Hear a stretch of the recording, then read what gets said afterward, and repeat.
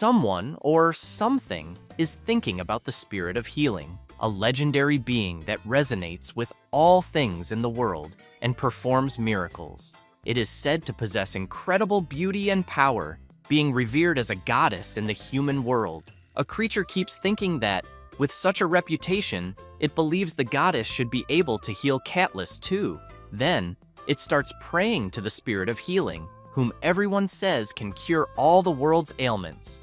It pleads for the deity to appear and swears that, if she lends her power, it will offer a worthy price in return. With that, it starts shouting for the spirit of healing to respond, and a magic circle is created. However, a human appears instead, leaving the creature who was summoning stunned, as well as the human himself, who has no idea what's going on. The creature watches the summoning and wants to know if he is the supposed goddess of healing, thinking that humans really do have strange beauty standards. Then, it approaches and comments that more important than looks is his ability and asks the human to lend his power. Meanwhile, he thinks he finally died. The human in question is a 32-year-old veterinarian named Kim Oh-jin. He studied 2 years of pre-veterinary and 4 years of college. After graduating, he worked 3 years as a salaried veterinarian. Then, he finally opened his own clinic, but had no clients. His nights were long, he couldn't sleep because of the bills. And just when rent and loan interest were drowning him to the point of considering suicide, he ended up being summoned to another world. After getting up, Kim wonders if he died of a heart attack while trying to sleep, but figures that dying in his sleep wouldn't have been a bad way to go. However, upon looking around and realizing he's in a damn freezing cave, surrounded by gold and jewels that seem to drag him into the fires of hell, and a giant, fierce, talking lizard bigger than an elephant, he concludes that he definitely went to hell. So he asked the creature in front of him what's going to happen to him now. The dragon explains that he just needs to treat his pet. Kim thinks that even after dying, he still has to be a vet, and so he's sure this must be hell. He also assumes the creature's pet must be a 3-headed hellhound. The dragon brings out the pet to be healed and asks the human to please cure him. This is Catless, a fruit bat. Kim immediately recognizes it as a bat and is very surprised. But just by looking at the little creature, he can tell it's unwell, it's skinny, and seems to have no energy. So, he switches to vet mode, picks up the little guy, and immediately wants to know its name, how long the dragon has had it, and when the symptoms started. The dragon says the pet's name is Catless, and that he's been taking care of him for about a week, and that apparently having a pet bat is trendy. Since he was the only one who didn't have one, he thought he'd try raising one too.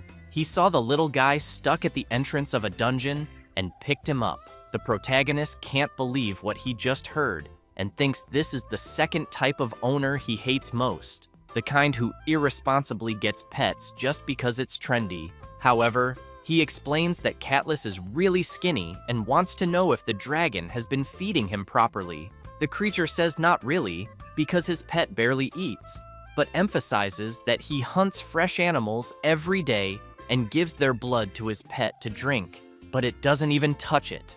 Kim lowers his head and starts having flashbacks, realizing that the dragon also falls into the 5th type of hated pet owner, the one who doesn't research the animal they adopted. The dragon grows worried and wants to know if his pet has a serious illness and what he can do. Kim becomes furious and yells at the dragon, explaining that his pet is a fruit bat and can't drink blood, no matter how much the owner gives him. The dragon says that the other dragons told him they fed theirs with blood. The vet explains it's because the others are a different species, and that theirs are most likely vampire bats, while his is a frugivore species. He then says Catless can only eat fruit, and asks if the dragon made his pet starve for an entire week. By giving it blood it couldn't even drink. The creature gets embarrassed and tries to argue that it's his first time raising a bat. Kim goes crazy with anger and yells that this is Agdibroiz. This is exactly why the dragon should have researched it, because if he's going to take care of a living being, he should at least have that minimum level of responsibility. He then yells even louder, asking what the hell is up with the temperature. Because it's so cold, he thinks the poor bat might wake up in the middle of hibernation. The dragon explains it's because he's from an ice species. Kim adds that, in that case, he shouldn't be raising pets if he can't provide the right environment. The creature watches the protagonist and thinks that this was to be expected, because he believes the legendary spirit of healing really crushed him with his presence. Meanwhile, the vet really wants to know why the hell anyone would want to raise a creature just because it's trendy. The dragon thinks about telling the human, how dare he be so arrogant in front of a dragon, but knows there's no way to argue back. And looking at Catless, he wonders what the hell he's done for someone who claims to love nature. Because he knows that, no matter how small, the creature in front of him is still a life, and that, as the spirit of healing said, he should have taken responsibility. So he picks up Catless and tells him that, because of his selfishness and ignorance, he made him suffer. He apologizes and says he'll prepare fresh fruit for him right now and then return him to where he came from. The dragon thanks Catless and makes it clear that his pet's happiness is more important than his greed. Kim listens to all this and thinks that hell is more reasonable than he imagined. Then, the dragon thanks the protagonist for giving him that huge reality check and, as promised, says he'll pay the price for using his power. Kim asks that in his next life they let him be born as an oil-rich Arab prince, or reincarnate as a filthy rich villain heir. The dragon wants to know what the hell that means, and if it's some language from the spirit realm. The protagonist is puzzled and wonders what exactly is this spirit of healing the dragon keeps mentioning. Then, the dragon offers an item and says he will grant him a magical artifact imbued with his divine power, and that with it, the protagonist will be able to create whatever he wants. However, he warns that if he has bad intentions, he won't be able to use it. And while the protagonist is in shock, not understanding what's happening, the dragon thanks him again. Then he asks him to return safely. So something starts happening around the protagonist, and he wonders if this is really the afterlife, until he realizes he's living something that only happens in comics. With that, he starts screaming, asking the dragon to wait, and that if his wish is to return to life, then send him back to the early days of Bitcoin. But it's too late, and he's sent back. Meanwhile, the dragon heads toward the cave entrance to get fruit for his pet. Somewhere, a bright light shines. It's the protagonist returning. He laments having lost the once-in-a-lifetime chance, since he could have asked the dragon for that golden plot of land in Nyundong, and should have asked for Earth stocks to rise again. Shocked at himself, Kim comments that he should have trained to make wishes faster, because all he got for being summoned was a cursed necklace. Looking at the artifact, he wonders if it's really imbued with the dragon's divine power and what he'll do with it, until he gets an idea and realizes the dragon didn't even explain how to use the artifact. At that moment, a guy appears and wants to know what the protagonist is doing standing there, blocking the way. Then he throws Kim aside and makes it clear he should get out of the way.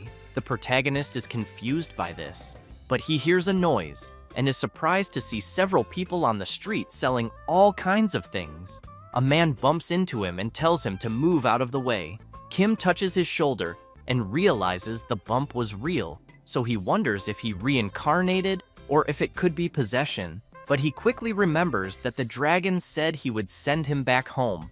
At that moment, a girl calls out to the protagonist and asks him to buy some fruit, saying they're sweet, almost like honey. Kim walks up to her and asks where exactly he is. She wants to know if he's lost, because judging by his clothes, which are pretty weird, she figures he must be a traveler. She explains that this is the Belmore region, south of Baron Doyle's domain, but she emphasizes that there's not much to see there, although the inns and shops are all lined up, so travelers always stop by. That's why she wants to know where he's from. Kim is stunned, thinking the dragon messed up, but answers that he's from a very faraway place. She replies that he must be from some village at the end of the world, but just as she says that, both she and the protagonist turn around in shock. Several crates of apples fall to the ground, and a creature starts eating several carrots at once. It's a giant floppy-eared rabbit named Elizabeth, who overeats when stressed. People panic and run away from the huge creature. Kim wonders if it's really normal to have monsters walking around like that. The girl asks what he's talking about, but says the creature in front of them is Lord Melmore's pet bunny. Then she suggests he should run too while he still can.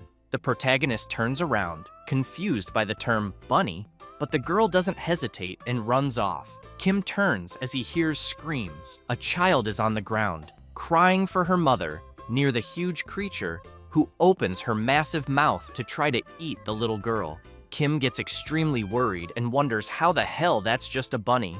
He runs off, thinking he's never heard of anyone dying from a rabbit bite. The creature is about to bite the child, but the protagonist gets there just in time and saves her. After they fall to the ground, he asks if she's okay and what the hell is going on, but Elizabeth goes after them. Kim is terrified, thinking he's going to die and that he shouldn't have gotten involved. So he closes his eyes and thinks it's not his fault, it's the bunny owner's. Then he starts thinking that if someone's going to walk around with a giant animal, at least put a damn leash on it. At that moment, the necklace he got from the dragon begins to glow. A strange energy comes out of the necklace and heads toward the creature, who becomes very frightened. The energy begins to wrap around Elizabeth, forming a collar. Kim tries to understand what's happening and realizes he managed to stop the giant creature. The people hiding see this and start wondering if the protagonist is some kind of mage, since he managed to tame the giant rabbit with a single move. A little girl asks her sister, the same girl who had been talking to the protagonist earlier, if he's some kind of wizard. She replies that she thought he was just a regular traveler. Kim is still confused, trying to understand what's happening, since he just thought of something and it ended up happening. Then, a man comes running and yelling, worried about his bunny. He looks at his servants and comments that they couldn't catch his pet, and because of that, makes it clear that everyone's salary will be cut. Then he gets excited and calls his pet for another walk. But he's soon shocked to see that his pet is tied up and immediately wants to know who tied up his Elizabeth. He then turns furiously when he sees the protagonist holding her. Then he wants to know what Kim thinks he's doing with his baby.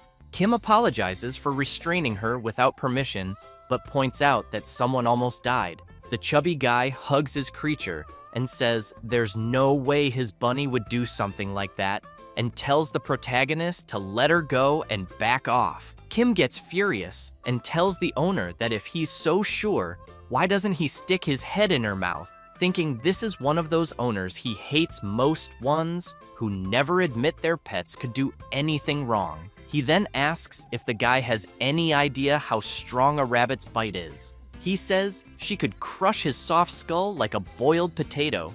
The man gets scared and asks what's with that insolent look and if the protagonist wants to die. Watching the argument, the little girl asks her sister why her heart is beating fast and what is this feeling. She replies that it's called satisfaction. They're enjoying seeing how the chubby guy is being treated. The protagonist looks more closely at the creature and notices some scars. Then he lowers his head and tries to hold back, telling himself that he's a civilized adult and he'll manage to stay calm. He then tells the owner that, in any case, judging by the shape of her ears, she seems to be a lop-eared rabbit. But pet rabbits don't go for walks, and even if they did, a crowded place like this shouldn't allow it. He explains that rabbits are territorial animals and get extremely stressed in unfamiliar environments, and asks if she's shown signs of self-harm or aggressive behavior. The chubby man is surprised and says that lately she's been pulling out a lot of her fur by herself, and asks how Kim knows that.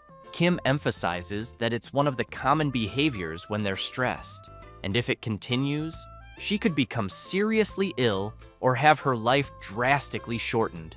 The chubby man gets really scared and asks if his Elizabeth could really die. Kim makes it clear that if he doesn't like the idea, then he should stop with those insane walks to begin with. Worried about his pet, the Baron wants to know how she'll get exercise. Kim says that it's perfectly possible even at home. He then looks at her and says he knows the chubby guy really loves his pet, but emphasizes that rabbits are extremely sensitive animals. and spoiling them isn't enough. What matters is proper care with knowledge and attention. The chubby man is surprised and says that it seems the protagonist truly loves rabbits. He then starts crying and says people always look down on him, claiming only noble ladies raise rabbits, and he never thought he'd meet such a dedicated rabbit enthusiast. So he asks if the protagonist works with that. Kim is shocked by the look on the noble's face, but replies that it's more or less what he does. The chubby guy claps his hands and asks the butler to handle everything he brought. As the butler delivers the items, the chubby man says it's not much, but hopes the protagonist will accept it, and says he'd be grateful if Kim could do a checkup on Elizabeth from time to time. He then runs over to her and shouts that he's sorry and didn't know it was so hard for her. Kim is left confused and thinks this definitely isn't the kind of place he wants to visit often. The people who were hiding come rushing over once they realize the Baron is gone, and they shout their thanks for getting him to leave in such style, saying they were constantly suffering because of that damn rabbit. The girl from earlier approaches Kim and says that thanks to him, they can finally work in peace. She then asks if he likes apples, because she's going to give him a huge discount. He replies that he just got transported here and has no money at all. The girl wants to know why he's worried after all. The Baron just loaded him up with cash. She says she knows he may be a bit annoying, but if there's one thing he has, it's a lot of money. Kim takes a few coins from the pouch, bites them, and concludes that it really is gold. The girl tells him that what he just put in his mouth is a gold coin. And while he's still in disbelief at the coin's value being recognized in any world, she emphasizes that just because it shines doesn't mean he should stick it in his mouth. Kim wonders if there's a way to take the coins back to his original world. Then he asks how much a commercial space there would cost.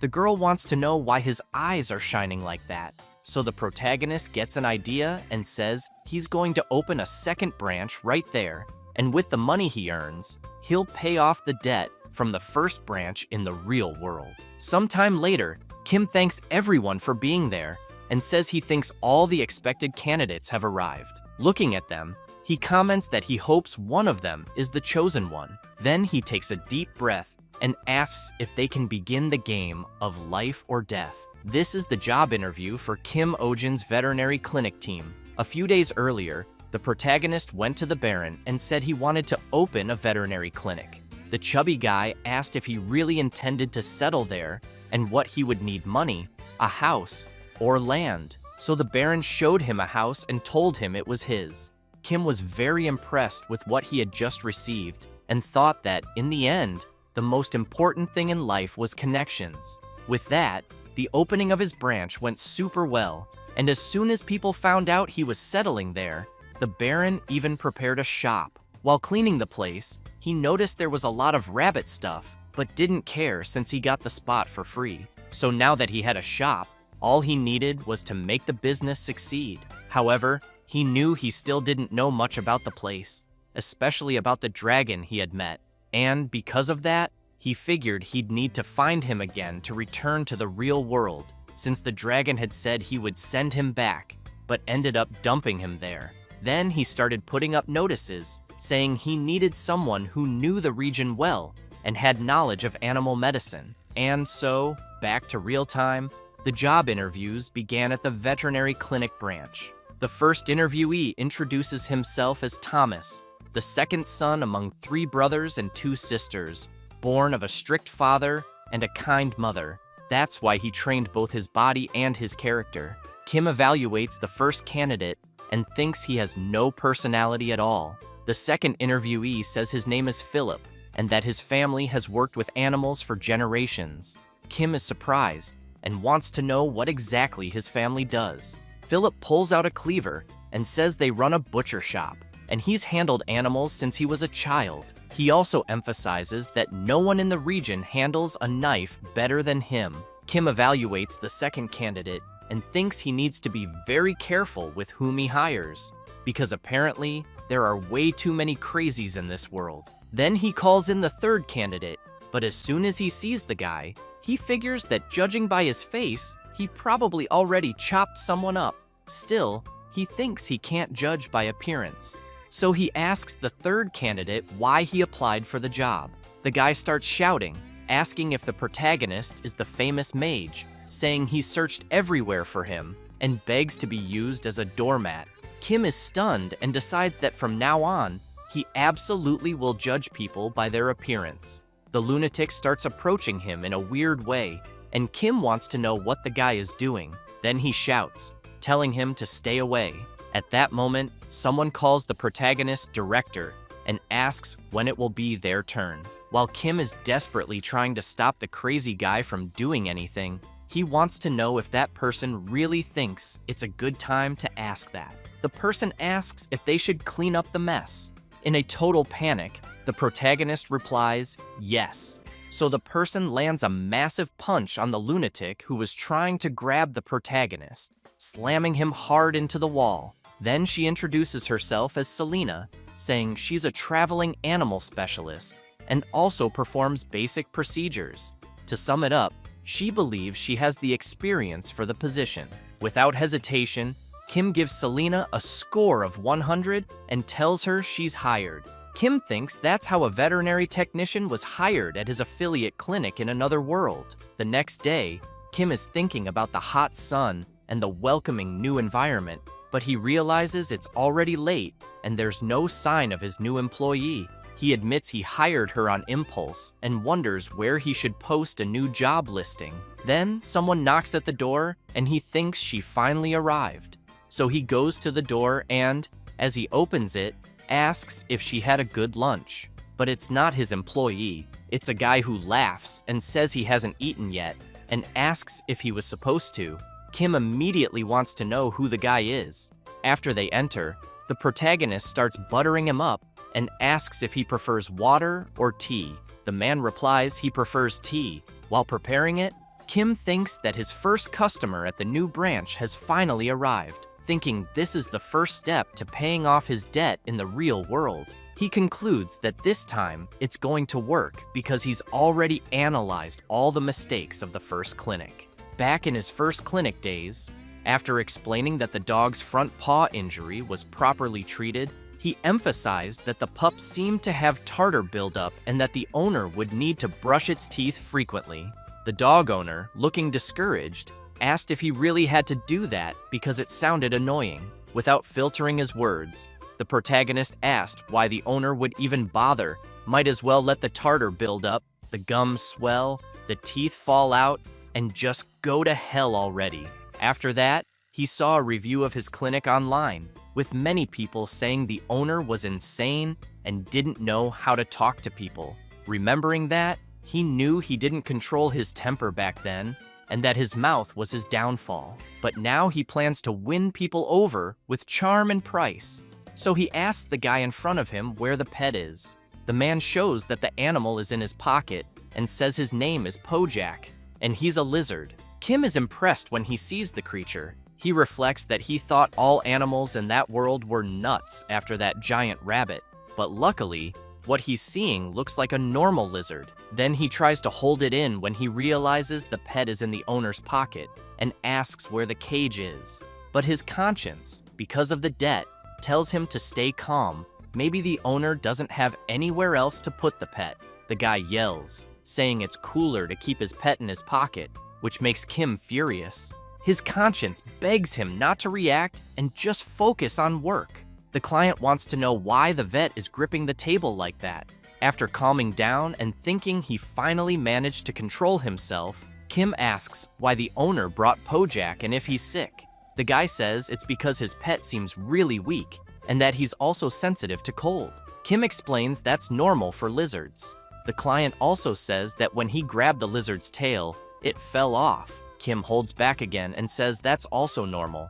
The client says he'll trust the protagonist and asks him to make his pet healthy. Kim, seeing how the client is asking, suddenly remembers the dragon because it was in the same tone. So he thinks the real problem isn't the animal, it's the owner. Still, because he doesn't trust the owner, he thinks it's best to do a checkup.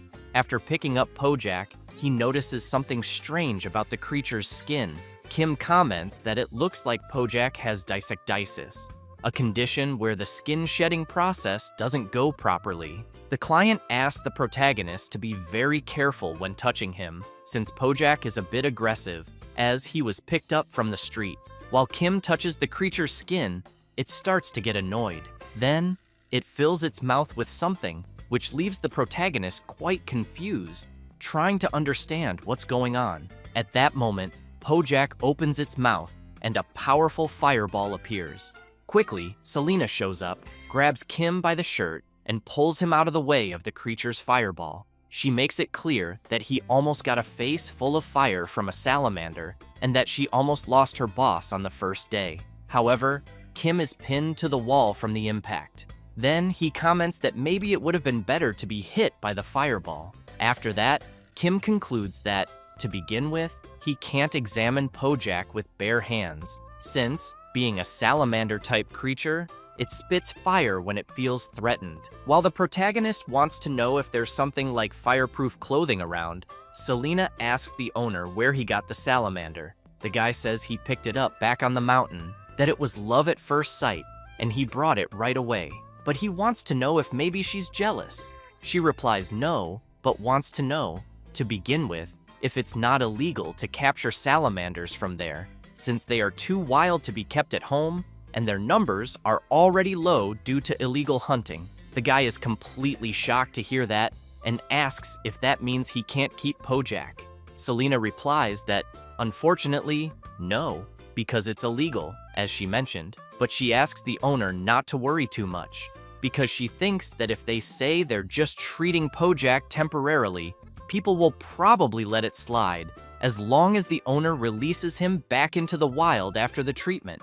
At that moment, the guy turns around, starts crying, and says he'll never let go of Pojak. Then he runs off. Kim is shaking with rage and wants to know what the hell is wrong with the owner. Selena guesses maybe he decided to leave. The protagonist looks at her with a sinister expression and says they haven't even started treating the animal, so he wants to know where the owner thinks he's going and why she just stood there watching. Therefore, he orders Selena to go after him immediately. She finds it strange, but replies that she will. Meanwhile, in the city, the girl is all happy organizing her fruit stand, since she knows the Lord's rabbit isn't around, and life has become more enjoyable. She thinks that as long as the creature is busy playing with the Lord, there's no way the stand will be wrecked anytime soon, until she sees several people running. Solana and the protagonist are chasing after Pojak's owner. They pass by the fruit stand, and Kim is already exhausted, begging them to catch the owner for God's sake. The girl realizes it's the guy from before. She turns and says she doesn't know what's going on, but this time, she won't get involved. The guy, while crying, keeps wondering why the veterinary clinic staff are still chasing him and whether they're jealous of his pet. So he shouts for Pojak not to worry, thinking this is also a test for them, but makes it clear that no one will separate them. Kim keeps yelling, saying the salamander needs to shed its skin and that the owner should stop. The chase continues through the whole city until Selena and Kim stop briefly, and he comments that the scumbag owner is really fast. She emphasizes that her boss needs to work out more. Then she asks if the salamander really didn't manage to shed. He replies yes and explains that, in addition, it already has 2 or 3 overlapping layers, so he thinks they need to be removed as soon as possible. Selena becomes serious and says they need to hurry and find the owner. Kim asks why she looks worried. She says that if a salamander doesn't shed, the fire builds up inside it, and when that fire reaches an unbearable level, it leads to uncontrollable rage. She points out that a salamander's rage is really dangerous and could even destroy the entire area. Kim gets worried and says they need to find him quickly to try to prevent a bigger disaster. Meanwhile, the owner arrives at a place and thinks everything seems fine there, and that those lunatics probably won't follow him there. He puts Pojak on the table and says they're safe now. He feels happy and thinks he needs to celebrate the moment with a beautiful song. But while he babbles, He doesn't notice his salamander building up a fireball, which keeps growing by the second, until it starts to emit a strong glow that catches his attention. He turns to see what the glow is, and an explosion happens. While on the ground, the owner screams in pain. As he gets up, he looks at the fire in front of him, wondering what just happened. Seeing his pet in the center of the flames, he starts shouting and asking if it was the one who caused all that. He approaches and asks if his pet is mad at him, but says that even so, he can't go around setting things on fire. As he reaches his hand toward the creature, it feels threatened again and quickly prepares another fire blast, scaring the owner. As soon as Pojak fires it, the owner thinks his pet couldn't be doing this, since they're family. But right then, Selena arrives and pulls the owner out of the way, and the protagonist quickly grabs Pojak, who's still releasing intense heat.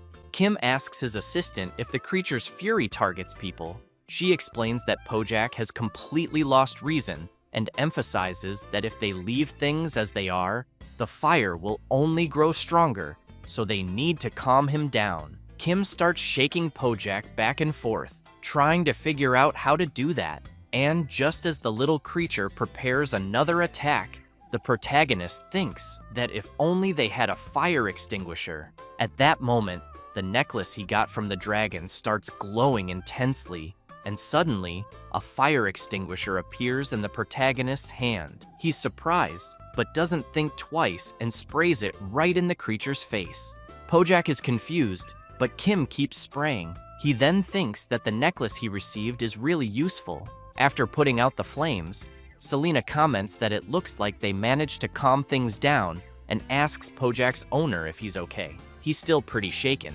but upon learning it was his pet's rage that caused all that, he says that means his pet doesn't hate him, and if it weren't for that, Pojak wouldn't have attacked him. He adds that once Pojak sheds his skin, everything will be fine, and now he can take better care of him from now on. Kim can't believe the owner's words and wonders if he's really being serious. So he asks if that's all he has to say about the situation they just went through. He replies yes and tells the protagonist not to worry, since his feelings for Pojak haven't changed, and they can rebuild the house. Kim snaps and yells, explaining that because of the owner's irresponsibility in not listening to someone who understands the matter, his house burned down. The neighbor's house could have burned too, and people could have gotten hurt. So he asks if everything turned out fine just because the owner is okay. The owner looks a bit embarrassed and explains that's why he said he'll take better care of Pojak from now on.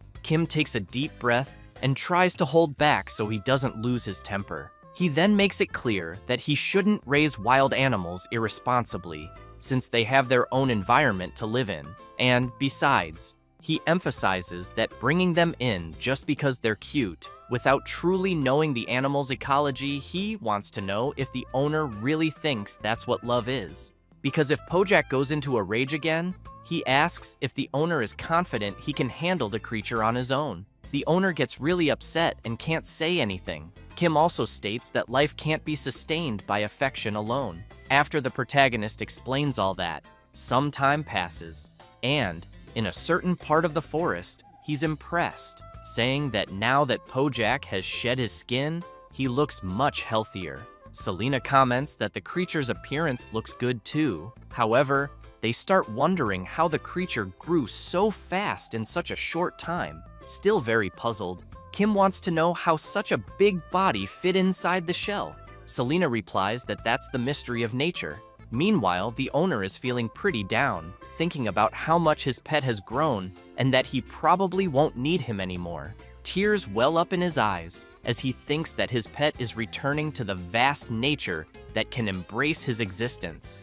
So he yells, telling his little one that he must be happy and that he's letting him go because he loves him. As the owner babbles, the protagonist covers his ears and begs him to stop doing that, or he'll mess with the creature's instincts.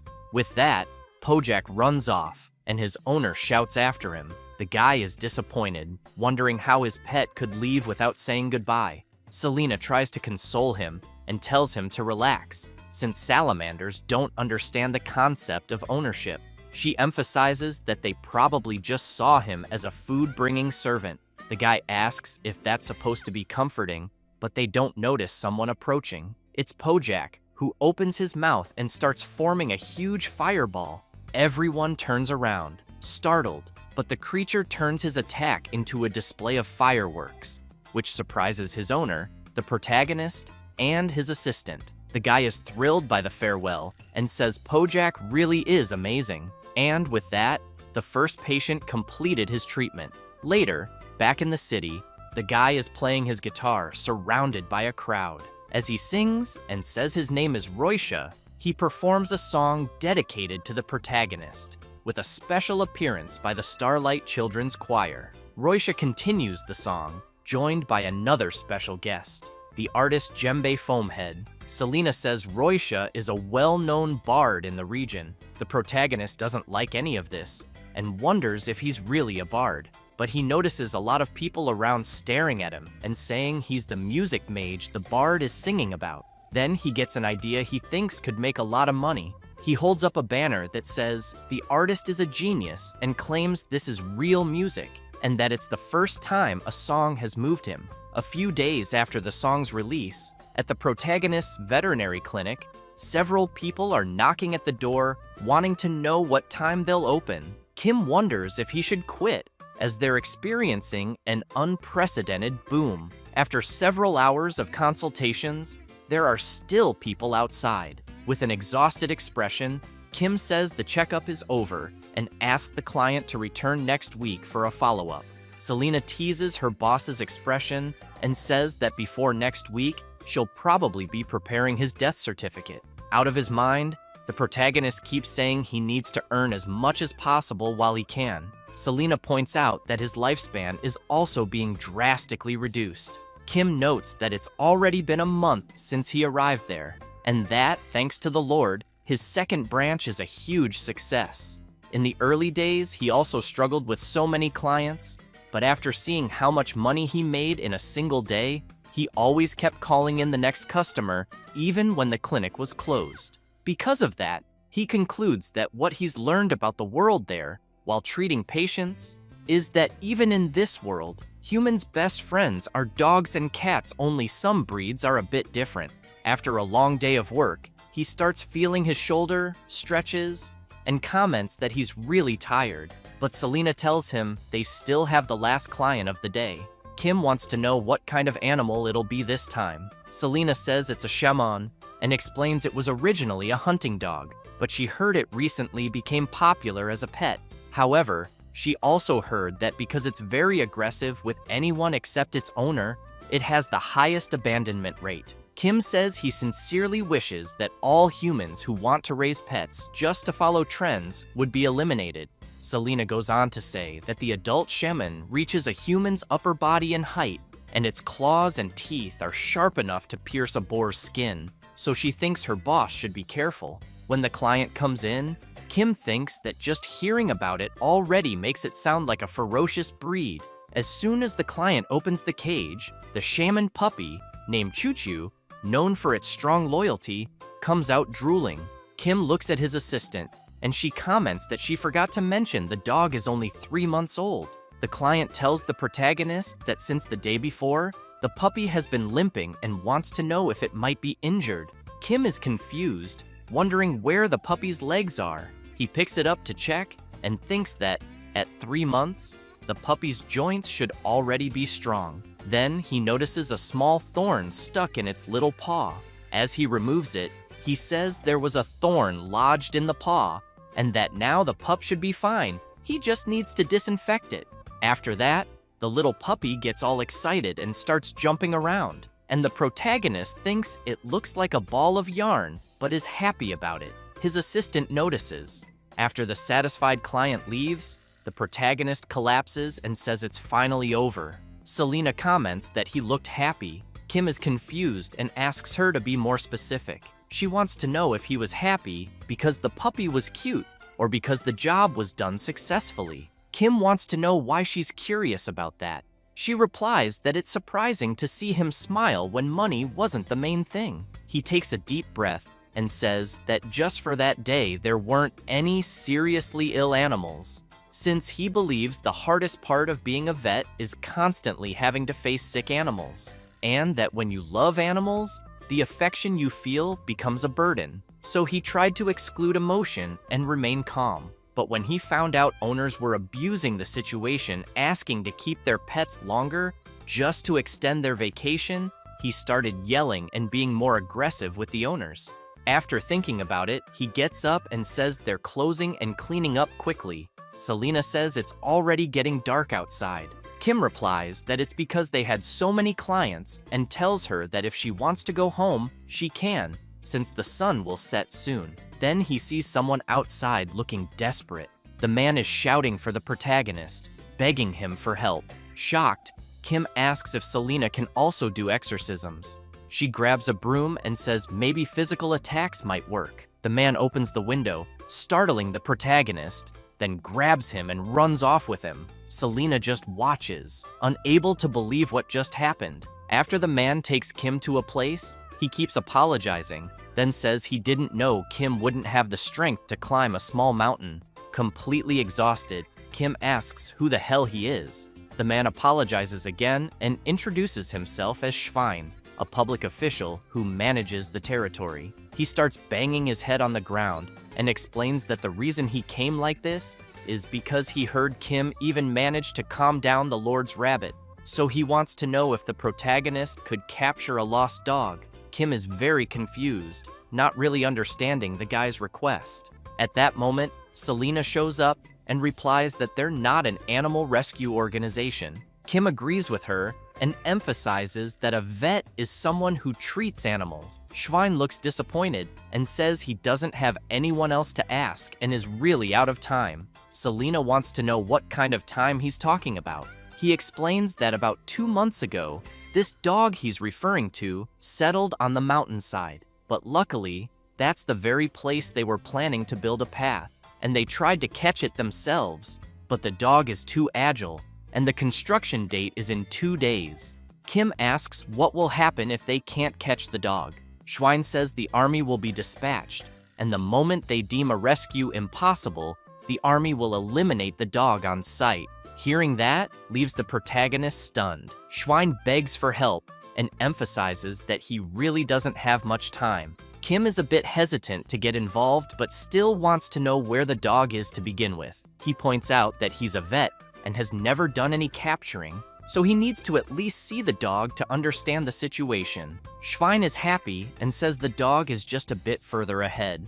As the protagonist stands up, he says he's not agreeing to do anything yet, but for now, they'll just check it out. Meanwhile, Selena thinks her boss is definitely going to do it, so Schwein points and says it's that way, and that for some unknown reason, the dog hasn't left that area. After they arrive, both Kim and Selena are surprised, as the dog looks agitated. Kim asks if the dog ahead might be a shaman. She says she already mentioned it's a popular breed that many people adopt and also abandon. They watch the dog, and Kim thinks it's been 2 months since it settled there, and judging by its condition, it seems it hasn't eaten properly during that time. Then they hear a strange sound in the forest and get worried, wondering what it was. Kim takes a step forward, which angers the dog and causes it to lunge at him. Selena grabs Kim and Schwein and jumps away, saying it's dangerous and that they need to pay more attention. Kim yells that turning your back on an angry dog is even worse. Selena asks if he would have preferred being bitten to death. Kim looks back and says if she keeps running from the dog, it'll only get more agitated and keep chasing them. So he considers that they need to distract it and find another place. But then they're confused to realize the dog isn't chasing them anymore. Kim wonders why the dog isn't following and asks if she hadn't said it was a hunting breed. So he points out that an excited animal, especially a hunting dog, wouldn't just stop chasing from that distance. The dog returns to the same spot it was in before. Kim notices this and becomes intrigued. Selena says she has no idea what the dog is thinking. Schwein explains that the dog chases people away like that every time, which is why the complaints from the residents below aren't a joke. Kim starts thinking about it until something comes to mind, and he immediately wants to know what kind of complaints Schwein received. He says the complaints are about a vicious dog barking on the mountain and being dangerous, and that's why people want it captured quickly. Then the protagonist asks if, by any chance, anyone has been hurt because of the stray dog.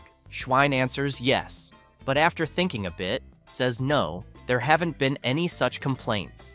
Kim asks Selena if she had mentioned that shaman dogs follow their owners well. She replies that, as she said before, they're known for their excellent loyalty. Then she wants to know if her boss noticed something. The next day, they're in another village, the closest one to the mountain. Selena wants to know why they came there instead of trying to catch the dog. Kim says they're now looking for the dog's former owner. She's confused and points out they don't have time for that.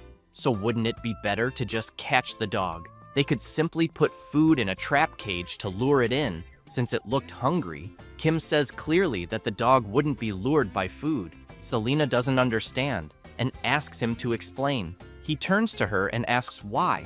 Then, is the dog so thin if it's a hunting breed? So he believes something must take priority over its hunger. Like, for example, an order from its owner. Kim comments, in a scene where an old man says he'll be back soon, that he made it clear to the dog that it had to stay there and wait for him to return, and never to leave that spot. Selena imagines this scene too and is visibly surprised. Then, furious, Kim says there were people like that where he came from, two useless people who order their dogs not to follow them when they abandon them. So he says if he finds someone like that, he'll beat them and drag them back to the dog, since they should see how the animal they abandoned is doing. As they walk through the town, he starts asking some old ladies about the dog's owner. One of them says she'd like to know too. The other says Gavril's husband is a lumberjack and can't even cut wood because of that damn dog.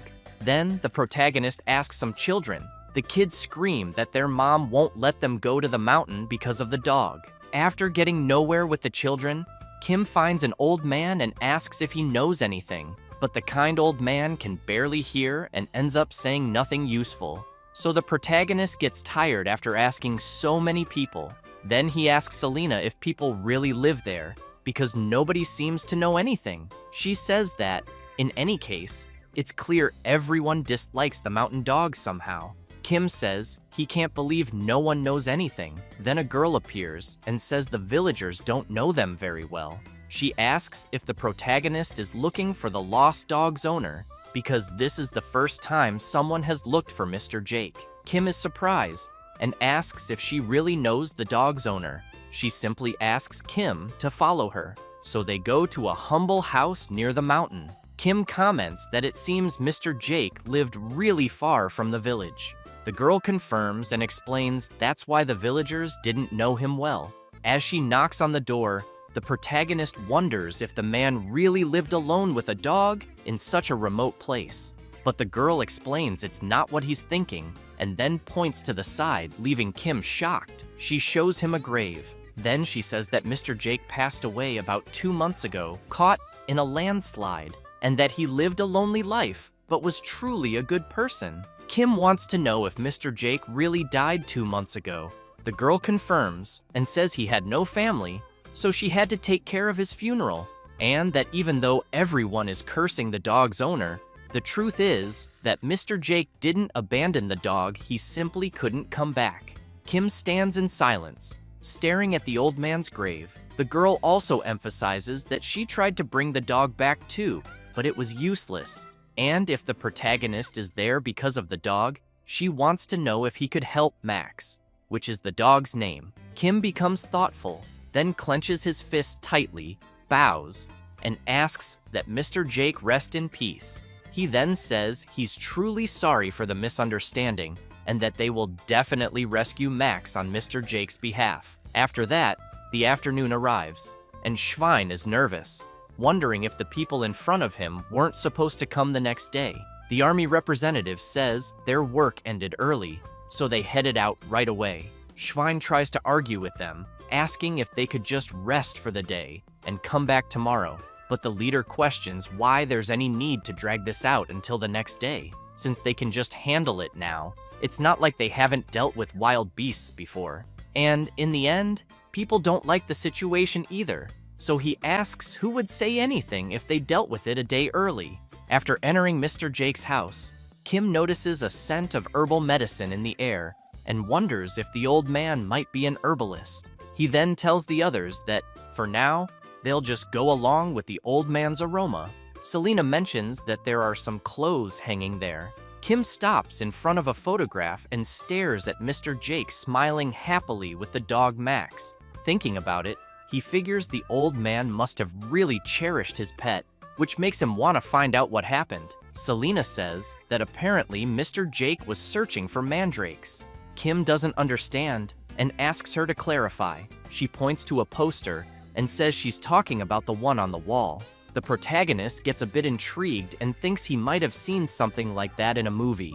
Selena then asks if he's really never heard of a plant that screams. She goes on to explain that it's said to be hard to find and extremely difficult to harvest. But on the other hand, its price is so high that any herbalist would desire it. Hearing this, Kim becomes thoughtful and while looking at the photo, begins to suspect something. A little later, something catches Max's attention, making him excited as he realizes something. 2 months earlier, Mr. Jake had been in a small cave with the dog when it suddenly started raining. He made a fire to keep them warm until the rain passed. Max, with his fur soaked, was shivering from the cold, so Mr. Jake took a cloth and began drying him. He told his pet that he only brought him there as a precaution and, while drying him, asked him to stay still or he'd catch a cold from being wet. After drying the dog, Max jumped on Mr. Jake all happy, which made the old man smile too. Looking around, he commented that despite everything, it was a relief they found shelter from the rain, especially since he didn't know there was a cave in such a place. Then, as he turned, he noticed something, a glowing plant. As he bent down to take a look, he observed the light it emitted, the shape of the leaves, and concluded it was the mandrake plant he had been searching for. He was very impressed, thinking he'd never get to see one in person, only in books.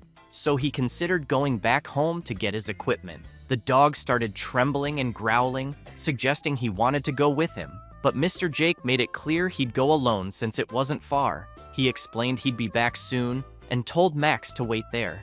With a big smile, he emphasized that it was his lucky day. So, the dog stayed where he was told, while the old man went home to get his gear. However, while walking through the mountain, Mr. Jake heard a strange noise and looked up to see what it was. Unfortunately, that's when the landslide occurred that led to his death. The dog kept waiting for his owner. Days passed, and he always stayed there waiting, until one day, some people adventuring in the area found him. They immediately wondered what a dog was doing in such a remote place, and upon closer inspection, thought he had been abandoned by his owner. The girl commented that it was quite sad and asked if they should feed him. But as they got closer, Max became furious. The people got scared, said it was too dangerous, and ran away. After the adventurers left, Max returned to the same spot and continued waiting for his owner. Back in the present, Max smells something strange and soon hears footsteps approaching. It's members of the army. Schwein tries to reason with them that there's no need to rush, as it's already getting late and they need to find a place to stay. As they stand in front of the dog, while it growls furiously, the army representative asks if the others brought plenty of spare tranquilizer darts. They reply yes, since after all, it's a shaman breed dog. Schwein tries everything he can to stall the army representative and asks if he could wait at least an hour to do it, as he actually hired someone to rescue the dog. He then explains that when he looks at the animal, he feels like it has a story behind it, since it's a creature that hasn't harmed anyone so far. The army representative turns with a serious look and asks if Mr. Schwein really thinks they're there to worry about a dog's circumstances. He makes it clear that while he knows it might be a sad case, as Schwein said, his job is to keep the residents safe. With that, he points his weapon at Max, who lowers his head. The army representative cocks the weapon to fire, but someone arrives and puts a hand on the gun, stopping him from shooting. It's Selena who tells him he's being hasty and explains that she's there to rescue the dog, asking them to wait a moment. At that moment, someone approaches the dog, calling it by name. In Max's vision, he sees his owner, asking if he waited long, because he's there to take him home. Immediately, Max starts wagging his tail faster and faster, showing how happy he is to think his owner has returned. He starts barking joyfully and tries to play. But unfortunately, it's not Mr. Jake, it's Kim, disguised using some of Jake's belongings and scents. Kim apologizes to Max and says he's not the person he was waiting for.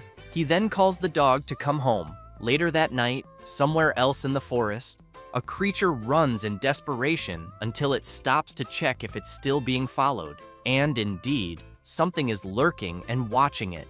A sinister gaze emerges from the shadows, attacking the desperate creature fleeing through the woods.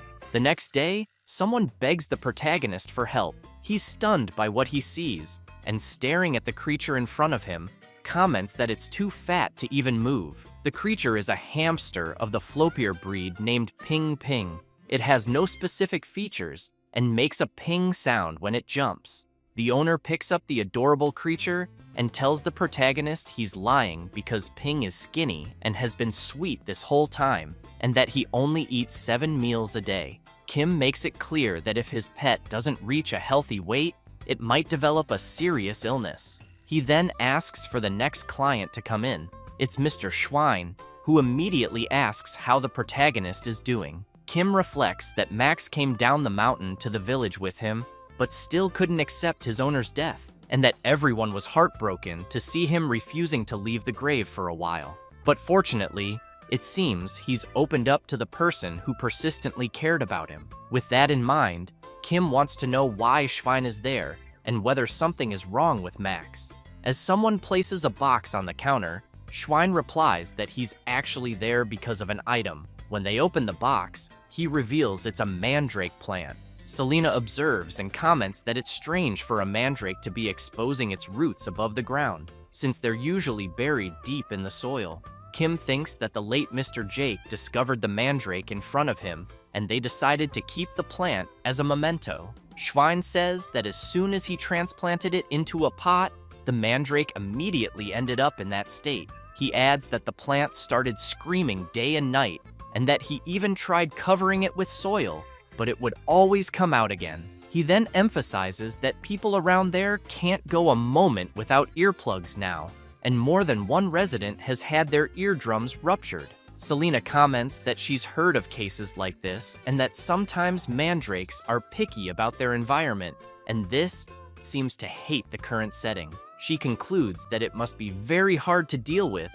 and that it's truly a relief the mandrake is asleep right now, because once it wakes up, it'll be hell. With that, Mr. Schwein becomes desperate and begs the protagonist to please take care of the mandrake. Kim makes it clear that he's an animal specialist, and plants aren't his field. Schwein starts to panic and says that thing isn't a plant, it's a monster or a demon. Kim laughs and jokes that maybe Mr. Schwein should take the mandrake to a church instead of a hospital. At that moment, the plant starts to wake up.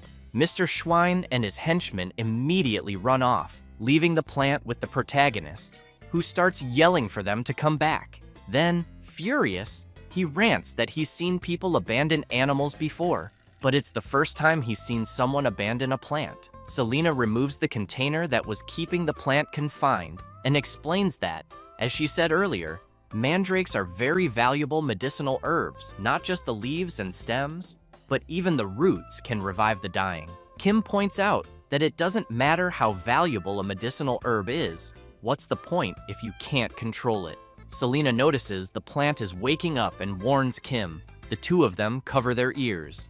Selena says that if he doesn't block his ears properly, his eardrums will explode. They watch as the creature wakes up, and Kim, worried, braces for the worst, thinking that if only he had his noise-canceling headphones, which he still hasn't fully paid off. But when the mandrake wakes up, it becomes enchanted by Kim, who is confused by the reaction. He removes his hands from his ears and asks what's going on. Selena says it seems like the plant is interested in him, but then she has second thoughts and tells Kim to remove the necklace he's wearing. He grabs it and asks why. As soon as the mandrake sees the necklace, it becomes even more dazzled and begins dancing passionately. Kim wants to know what the hell is going on. Selena comments that it looks like the plant is dancing because it's in a good mood. The protagonist is stunned, watching the mandrake dance so joyfully, and thinks it looks like a dancing sunflower toy his friend had at home. Meanwhile, Selena keeps eyeing the necklace on her boss's neck. She asks him to keep the necklace visible and on his neck for now. He agrees, since he's never raised a plant before. After some time, night falls, and someone knocks on the clinic door. Kim starts waking up and wonders who the hell it could be. When he opens the door, he makes it clear that emergency night treatments come with a surcharge of up to 30%. The woman places her badly injured pet on the table and begs the doctor to please save it. Kim grabs a candle to get a better look and is alarmed, wondering if the poor animal was attacked by a predator. Judging by the deep wound, he thinks it'll be hard to stop the bleeding. Selena appears and says mandrake leaves have a powerful hemostatic effect. Kim quickly asks her to bring just one leaf, but the mandrake looks confused upon seeing Selena. Selena, noticing how the plant is staring at her, says it's probably better if he goes to get the leaf himself. Kim approaches the mandrake, confused and trying to understand why she can't just grab one leaf. As soon as she sees him, the mandrake lights up, excitedly dancing.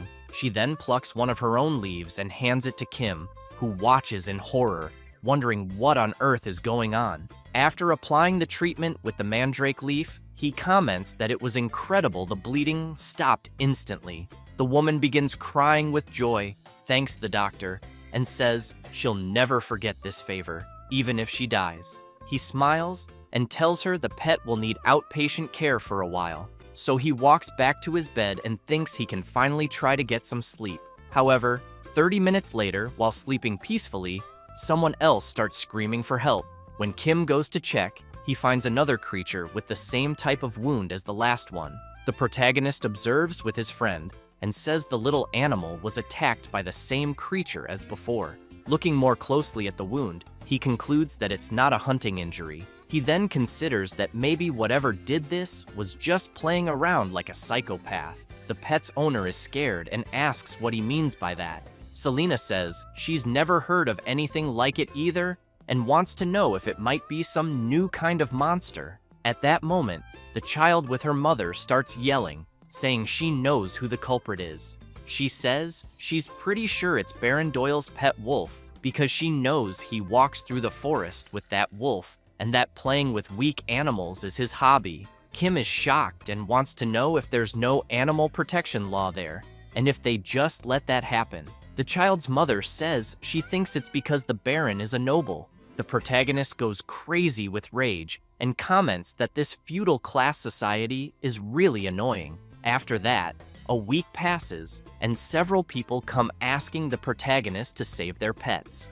Visibly exhausted from lack of sleep, the protagonist screams that he can't take it anymore and can't go on living like this. So he grabs a torch and goes out into the streets with several other people, calling for a class revolution and demanding that Baron Doyle show up to give an explanation because everyone there needs their pets to be safe. Kim starts shouting louder and louder for the Baron to appear, thinking to himself that he just wants to settle this so his life can go back to normal and he can finally get a good night's sleep. Then some soldiers appear. Their leader immediately asks who Kim Ojin is. He gets nervous, thinking they've identified the leader of the revolution and are going to punish him, but he's confused when they bow to him. The soldier says he will escort the protagonist to the castle. When they arrive, Kim sees Baron Doyle's wolf with the same wound as all the other animals he's treated over the past week. The wolf's name is Magma, a blood-fanged wolf breed with long fangs who really loves sweet potatoes.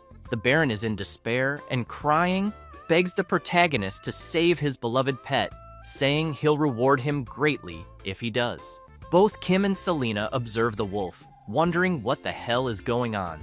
Meanwhile, back in town, someone is shouting, asking if people heard monsters have appeared in the western forest, and even the Baron's wolf was attacked. Some residents say they don't think it's a normal monster, and that they've even heard it's a giant beast.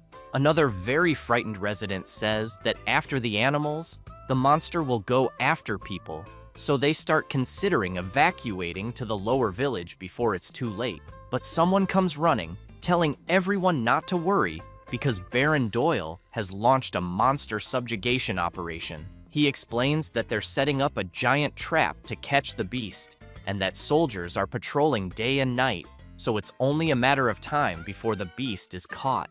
The people get excited and shout that this was expected from Baron Doyle, and that thanks to him, they'll be able to eat well again. But the Prota hates hearing this because he knows the Baron just cried and whined, and his subordinates handled everything. He remembers the Baron throwing a tantrum on the floor, begging his men to catch the beast that attacked his pet urgently.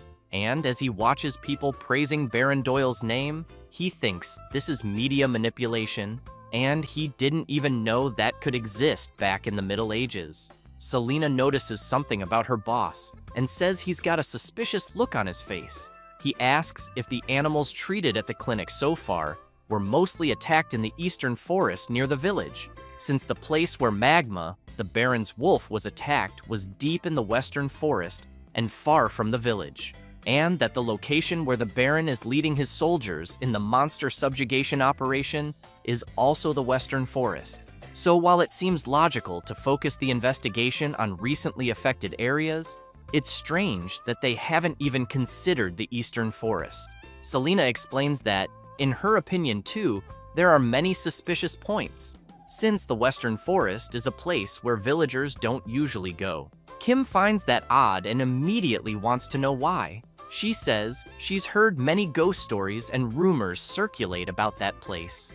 The protagonist is surprised by that, but then someone appears at the window of a shop saying they've waited long enough and that they should come in. He then says the items they requested are ready and that each was handmade, blown orally, using reinforced glass mixed with high temperatures and alberium powder, making it impact resistant. He also explains that he used deer leather treated with waterproof coating and that the needles were made by melting gold and steel. Kim is amazed and praises the technology of the world he's in, impressed that everything is handmade. The old man says they followed the plan, but emphasizes that it was the hardest thing they've ever done and probably won't be able to do it again. Kim tells the old man not to say that, then places several gold coins on the table and asks if he was fairly compensated for the work. The old man immediately replies he'll do his best, and so a partnership is formed. After that, the master crafts a special reinforced glass bottle with a hose made from a rubber-like material, a measuring instrument, and a hospitalization cage made of birch wood. Kim shows the layout of his office and emphasizes that more equipment will gradually be added and that they plan to renovate the clinic's interior as shown on the blueprint. Selena is impressed and comments that he can arrange the space however he wants, and that she sees it as a shift in perspective. Kim just laughs, thinking the hospital is going to be modern and that the uncivilized will surely praise him. Then, the protagonist hears someone asking to come in. Several people start bringing products into the shop. Kim wants to know what all of that is. Selena says they're medicinal herbs. She shows some to her boss and tells him what he's looking at is the Luna's Flora herb, which can be mixed with water and fed, or ground and powdered to be inhaled, and by itself can induce sleep. She then explains the Baron's Tears herb is a painkiller, and if he activates the flower operator, it heals abdominal pain. Also, if he boils and eats Semelon Haste, it stops coughing, and the juice from Fluna Berry has a strong disinfectant effect. Kim is very impressed and, looking through the herb catalog, asks if there's a spice that reduces blood pressure and sugar. He even sees that there are herbs that cure cancer and dementia, knowing such things didn't exist in his old world. Selena makes a joke and mocks her boss, saying he should pass on wisdom to the ignorant modern man. At that moment, one of the villagers bursts through the door and yells, asking him to come quickly. He then says he heard that Baron Doyle's soldiers managed to capture the beast. Later, in the forest, many people are there to witness the monster's capture, including Baron Doyle and his soldiers. Kim is worried because he hears a loud noise, almost like a dragon roaring, and wonders what kind of beast it might be. He also sees that the creature managed to break the trap and escape again. The soldiers shout, ordering the hunting dogs to chase the creature, so they dash off at full speed. However, Kim watches the silhouette of the creature and grows even more concerned. But as soon as the dogs corner the creature, they realize it's just a kitten. They observe the creature for a brief moment, and one of the soldiers turns to the Baron and says that no matter how you look at it, it just seems like a stray cat. But the Baron doesn't care and shouts that the animal in front of them is the creature causing all the trouble. He then asks if they can't see it. Even his wolf Magma is trembling in fear. Looking at the creature, he tells everyone to take a good look at the beast's wicked claws and teeth. However, the protagonist is in disbelief, thinking that no matter how he looks at it, all he sees is a super strong rich bully picking on a socially disadvantaged orphan who's often the target of bullying. Violence caused by self-defense. The Baron quickly orders them to throw the net over the animal. A soldier then shouts to bind it with chains and weights. After fully restraining the kitten, they shout to burn the beast, which horrifies the protagonista. He can't believe they're taking this seriously. Doyle laughs and demands the creature be dragged away alive so it can be executed in front of everyone. Kim, observing the soldier's expressions, concludes that this is clearly animal abuse. At that moment, his trauma button is pressed. He remembers a time from his previous life when a boy brought him a cat asking him to take a look. The boy explained he used to feed it in the commercial district but hadn't seen it in a while and wanted to know if someone had done something. Kim, seeing the animal's condition, was shaking with rage. That was case number 1 of the most hated kind of pet owner, animal abusers. After remembering that and seeing the soldiers yelling to hurry and trap the animal, he snaps and screams for them to stop, shut their mouths, and pinch their noses. The soldiers and the Baron are stunned by this sudden outburst. Then, worried about what they'll do to the animal, he points at the creature and tells them to look closely at the monster's forehead, because it's clearly a demon. Both Doyle and Selena are confused. He emphasizes the clear M pattern and the scar above it. Kim thinks to himself that he'll go full medieval, then keeps yelling that it's the mark of the great demon who will bring a global plague, the mark of Corona, the great pandemic. Everyone starts panicking, wondering if it could really be true. Kim explains that the first demon messenger who spread the plague was a small rat. A cat that ate many of those rats and accumulated magical power became an even stronger plague spreader than the rats themselves, and eventually showed up right where they live. He then gets serious and declares that the animal in front of them is the Corona plague. He explains that if the disease begins to spread, half the population there will disappear. The soldiers start shouting that they've never heard of such a thing in their lives. One of them turns to ask Baron Doyle what he thinks. The Baron asks the protagonist if it's really true. Kim answers yes and says it's something that happened where he came from, and that to defeat this demon, the entire world had to go to war against the plague. Doyle wants to know if he's seriously saying the cat is the demon's messenger. Kim says yes, but emphasizes that the creature is still young, and that where he came from, they created a cure to subdue it, something they can do here as well. He then turns to Selena and asks if he's right. Kim winks, thinking his assistant needs to play along and say yes. A bit awkwardly, Selena responds that it's quite possible, and that if they use the cat's blood and herbs, they might be able to make a cure for the epidemic. Kim waits anxiously for the Baron's answer, wondering what he'll do if this doesn't work. A soldier then comments to the Baron that this story is absolutely absurd. Doyle makes it clear to the protagonist that he has 1 week, and during that time, he must completely heal the monster and bring it to the castle, and after that, it will be executed in front of everyone. After partially resolving things, Kim returns to his clinic. A bit relieved, he admits he's really scared and thanks Selena, but comments that she seems better at lying than he expected. She replies that she never lied and explains that it's true that with the cat and the mandrake, they could make a cure. However, she knows one alone won't be enough, as they'd need to grind hundreds of mandrake roots. So she wants to know why her boss tried to save the animal. Selena says she put the kitten to sleep with pills for now, but thinks it'll be hard to deal with once it wakes up. Kim turns serious and says it's because the little animal isn't the one who attacked the village pets, as he recorded the symptoms and wounds of all the injured animals so far. The village animals all have similar wound sizes and shapes, but Magma, the Baron's wolf, is different.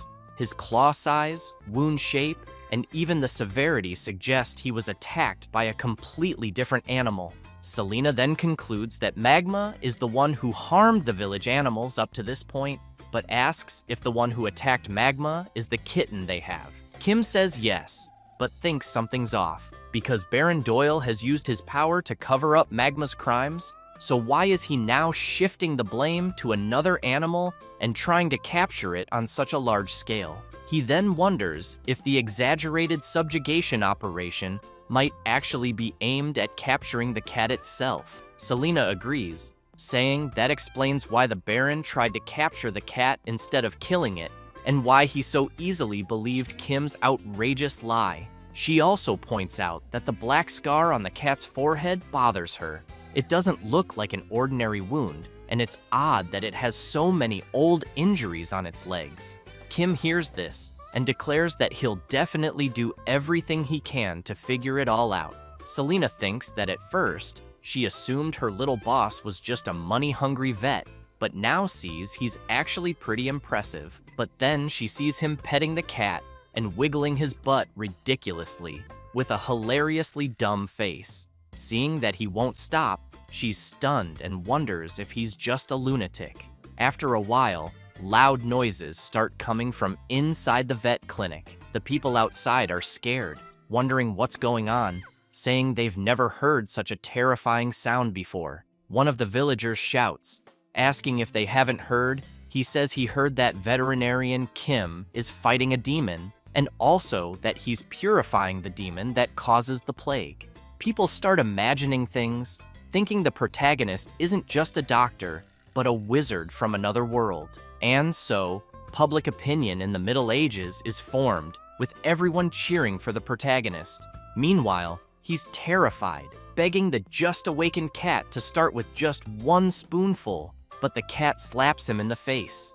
Kim watches the cat and thinks its temperament is really hostile. Selena notices something odd and asks her boss if the cat looks smaller compared to 3 days ago. Kim says yes, and not just the weight, the size of its body is noticeably smaller too. Selena says that's expected of a monster, and that maybe its body is shrinking due to magical exhaustion. But Kim gets upset and says that, magical power or not, the creature needs to eat something it hasn't eaten in 3 days. He explains that being hungry makes it angry, and getting angry burns energy, making it even hungrier, forming a vicious cycle of hunger and rage. Then he thinks, if only he had the demonic snack Zor in moments like this, until suddenly, he feels a strange pain in his chest and quickly notices his necklace, the one he got from the dragon, glowing. He's surprised to see something coming out from inside him and shooting straight toward the kitten, who, while furious, ends up being hit by the demonic snack Zor, and suddenly, he becomes completely docile. Kim takes the opportunity, picks up the little creature, and starts pampering it. Selena sees the scene and is stunned.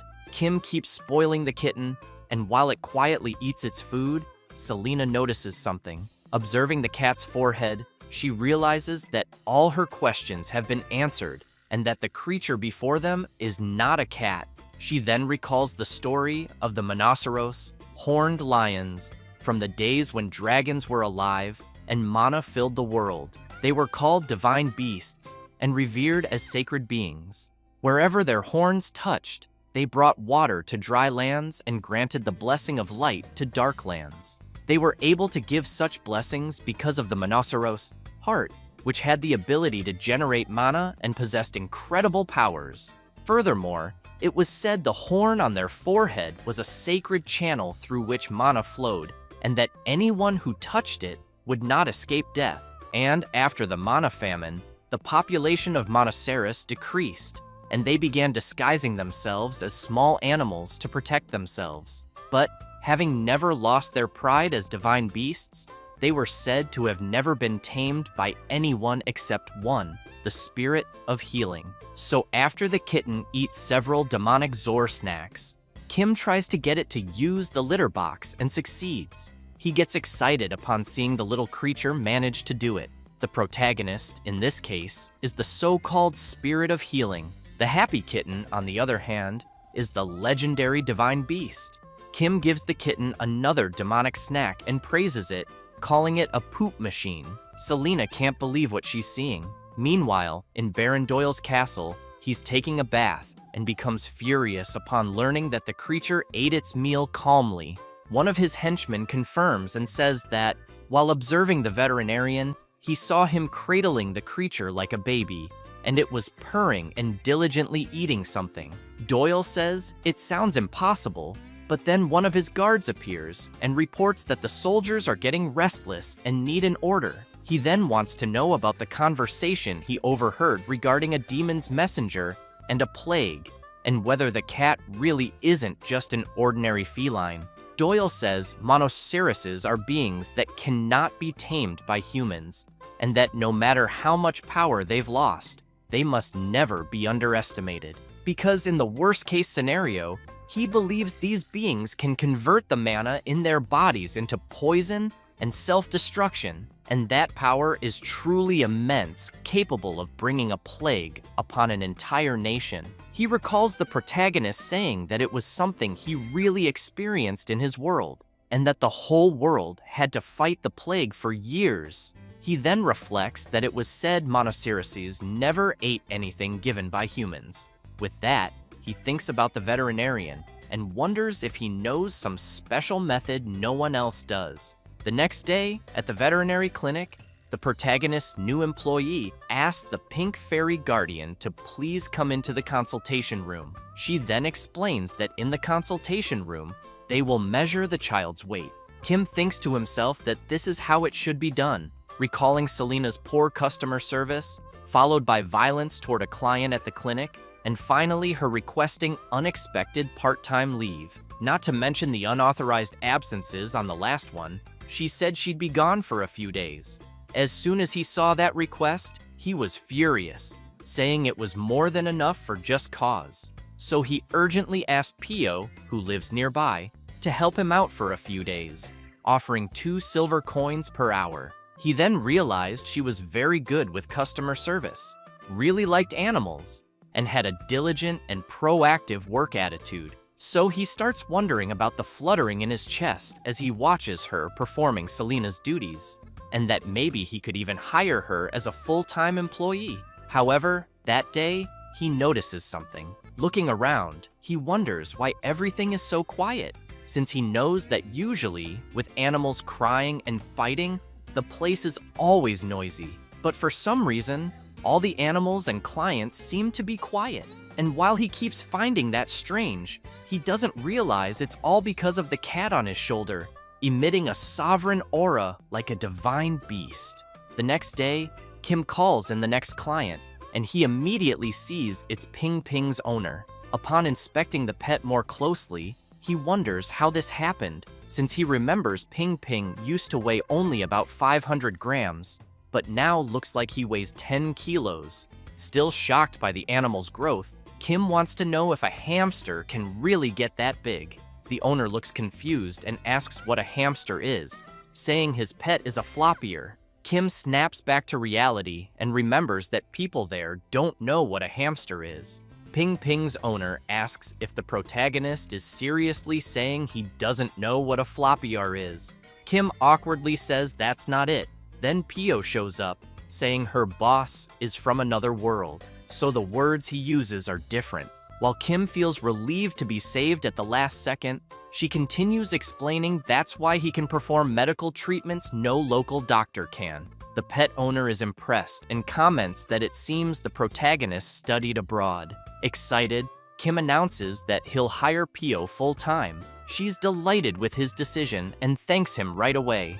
Then he goes back to analyzing Ping Ping, wanting to know what exactly happened to him, as his condition looks very good. He also notes that his fur color is unique, but based on anatomical features, he's definitely a hamster, maybe affected by a spell that made his body grow.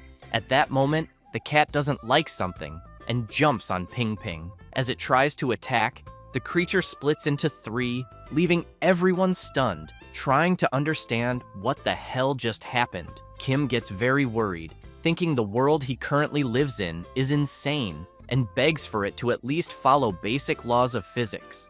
Because as a vet, he can't explain this phenomenon. The owner starts trembling upon seeing his pet, and Kim panics, trying to calm him down. But the man grabs all 3 and says that even though he tried to make them a family all this time, they weren't interested. Then he says this is great and immediately wants to know what names he should give them.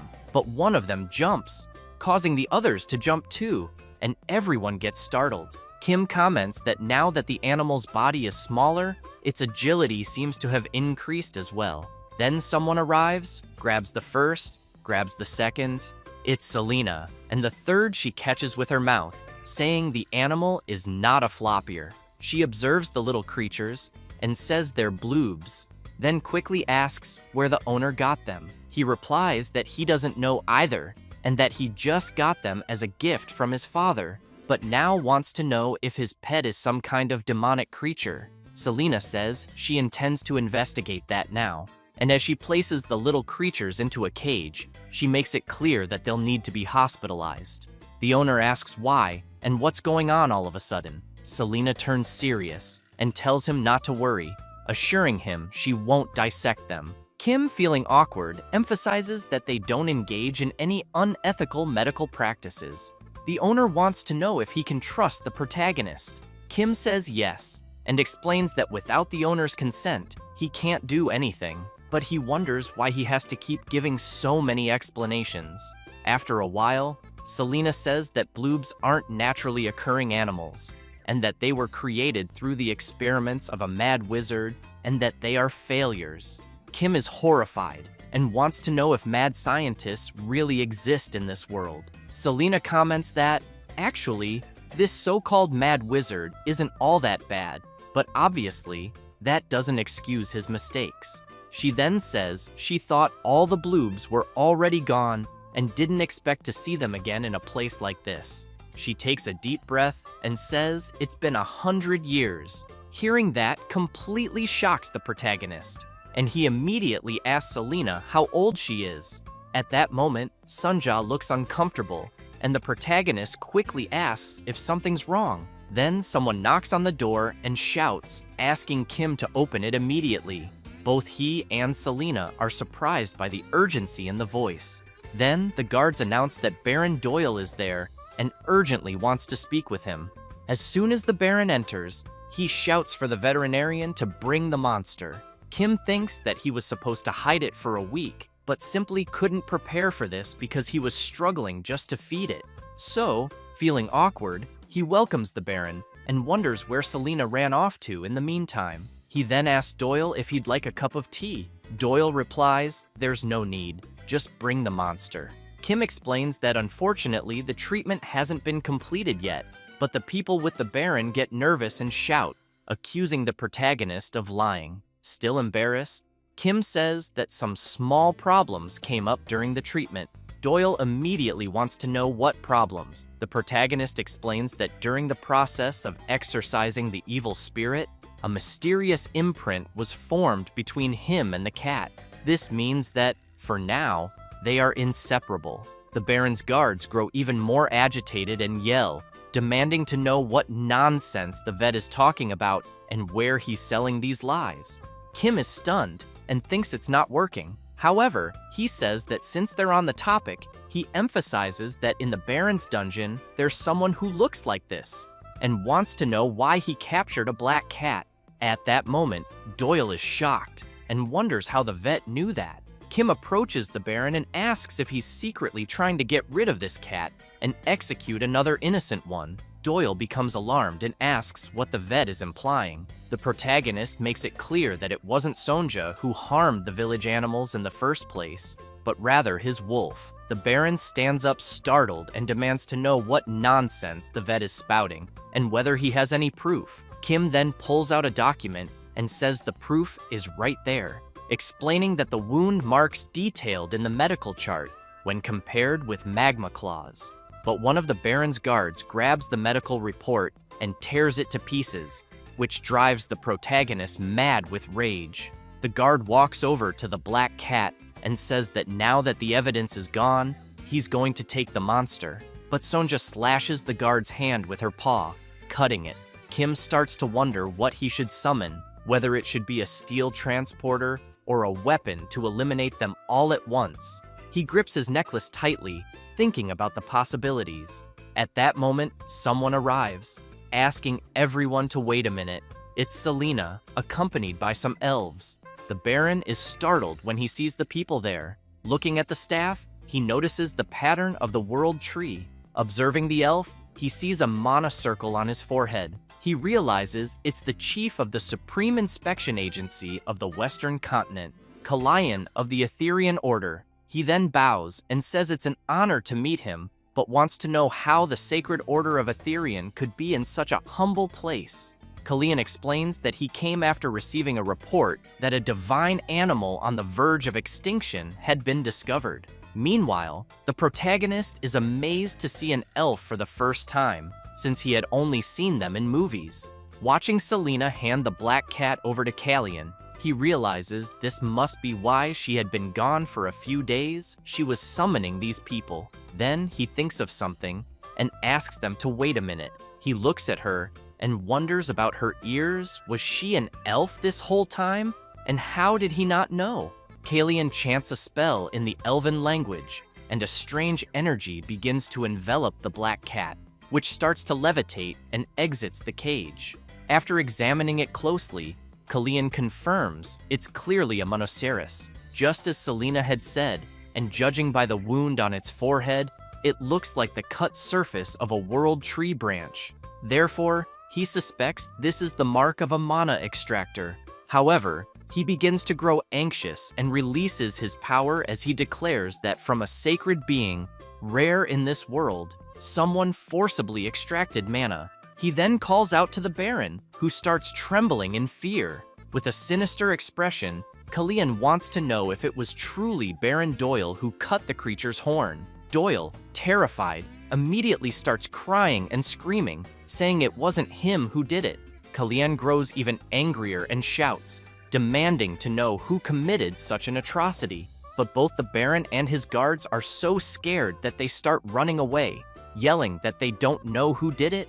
Kim gets excited, thinking that this organization's power is even greater than that of the nobles. As Kalian looks at the black cat, he explains that only a few weapons in this world are capable of cutting a divine beast's horn, and that this is something the protagonist will understand if he invests just a little. He then says that thanks to Kim, they were able to protect a precious divine beast.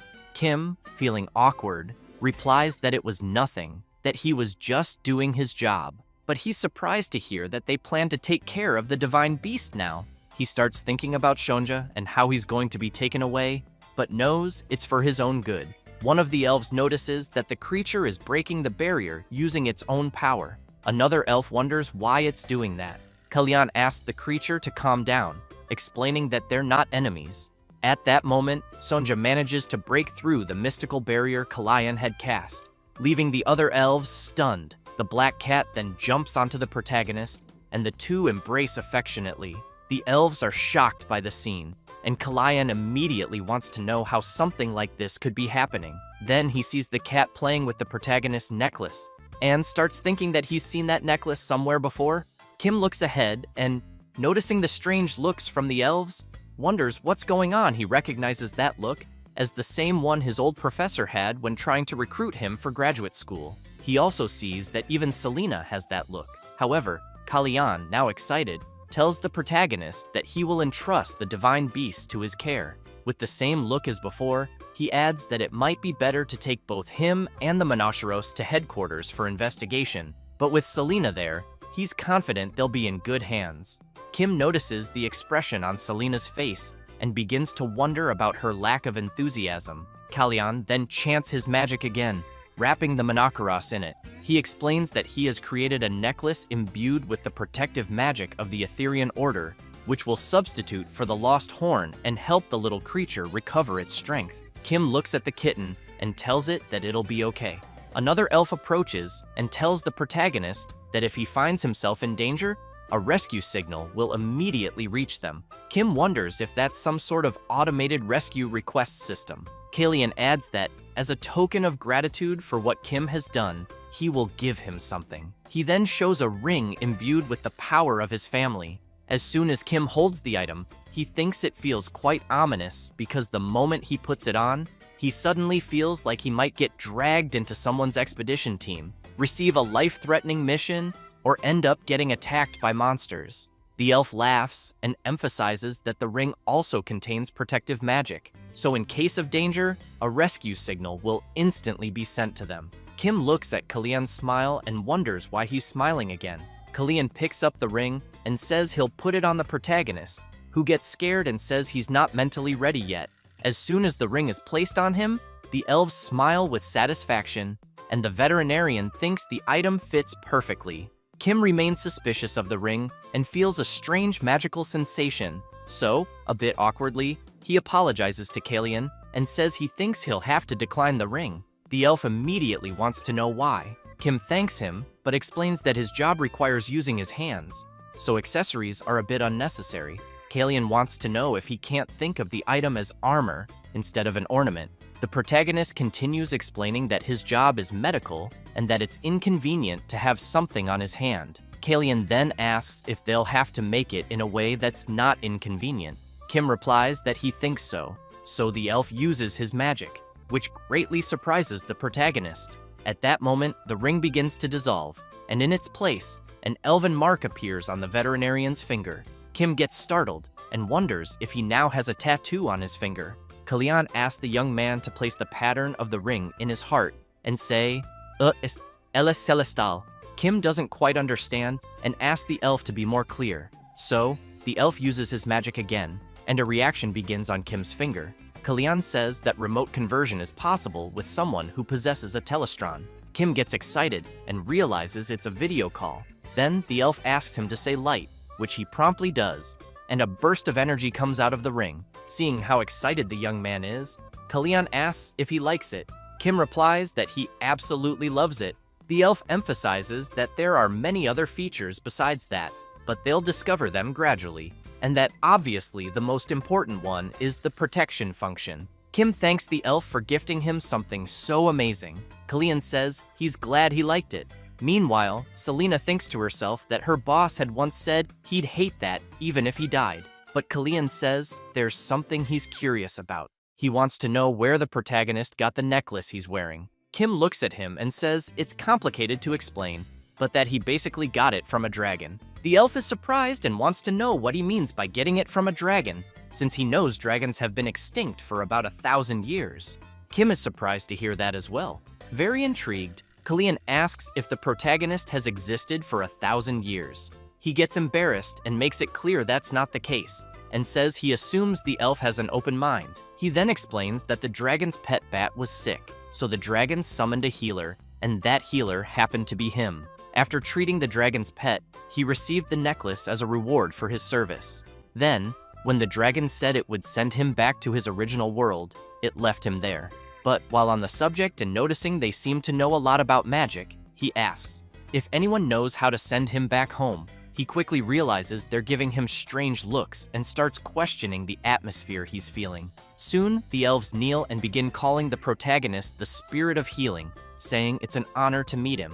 Kim gets startled, thinking that he's being called that again, but seeing that even the elves are now calling him that, he figures the dragon really was naive. He then remembers the dragon jumping and dancing, calling him the Spirit of Healing, and is stunned by the memory. He then asks everyone to calm down and explains that it's all a misunderstanding and that he's just an ordinary human man. He tries to explain again that he was simply summoned by mistake by the dragon and that the bat was sick in the first place due to poor care, so there wasn't even anything to treat. Kalyan points out that even so, he received a necklace imbued with the dragon's power. Kim says he had to get some travel expenses, especially because he was brought there by force.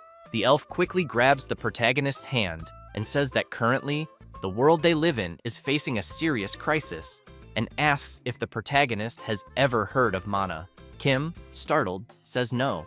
Kalian explains that mana is the sacred life energy that makes up the world they live in, and that the mana flowing from the Earth's source resides in all things in the world. The more mana that accumulates, like a dragon's mana reserve being 100 million, while a human's is only the larger the being, the stronger and more sacred it is. However, Kalian emphasizes that, starting with the extinction of dragons, countless divine beasts began to disappear, and with the disappearance of dragons and leviathans, even the world tree eventually started to wither. Because of this, he fears that if things continue like this, mana will soon be completely depleted, and the survival of the next generation is currently at risk. He then explains that the world's leaders, sensing the crisis, created an organization to develop countermeasures, and thus, the Etherean Order was born. Kim thinks it's like a UN environmental monitoring agency.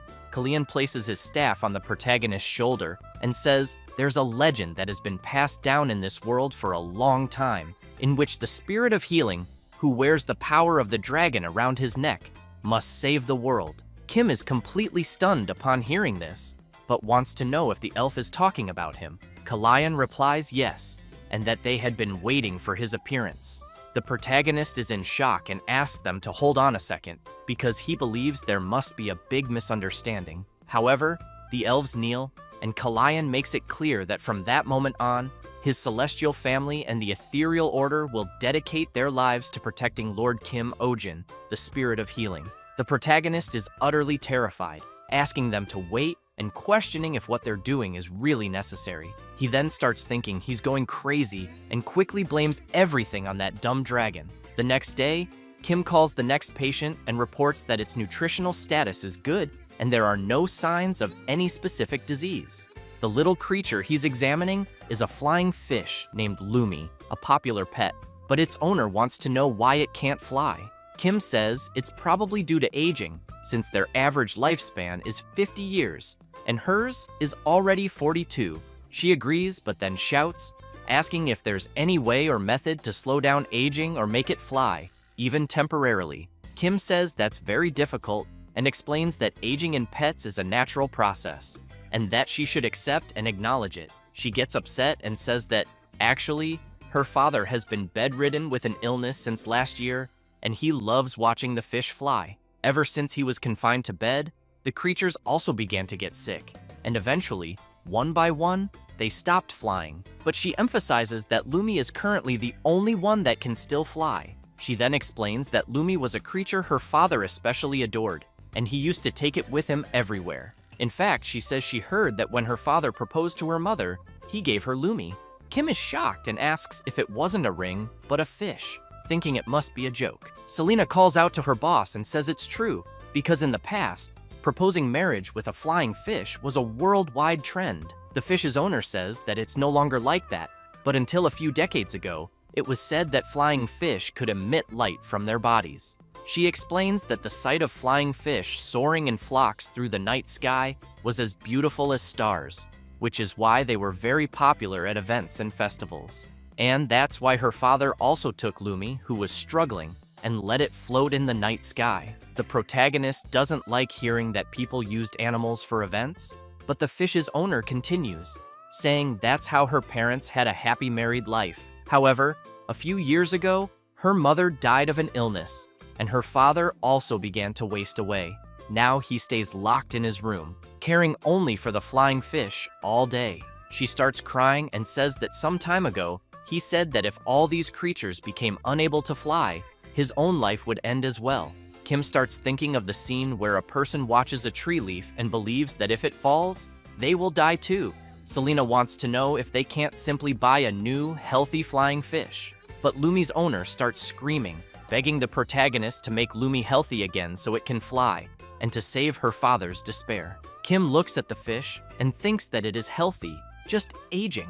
Sometime later, Kim is thinking about the girl's sick father. She had been desperately screaming, asking for his help. He knew it was true that emotional bonds with pets affect health, but this was too much. He also remembers his previous life, with some clients sharing their stories, and he knew the problem was that there were too many negative cases.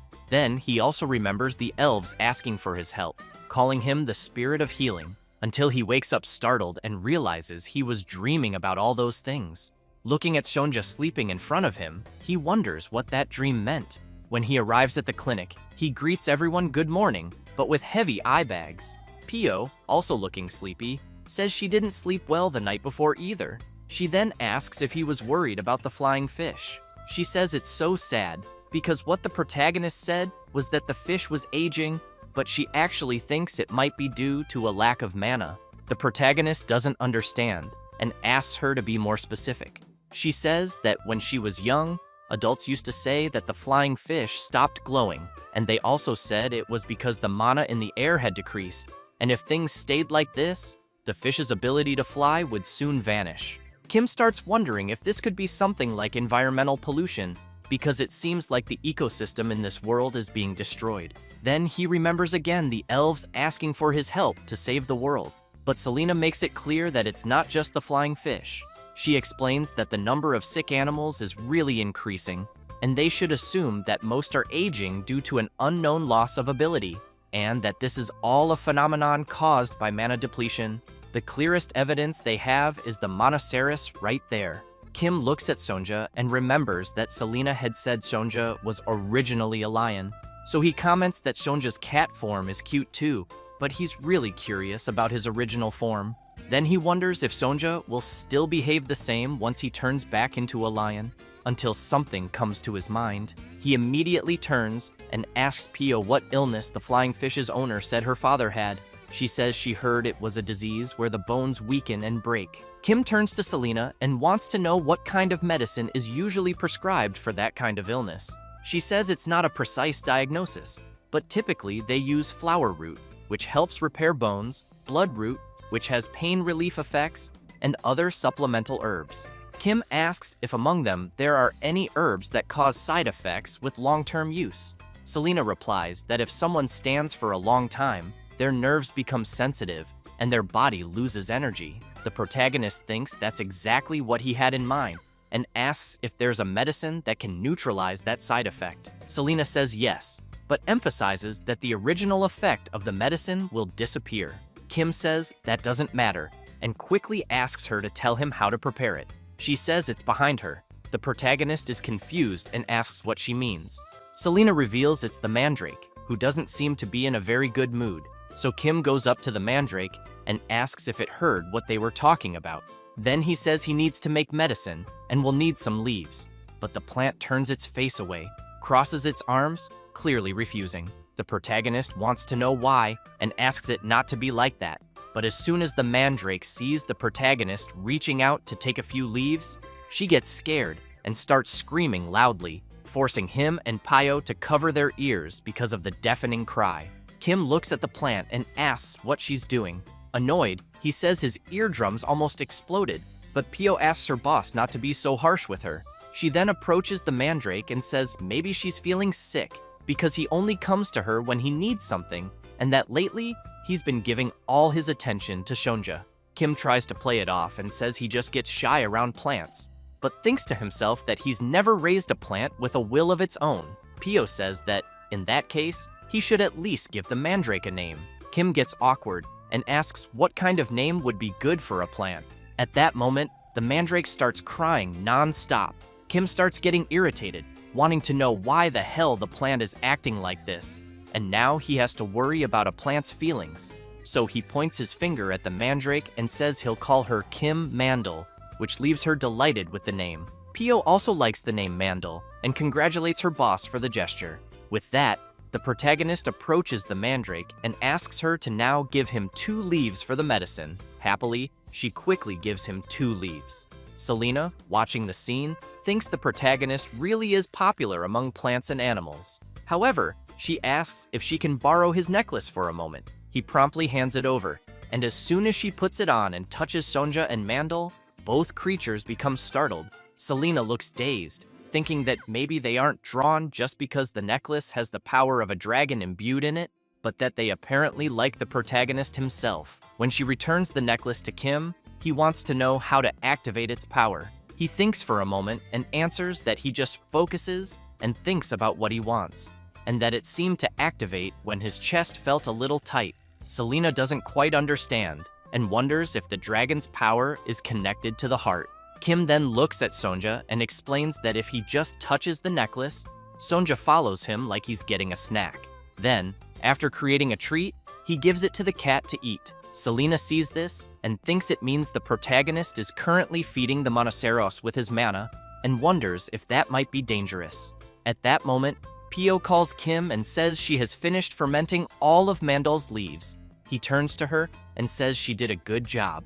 It doesn't take long, and he manages to make the medicine. As he wonders whether he should take his bag to the client, Selena grows curious about something. Watching him more attentively, she questions if he really is the spirit of healing. Meanwhile, in a mansion, the client who had brought the flying fish to the protagonist a few days ago calls her father and tells him it's time for his medicine. Then she sees him collapsed on the floor along with some flying fish. She quickly rushes over to him and, while helping him up, asks if he's okay. With great difficulty speaking, he says he's fine. She wants to know why he tried to get up alone. He explains that it seemed like Lumi wanted to look out the window. His daughter, concerned, says he should have called her, or even someone else. She also emphasizes that his bones are still weak and that something terrible could happen if he's not careful. The old man takes a deep breath and says he thinks he doesn't have much time anyway, which makes his daughter even more worried.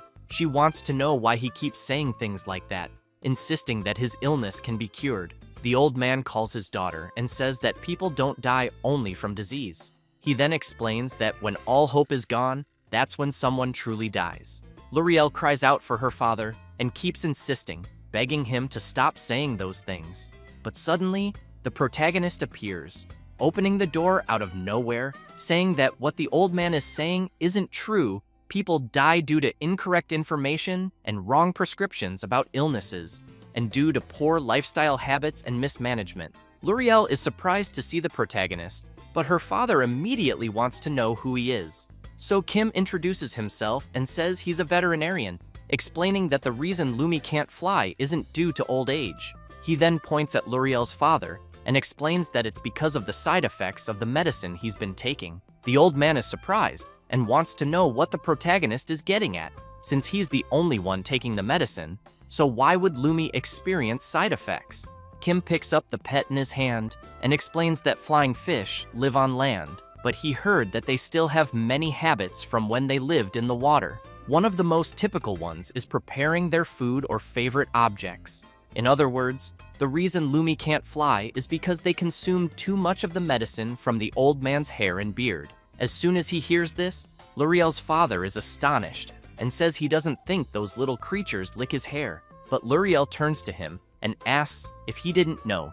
Every day, when he falls asleep, the little fish tidy up his hair and beard all night long. The old man is surprised and wonders if that's why his beard has always been so shiny. Kim says yes, and adds that he also treated them, so they should regain their strength in a day or two at most. He then says that from now on, the old man should wear a shirt when sleeping. The old man replies he'll just shave everything off. With that, the protagonist begins applying the medicine to Lumi. Kim comments that the little fish seems to be resisting a bit, but Pio holds him more firmly. Once he finishes applying the medicine to the flying fish, Kim explains that it's a fast-acting remedy, and he thinks they'll be fine soon. And, quickly, one of the fish starts to fly. The old man is astonished and calls out for Lumi, who immediately flies to him and begins rubbing against him. Overjoyed, he says, "This must be a dream."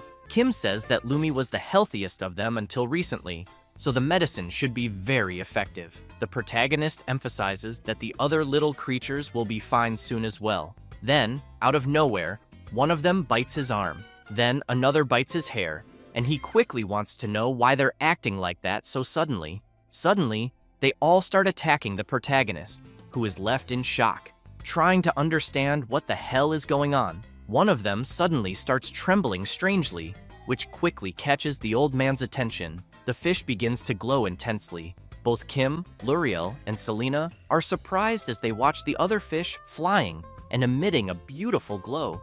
The old man's eyes shine as he sees the scene, and as the fish continue their light show, he remembers his beloved saying she had never seen anything so beautiful in her life, and that he took that moment to propose back then. He then picks up Lumi in his hand. Kim comments that it really is impressive. Pio turns and says she now understands why L'Oreal's father used a flying fish for a marriage proposal. Meanwhile, the protagonist still thinks that, even so, animals shouldn't be used for events, because it's animal abuse. Selena remains intrigued, thinking that the fish started flying and glowing right after tasting her boss's blood and hair. She reflects that she really doesn't think he's ordinary, but wonders if he's truly the one their world was waiting for. Then she recalls the conversation she had with Kalian, who on that day asked her if she truly believed Kim Ojin was the spirit of healing. She replied yes, and that everything matched the prophecy. However, she had also said that giving the ring to the protagonist was going too far, especially since the ring didn't even belong to Kalian. He laughed and said it was fine, as he believed she would have allowed it. He then called for Selena and emphasized that Kim was chosen by the Monoceros, and asked if there could be any stronger evidence of conviction than that. After all, even others had noticed it besides themselves, and that the rumor of the spirit of healing's appearance would soon spread throughout the world. Selena wanted to know if Kalian was planning to use Kim Ojin as bait, and if that was why he let Baron Doyle escape.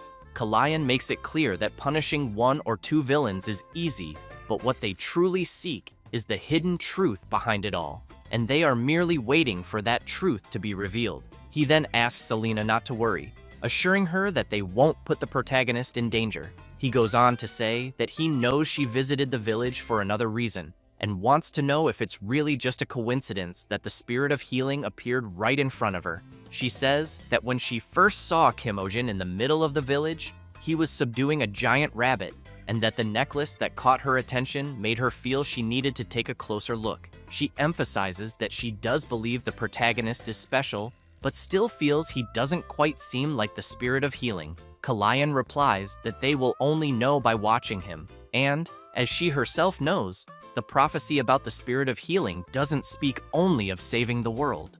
The next day, it was another peaceful day at the protagonist's veterinary clinic. Or not. Kim, seeing the bloob there, wants to know why it's there, and if, by any chance, the little creature wasn't dismissed the previous week. Selena picks up the creature and says she decided to protect one of the 3. She then explains that bloobs are divided into those with a core in their heads and those without, and that if a person keeps only the ones with a core, the others won't divide.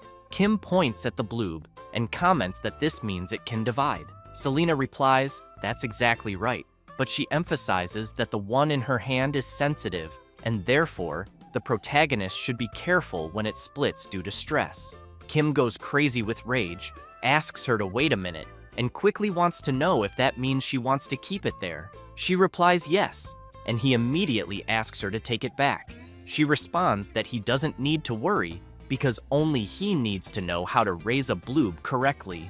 In the past, there were many cases where villages were devastated because people unknowingly raised them, causing explosive division. Kim gets even more terrified upon hearing that, and still wants to know if she really intends to raise such a dangerous creature there. He then yells that it's like raising a time bomb in a gunpowder depot, since there's already the mandrake there, with its unpleasant temperament, loud as hell, and Shonja with a violent history. At that moment, Pio approaches and wants to know if the owner allowed this. Selena looks annoyed and asks Pio if that's really necessary. Embarrassed, she replies no, it's not.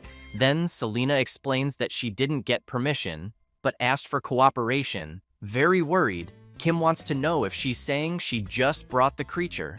Pio comments that it looks like that's the case. Kim asks Selena to wait a minute until Pio has an idea and calls him over. Then she whispers softly that it's better to let this go. She says she heard adults saying the protagonist shouldn't mess with elves who cover their ears. Kim immediately wants to know why. Pio says she heard that elves mark the ears of heinous criminals, which is why they usually cover them. Kim is visibly shaken, wondering if Selena might have an ankle monitor. He quickly remembers her punching one of the interviewees that time, being the kind of person who punches first and talks later. And she also doesn't talk much about herself. He starts watching her and wondering if she really is a convict and what crime she might have committed. He then questions whether he should fire her. Selena tells the protagonist that it's time to open the clinic. He gets startled and says he hadn't even realized. As he goes to the door, he continues thinking that Selena is capable, but he can always find someone else to replace her. And as soon as he opens the door, he sees several people in front of the clinic. All of them are holding their pets, shouting, begging the protagonist to help and save them. At that moment, Pio approaches and asks them to line up, saying she will hand out number tags.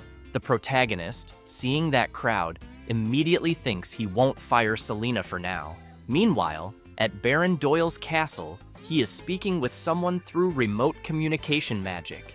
This person wants to know how the Order of Aetherian ended up in the village. Doyle says he doesn't know either, and that they suddenly arrived saying something about a divine beast and interrogated him harshly, so he ran away. The person he's talking to gets angry and asks if he really fled after having the Monoceros taken by the Order of Aetherian. Doyle apologizes and makes it clear he will find them again. The person wants to know how the Baron expects to recover them from the Order of Aetherian, but he replies that's not it, and says the Monoceros are with the veterinarian Kim Ojin. The person he's speaking with finds it strange and says that can't be, since they know that Monoceros is a creature that can't live with humans. Doyle says he thought the same, but emphasizes that this veterinarian is really strange. The person replies that it's definitely impossible, but wants to know who knows about this. Doyle says he, his subordinates, the butler, and a few other people know. The man wants to know if the Baron silenced all of them, which leaves Doyle completely confused by the question. The person he's talking to gets even more furious, yells that the Baron is an idiot, and immediately orders him to imprison everyone who was there that day. After that, Doyle is sitting, trembling all over, thinking he got chewed out for a whole hour. He then asks his butler to tell Theodore and Alex to come see him immediately, but the butler says they are currently on vacation. Doyle is shocked and wants to know what he means. The butler explains that they kept complaining about constant overtime, so he sent them on vacation. But Doyle, terrified, says he doesn't care and makes it clear the vacation is canceled and orders the butler to bring them back immediately. However, the butler says they've already left and he has no idea where they went. Doyle is stunned, thinking he has failed miserably.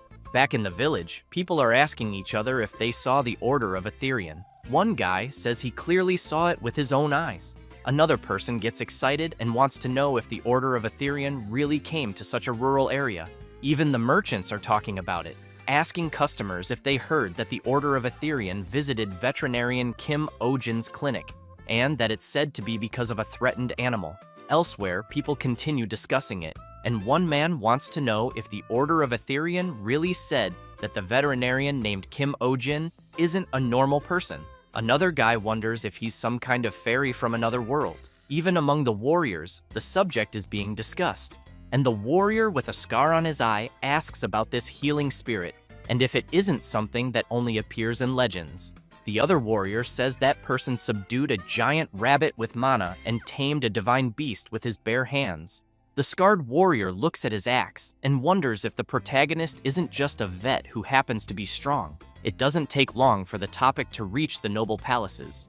Two women are talking about it, and one says she heard the protagonist is incredibly handsome, that she thought he was a woman, but now that she knows he's a man, she thinks that changes things.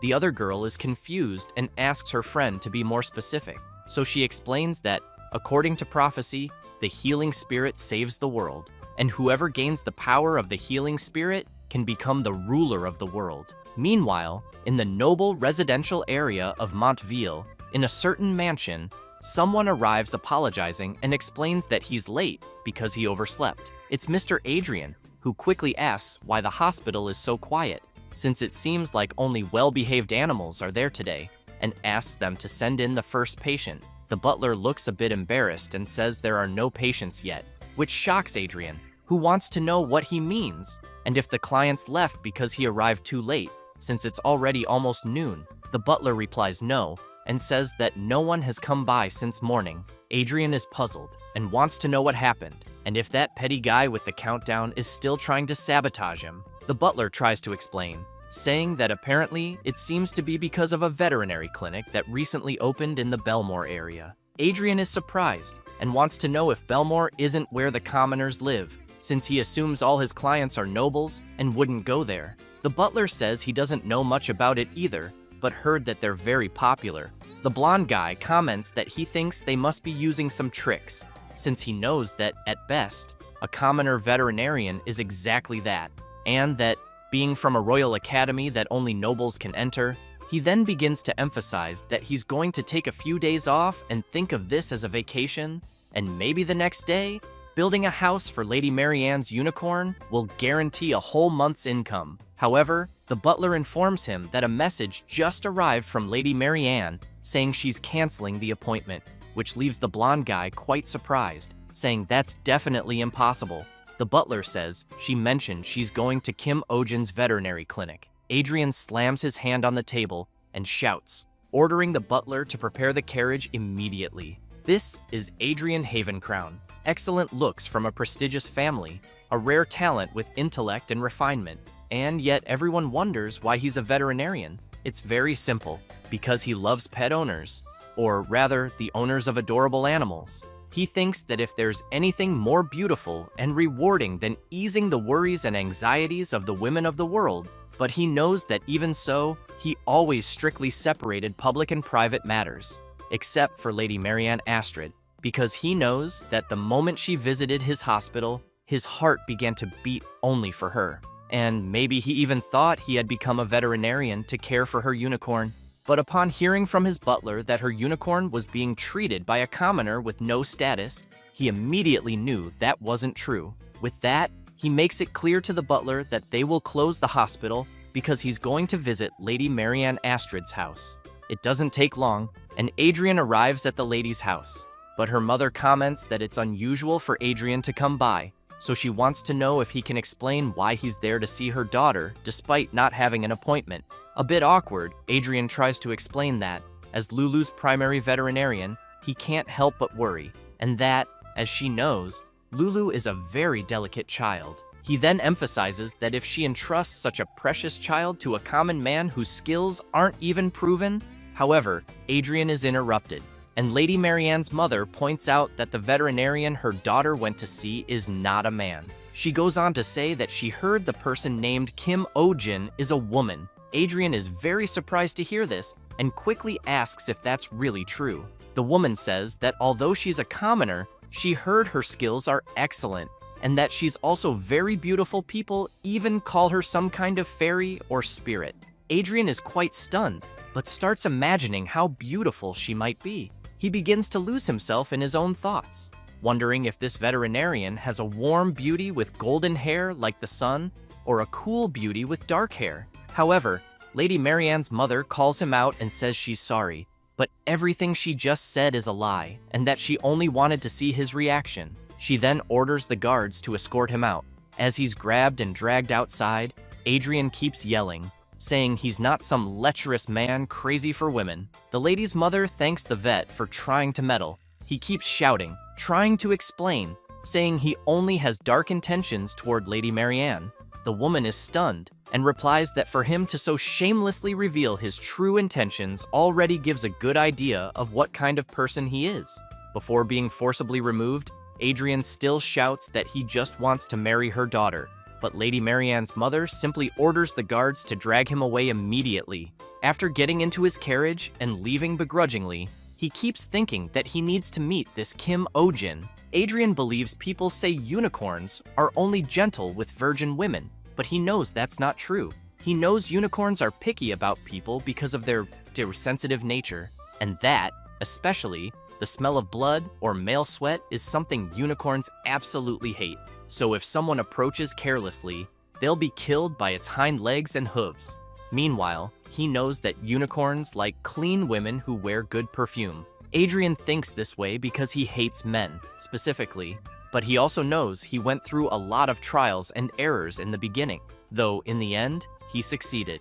The secret, he says, is that a few days before treatment, after showering at least twice a day, you should spray the same perfume the owner uses. With that, he knows very well that a smelly doctor who doesn't even know what perfume is if they get close, an incident will happen instantly, and that if he shows up with his new appearance, things will be different. Then, he will protect her unicorn for the rest of his life, and the two of them will live happily ever after. Lost in thought, he concludes that it will be perfect. He then starts laughing to himself inside the carriage. As soon as they arrive in the Belmore district, Adrian steps out of the carriage and quickly sees a crowd of people, wondering what's going on, until he hears some people amazed, saying it's their first time seeing a unicorn. Adrian thinks it's Lulu the unicorn and believes he's about to witness the veterinarian being humiliated in front of everyone. It doesn't take long before he spots the unicorn up ahead and thinks it's doing quite well,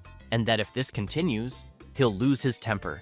But the protagonist is riding the unicorn and having fun, which terrifies Adrian, who struggles to understand what the hell is happening. Kim, happy to be enjoying the ride, asks if the unicorn has always been this gentle. Seeing that, Adrian knows that's impossible. He remembers a time Lulu got mad even while under anesthesia. Lady Marianne also seems pleased and says it's the first time Lulu has let anyone ride her. The blonde guy remains stunned, thinking the protagonist must have used a trick, that there must be some other method involved. Then he spots Selena and asks what she's doing there, and if by any chance she's an elf, since he heard elves can use magic. He suspects that maybe Lulu is under a spell, which is why she's acting kind toward others, especially the vet. However, as soon as Selena tries to pet Lulu, the unicorn bites her arm. While Kim asks if she's okay, she just awkwardly stares at the bite mark. Both the people and Adrian are shocked to see that she reacted so normally. Kim quickly dismounts and makes it clear to Selena that horse bites must be treated immediately. So, Pio starts shouting for everyone to return. As soon as the clinic door closes, Adrian hears the people chatting, saying they wanted to see the unicorn a bit longer. Then he sees a tree and thinks he can't just go home like this. So he starts climbing the tree. As he climbs, he tells himself not to be underestimated, since he was the champion of the Royal School tree climbing competition for 2 consecutive years. Once he's up, Adrian manages to see what's going on inside the clinic. To make sure he sees everything, he pulls out binoculars and observes more closely. He sees the protagonist performing proper first aid, but wonders what herb is being applied to the wound. He also notices the bandaging method is pretty basic, just like a commoner's. But then something catches his eye. Seeing a mark on Kim's hand, he questions what that strange symbol is. Suddenly, he remembers something and realizes it's the mark of the Celestial family. Shocked, he recalls that Celestial is the most noble family among the elves. Now he's desperate to know why the emblem of such a high-ranking family is on a commoner's hand. Inside the clinic, Selena comments that she thought it was a light injury, but it seems the saliva contained poison. As Kim finishes the bandages, he says it's still lucky that it's only that. He then comments that maybe Lulu just didn't like Selena. Marianne feels sad and apologizes sincerely, saying she'll cover all the treatment costs. The protagonist turns and tells her not to worry about it, since it was their own carelessness. The lady wants to know if Selena also works there. He replies yes, and that everyone there is a veterinary assistant. In fact, they mostly prescribe medicine and do strength-based tasks. Marianne says she understands and figures that since the protagonist is a famous person, he probably thinks it's best to have a large staff. Judging by the new clinic there, she says it looks a bit small for him to fully showcase his skills. Kim gets confused and asks her to be more specific. She emphasizes that she thinks a bigger clinic would be better. He's stunned and thinks to himself that she hasn't seen his old clinic, since he remembers it as the worst commercial building on the first floor, no subway or bus stop nearby. The bathroom constantly broke, the heating didn't work well, and animal noise complaints kept coming in. Still, he starts acting like a victim and goes on about how, since the opening, he's been in the red with mortgage loans, credit loans, the amount of interest he paid per month, and how high the management fees were. Seeing him like that, Marianne says she's not entirely sure, but it seems like he went through a lot. She then remarks that people are foolish for not recognizing someone as wonderful as him. She asks him not to worry, because her eyes are accurate, that people just need to adjust to someone like him. And she thinks maybe it could be something like a clinic sponsored by her family, for example. He's confused and wonders what she's trying to imply. Then the lady approaches the vet and asks what he thinks. At that moment, the unicorn starts getting into it with the black cat. While the protagonist keeps asking Shonja to calm down, Marianne tries to hold Lulu back, wanting to know why she's acting like this. She hugs her and asks again why she's suddenly behaving this way. Selena finds it all strange and explains that, although unicorns are known for not liking humans, they tend to have good compatibility with animals smaller than them. She emphasizes that, especially with monoceros, since they have many traits in common and should feel even more affinity. The lady doesn't like hearing that and asks if Selena is implying that her Lulu has a bad personality right now. Without mincing words, the elf says that's exactly what she meant. Tension builds between the two, and the lady also wants to know if Selena has been this blunt and rude from the start. Selena replies that she doesn't think someone who cut the line without a reservation has the right to say that. Marianne gets truly angry and says she would never cut in line, then shows her numbered tags. Selena keeps picking on her, asking if she bought the tags with money. Marianne says she received them through a legitimate transfer, although she gave a small gift beforehand. Pio says that buying tags with money sounds like one of those extraordinary noble ideas. Marianne still wants to know if the clinic doesn't have staff with refinement and knowledge. Suddenly, the unicorn freaks out again and bumps into the bookshelf, which starts to fall from the impact. But someone suddenly appears, jumping through the window. While Selena holds up the shelf, the person who jumped crashes face first onto the floor. Everyone wonders if the person died. It's Adrian, who lifts his head with a bloody nose and says he's glad Lady Marianne is safe. She's startled and wants to know what he's doing there. He asks if she's hurt for being in such a shabby place. She replies that it looks like he's the one who got hurt. Pio gets nervous and wants to know who he is to go breaking the clinic's window. While Adrian wipes the blood from his nose, Selena states he'll have to pay for all the damages. He then turns around and says that apparently he must have scared the women there. He then takes Pio's hand and, as soon as he kisses it, introduces himself, saying his name is Adrian Havencrown and that he's an animal doctor, and that protecting and caring for small, beautiful lives is his profession. Meanwhile, the protagonist wonders who the hell this tacky bastard is, who showed up out of nowhere and thinks he has that weird influencer vibe. So he wants to know why a doctor is entering someone else's clinic through a window. While holding Selena's hand, Adrian gives the protagonist a dirty look, but then explains that he's actually the primary doctor of the unicorn named Lulu. As he pets the creature, he keeps saying he never imagined Lulu's white skin would become so dull in just a few days. He then points at the protagonist and yells that the unicorn's skin must have turned like that because it was examined by a shameless person like him. He approaches Kim and demands to know what he did to Lulu. Kim makes it clear to Adrian that the unicorn is perfectly healthy, and what's shameful is Adrian himself, who chased after a patient and illegally broke into a clinic. Adrian yells louder, saying this was expected and that the protagonist is also incompetent as a veterinarian, and compares him to a Sibarak. Kim is shocked by the name and quietly asks Selena what a Sibarak is. She says it's a carnivorous plant that pretends to be harmless to catch its prey and is often used because it resembles a harmless playboy. Kim breathes a sigh of relief, thinking it meant something worse. Lady Marianne shouts that Adrian is being rude and asks how he dares use such vulgar expressions about Kim O-jin. She then says she didn't know he was someone who speaks without any basis.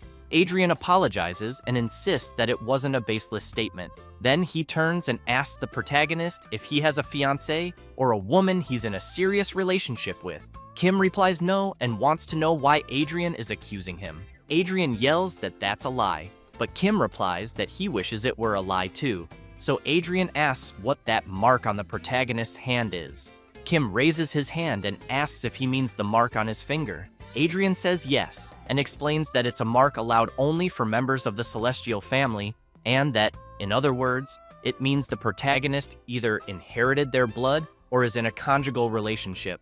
Upon hearing that, Pio is amazed and asks if that's really an engagement ring on her boss's finger. Kim looks at the mark and panics, shouting that it's not that. Even Lady Marianne looks concerned about the mark. The protagonist then says he got that mark from a man named Kalayan, which only makes things worse, as it scares the girls. Now thinking about a man having given him a ring. Realizing their reactions, he shouts that he doesn't know what they're thinking, but it's absolutely and definitely not what they're imagining. He asks Selena to please explain it to them, but she replies that she doesn't like doing that and won't. Then Adrian notices something and quickly turns around. He sees the unicorn trembling and wants to know what Lulu is feeling. Suddenly, the creature vomits and collapses on the floor, leaving everyone worried. Kim quickly asks Pio to bring a candle and a stethoscope. The protagonist thinks she was in great condition when he wrote her earlier, so he wonders why her condition suddenly worsened. As he looks into the creature's eyes, he can tell the response is normal, but her breathing is heavy. Even though it's not a severe respiratory issue, he doesn't think it's an emergency. Then Adrian puts his head on Lulu's belly and is surprised, thinking this was expected. He stands up excitedly and congratulates Lady Marianne. He announces that Lulu is pregnant, which shocks both the protagonist and the lady. The lady begins thinking about her pet being pregnant and immediately calls out to Adrian, saying that although he was a bit strange, she thought he was a competent doctor. So she wants to know if he hit his head when he jumped through the window. He replies that there's clearly a new life form inside Lulu's belly and that the vomiting now also seems like morning sickness symptoms. Selena emphasizes that, indeed, being overly cautious is a common behavior observed during pregnancy. Marianne then turns and yells, begging Kim to tell them they're wrong. However, after analyzing the situation more carefully, the protagonist concludes that Lulu is indeed pregnant.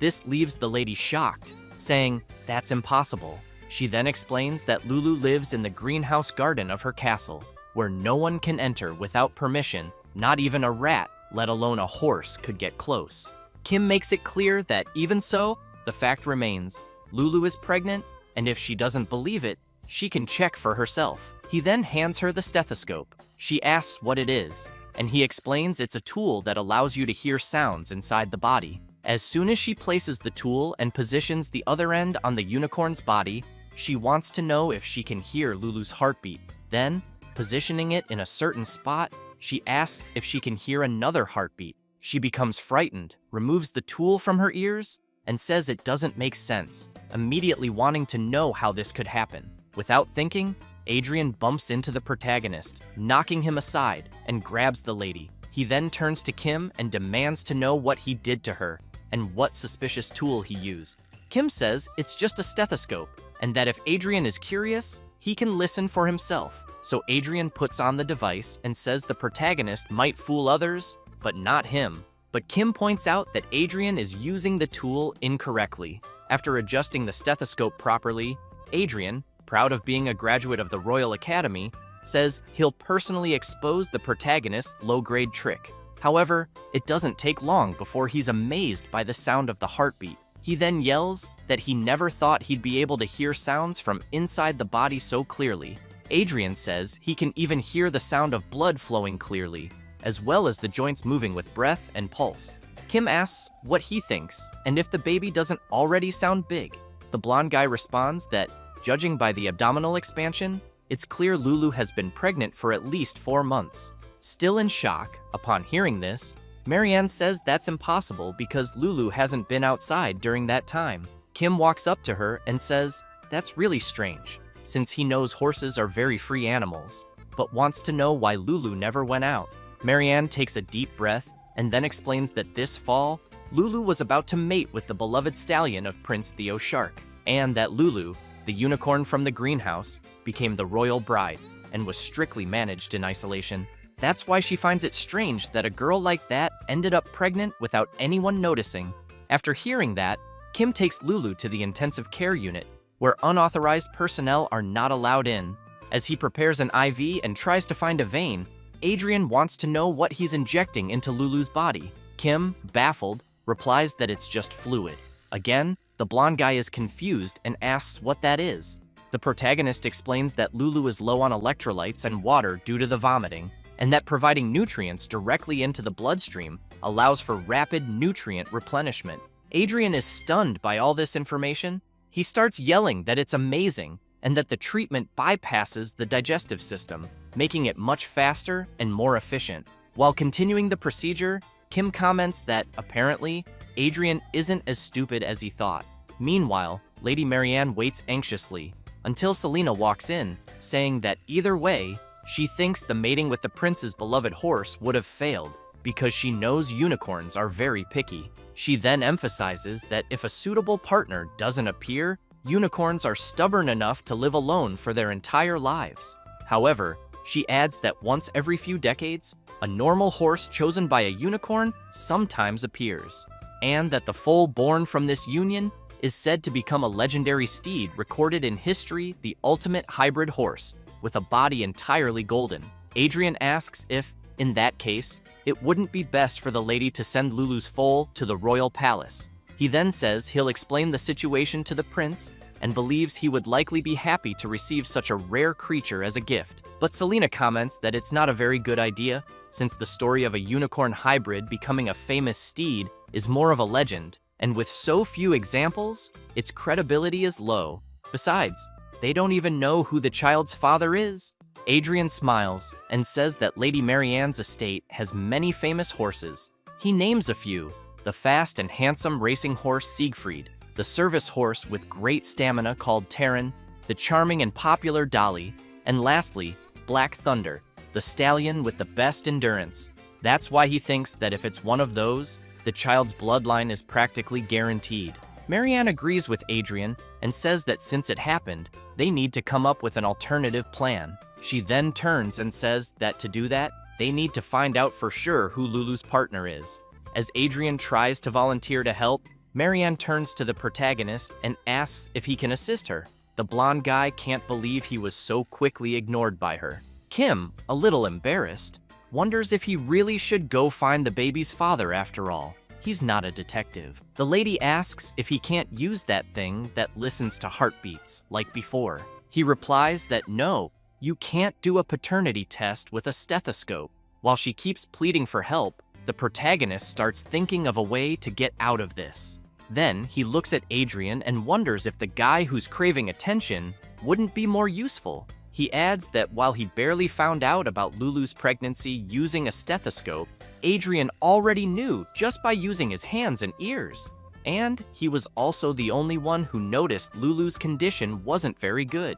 More than anything, it was Adrian who came there so she could be his patient. So Kim thinks Adrian is the most suitable person for the task.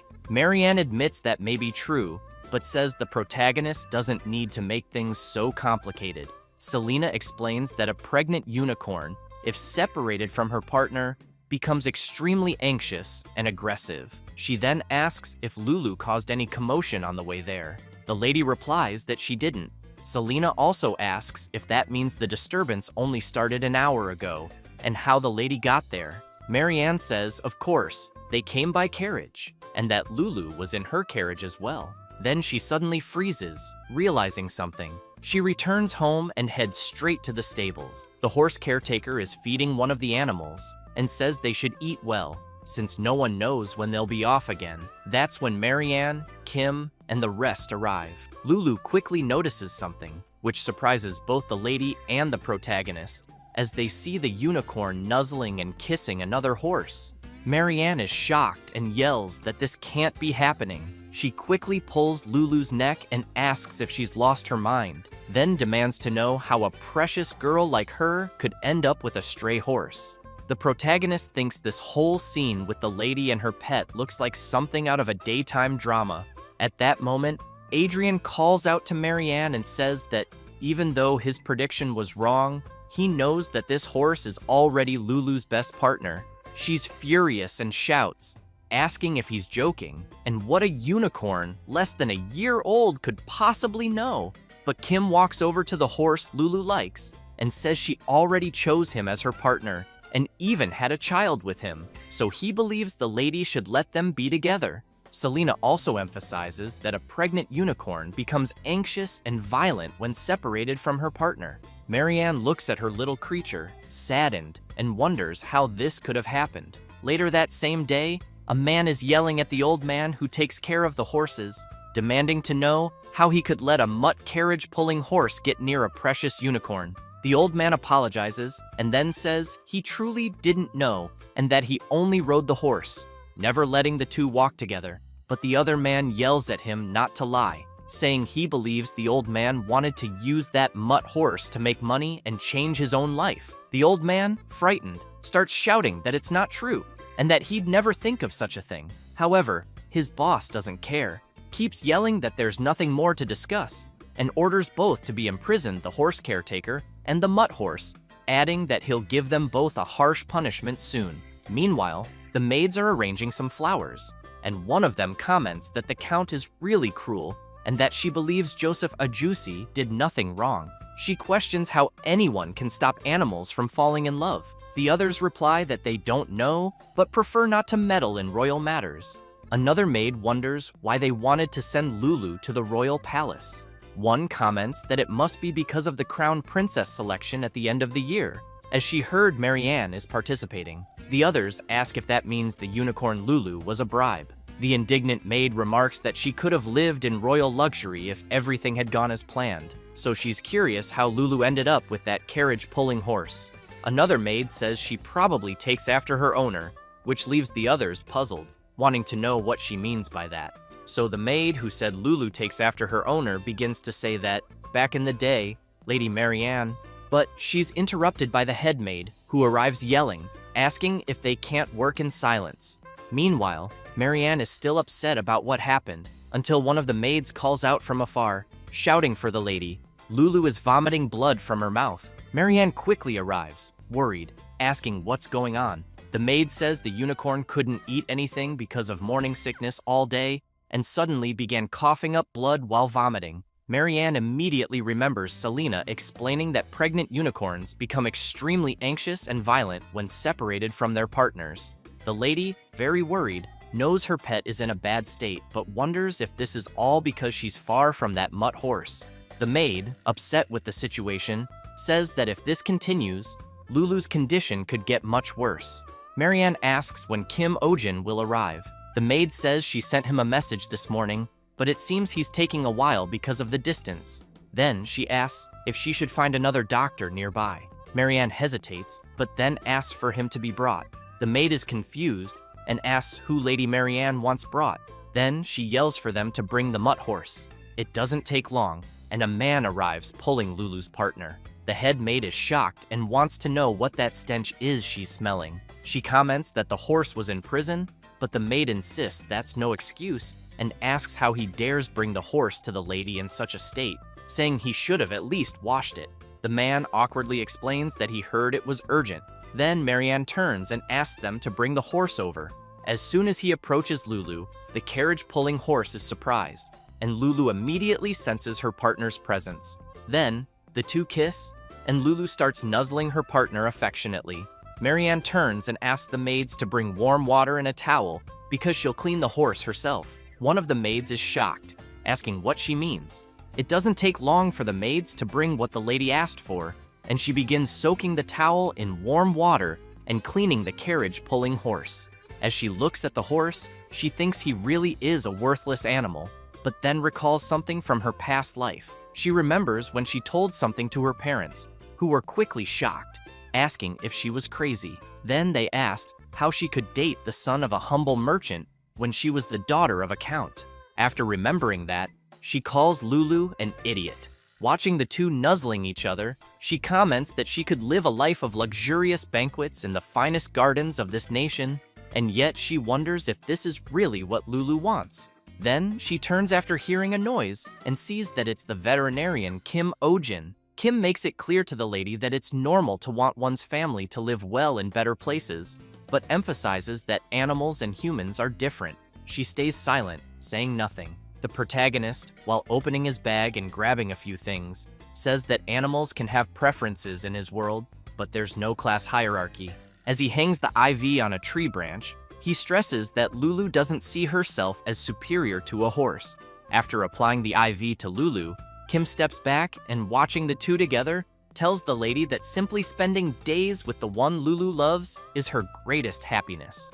Marianne just listens to what the protagonist is saying. Then, Kim explains that he'll give the lady plenty of medicine for now, but notes that it's only a temporary fix and not a fundamental solution. Therefore, he emphasizes that she needs to solve the root of the problem and must let the two stay together. Marianne takes a deep breath and replies that she understands and will try to do that.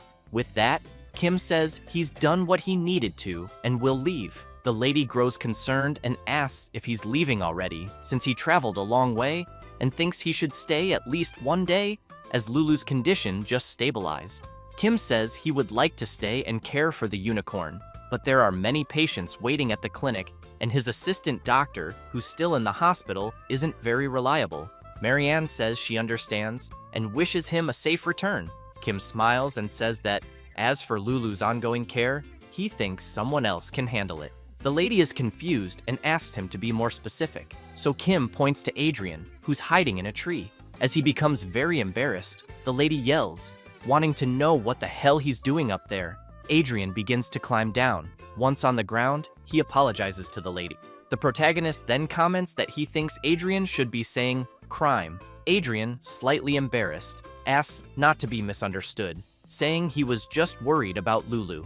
While Kim remains suspicious, Adrian swears he's telling the truth, that he came back after checking on the unicorn. Marianne says he should have notified her staff. Then, as Adrian explains that he did, he says they still didn't let him in because they mentioned something about a blacklist. The protagonist notices something in the blonde's bag that catches his attention. Kim takes the item from his bag and asks if it's a stethoscope. As he examines it, he comments that it looks pretty cheap. Adrian gets a bit embarrassed and says it's just a prototype and will be finished very soon. Kim then tosses his own stethoscope to Adrian and says that as a doctor, he needs good tools. Then he turns around and says he's leaving because unlike some people, he's full of patience. Adrian thinks to himself that Kim Oh-jin is a much cooler guy than he imagined. Meanwhile, the protagonist smiles and thinks he always knew Adrian was a weirdo. Afterward, Marianne and Adrian return to where Lulu is and see her eating. Adrian comments that she finally started eating on her own and seems to have regained some strength. Marianne takes a deep breath and says it's a huge relief, then thanks Adrian for being there and worried. He replies that he's just doing his job. He then emphasizes that love and affection truly are the best medicine in the end. Looking at the items the lady used to clean the mutt horse, Adrian comments that he still can't believe she personally took care of him. Marianne says her stubbornness caused Lulu this pain and that she should have brought them together a while ago. She then goes over to her baby and says that maybe she was feeling jealous of Lulu. Adrian is confused and asks her to clarify.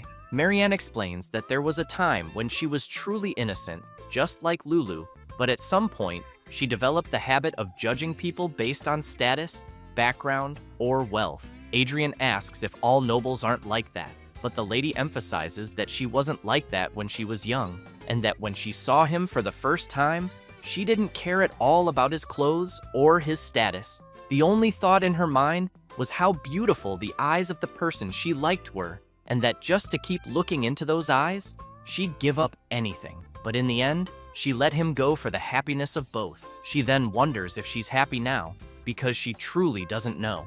Adrian says he was about to mention that first love always ends in heartbreak, and that the pain of a broken heart can blind people to the fact that love and happiness may already be right beside them. Hearing that leaves the lady quite impressed. Adrian goes on to say that someone's true soulmate might already be nearby. He says this while looking directly into Lady Marianne's eyes, until she notices how close they are and, flustered, asks if he only just realized that.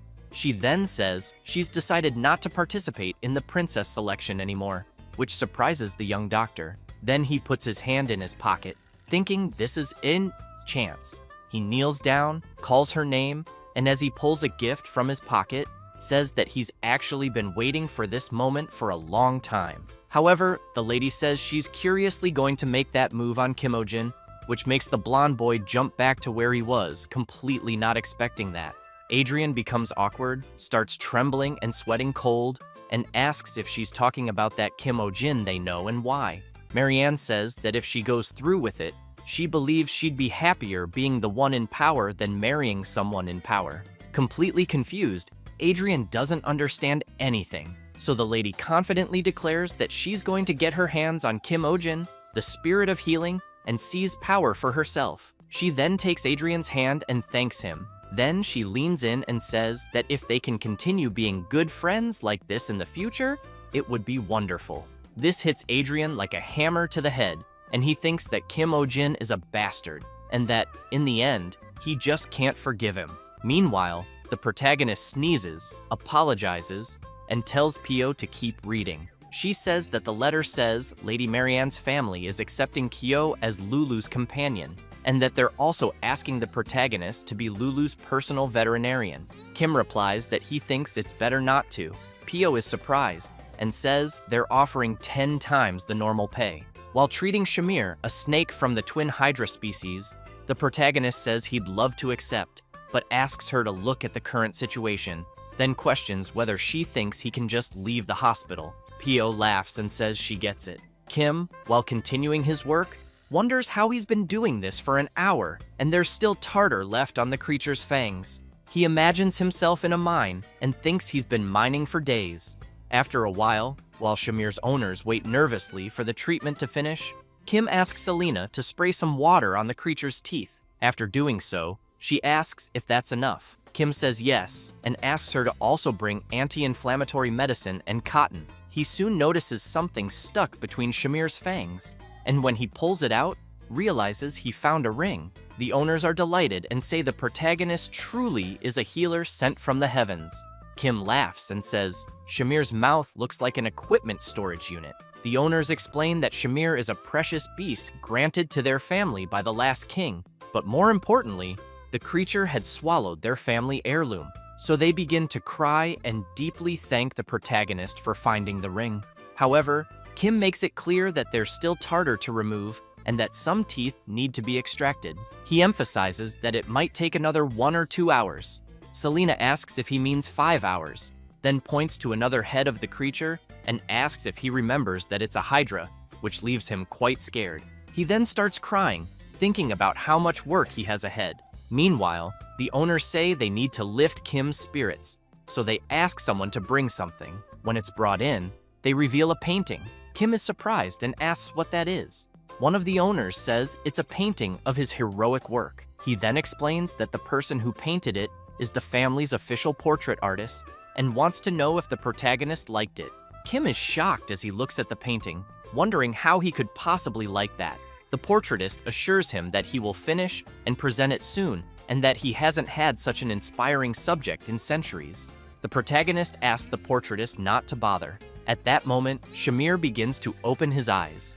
As a huge shadow appears behind her, Selena turns around, startled, and sees the enormous snake, its massive mouth full of sharp teeth, ready to strike. While channeling her magic, she thinks she needs to cast a sleep spell as quickly as possible. Suddenly, someone jumps between Selena and the snake, shouting for her to watch out, but ends up getting hit by the elf's spell. Selena realizes that the person in front of her is the noble doctor from last time, and seeing him fall asleep, she wonders where the hell he came from out of nowhere. Shamir then attacks Adrian and swallows him whole, leaving everyone around in disbelief at what they just saw. A few hours earlier, the protagonist's clinic had placed a sign on the front door, saying that consultations were closed. People with their little creatures were disappointed, wondering why, since it was still early morning. Others commented that they had come from far away just because they'd heard Kim Ojin was very good. Adrian, while spying, became furious, thinking he couldn't forgive the protagonist. Watching the saddened women in front of him not being attended, he wonders how Kim dares leave them like that, and still has the nerve to use the name Spirit of Healing. After returning home, he asks the butler what this so-called Spirit of Healing is. The butler replies that he believes it's a legend, and that it said the person who holds such power could rule the world. Adrian says he thinks that's completely absurd. He then comments that he can't believe Lady Marianne was swayed by such childish talk. However, he thinks that if such a being really did exist, isn't it obvious that he himself resembles the Spirit of Healing more than Kim Ojin? The butler replies that he's not so sure, as considering the miraculous treatments the protagonist has performed, it makes sense that the rumors are true. He says he heard that Kim helped a flying fish fly again and even turned a demon's apostle into a house cat. He then points out that even Master Adrian appreciates the medical tool Kim gave him. Adrian grabs the stethoscope, puts it in his bag, and says he simply forgot to return it and will do that right now. But first, he asks his butler if he made a copy. The butler says yes. So Adrian heads to the Belmore district, climbs a tree, and wonders why the hell he's up in a tree again. As he picks up his binoculars, he tells himself he's just gathering information about his rival. He soon sees the protagonist treating a twin hydra and is quite surprised. He thinks he's never seen one in person before, and now that he's seeing it, realizes the creature really does have two heads. Watching more closely, he wonders what kind of treatment Kim Ojin is doing and if it could be dental. He also sees the protagonist scraping tartar from the gums and rinsing with water. After seeing him with a piece of cotton, he wonders if it's for the inflammation, since Kim is applying it where the tartar was removed. Adrian keeps watching and thinks that, as frustrating as it is, he has to admit that Kim Ojin's medical skills are truly exceptional, far better than his own, even though he prided himself on being one of the top students at the Royal Academy. Then something catches his attention. He sees the Hydra's tail moving. Next, he sees it waking up and realizes the creature is coming out of sedation. When he sees the huge snake heading towards Selena, he jumps from the tree, thinking he has to save her. And that's how the earlier event happened, him being swallowed by the snake. Kim wonders what's going on, if he's dreaming, and if the snake really swallowed Adrian in one bite.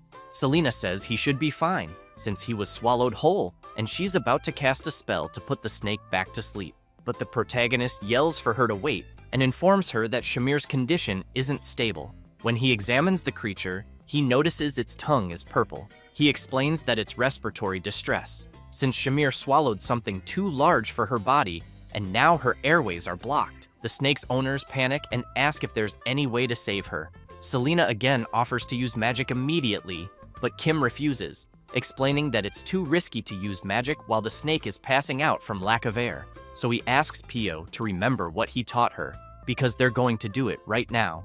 Kim then tightly grabs Pio's hand, and with both of them hugging the creature's stomach, he tells her not to let go no matter what. He then asks Selena if she's ready. With a confident look, she starts preparing and soon delivers a powerful punch to Shamir's stomach. From the impact, the snake starts coughing heavily, and it doesn't take long for her to spit Adrian back out. After he lands face first on the ground, everyone around cheers, shouting that the protagonist managed to save him. The owners begin to cry, saying they've never seen such medical skill before, and that it's just what they expected from a doctor sent by God. Kim gets embarrassed, gives a little laugh, thanks them, and quietly asks Selena to check if Adrian is still alive. Selena starts slapping the blonde's face to see if he's okay, and Kim, watching this, shouts that he only asked her to see if he was alive, not to kill him. With his face swollen, Adrian starts to wake up. Selena turns and says he's alive, but the protagonist thinks Adrian is about to faint again from all the slaps. However, Selena explains that the blonde won't be able to wake up for a while because he took the sleep spell she had cast on the Hydra. Kim and Pio are both a little afraid of Selena now, wondering how hard she had to hit for Adrian to stay unconscious. Kim then says that Shamir's condition is stable too, but that the blow caused some bruising in her abdomen. Selena pulls out a small box and says the snake will be fine as soon as she applies the ointment inside. The owners thank her, but are also afraid, thinking about how strong she must have hit Shamir. After a while, Kim says the treatment is complete and asks the owners to be more careful with household items from now on, because any accident involving a pet swallowing something is the owner's responsibility. They get a bit embarrassed, but say they understand and will be more careful. However, the protagonist steps closer and emphasizes that they should be very careful so Shamir doesn't swallow a human again. A few days later, a painting arrives for the protagonist, depicting him saving Adrian from the Hydra's mouth, and he immediately wants to know what that is. A man says it's a gift from the Baron. Then he adds that the painting is titled The Great Rescue Operation. Kim is shocked by this and orders the man to get that thing out of his sight immediately. Selena also says she heard they made a statue of it too, and that apparently it's become quite popular which leaves the protagonist even more horrified. He begins to spiral into paranoia, thinking that everyone in this world is crazy. Meanwhile, the second protagonist of the painting is still asleep, completely unaware of the chaos outside. Pio wants to know if Adrian is really okay, since he's been asleep for days. Selena says it's a common side effect of the magic and that she thinks he might wake up soon. Meanwhile, Adrian wonders where he is and what happened, remembering that he was spying on Kim Ojin's clinic, then saw the snake wake up and tried to attack Selena. He then remembers and concludes that he died trying to save her. Feeling content, he thinks it was a fitting death for a veterinarian. He also thinks that if he had another life, he'd want to be reborn as a unicorn, so lots of women would admire him, but preferably a beautiful heroine. Then he starts to hear a noise and feel pain, wondering if he's being reborn and why it hurts so much. However, he wakes up coughing, his face all swollen. Selena asks if he's conscious now. He's surprised to see a girl on top of him and smiles, wondering if she could be his owner. But Selena gets off him and says he'll be fine. Adrian sits up in pain and asks where he is. Selena warns him not to get up yet, as the side effects of the magic will leave him dizzy and nauseous, and that he should stay in bed and rest for 2 or 3 days. Still confused, he just agrees. Then Kim arrives and asks if Adrian can sit up for a moment. He gives the blonde something to drink and explains that it's medicine to help with his recovery, and that he even added leaves from his beloved mandrake. Kim then says he contacted Lady Marianne's mansion and that Adrian can rest a few more days. Adrian tries to get out of bed, saying he can't impose like that, but Kim interrupts and emphasizes that, as a doctor, Adrian should know there's nothing more important than health. The blonde is touched and thanks the protagonist. Kim says he'll be leaving now and tells him to rest. After Kim leaves the room, Adrian thinks to himself that Kim really is a great guy, and he feels ashamed for having envied him so much. He wants to become a great man like him too. Then he notices a paper on the nightstand, and as he picks it up, he sees it's the bill, charging for room, meals, treatment, exams, medication, and many other things totaling 6 gold coins and 688 silver coins. He also sees a charge for emotional distress compensation due to interruption of treatment and stalking. He becomes furious and starts cursing the protagonist. The next day, some clients are frightened, asking about the castration surgery and whether the protagonist is going to change their creature's gender. Kim explains that it's just a figure of speech and that, to be precise, the animal will need to be neutered. The creature in question is Julian, a Fenrir wolf who can ward off evil spirits. The owner starts yelling, wanting to know if the protagonist really intends to castrate his baby, and asks if he isn't being too cruel. Kim smiles and reminds him that he had said the creature was losing energy every day, that it's hard to care for its many offspring, and that the female's health is deteriorating due to excessive births. Feeling sorry for his pet, the owner admits it's true but insists the creature is still so young. Kim then approaches with a sinister look and asks if the man wants to calculate how many more pups there will be in 5 years, and whether he realizes he might be committing a heinous crime by illegally selling Fenrir wolf puppies. The owner panics and says no. Then he asks, if they go through with the surgery Kim is suggesting, what pleasure will his little creature have left in life? So the protagonist gets furious and yells, explaining to the owner that Julian is reproducing by instinct, not by choice, and that no matter how healthy he is, frequent mating causes rapid aging, shortens his lifespan, and lowers the quality of life for both the pet and the owner. After that, they begin to leave, and Pio says she'll help them schedule the surgery at the front desk. Kim sighs and comments that he has to say the same thing every single time. Then Pio mentions that his next client is the pet of her childhood friend, who is like family, and tells Kim to take good care of it. The protagonist laughs and says he'll do it with great pleasure. It doesn't take long before someone opens the door and politely asks to come in. She says she's there for a health checkup. Her pet, named Pop, is a large chicken that dances well. As soon as Kim observes the little creature, he's impressed by how shiny the feathers are and comments that Pop clearly looks super healthy. Pio pets the animal and says Pop is the biggest and healthiest of all the pets the protagonist has treated. Kim tells the owner that it seems she's taken very good care of the animal, but the owner, a bit upset about something, sighs, and replies that yes.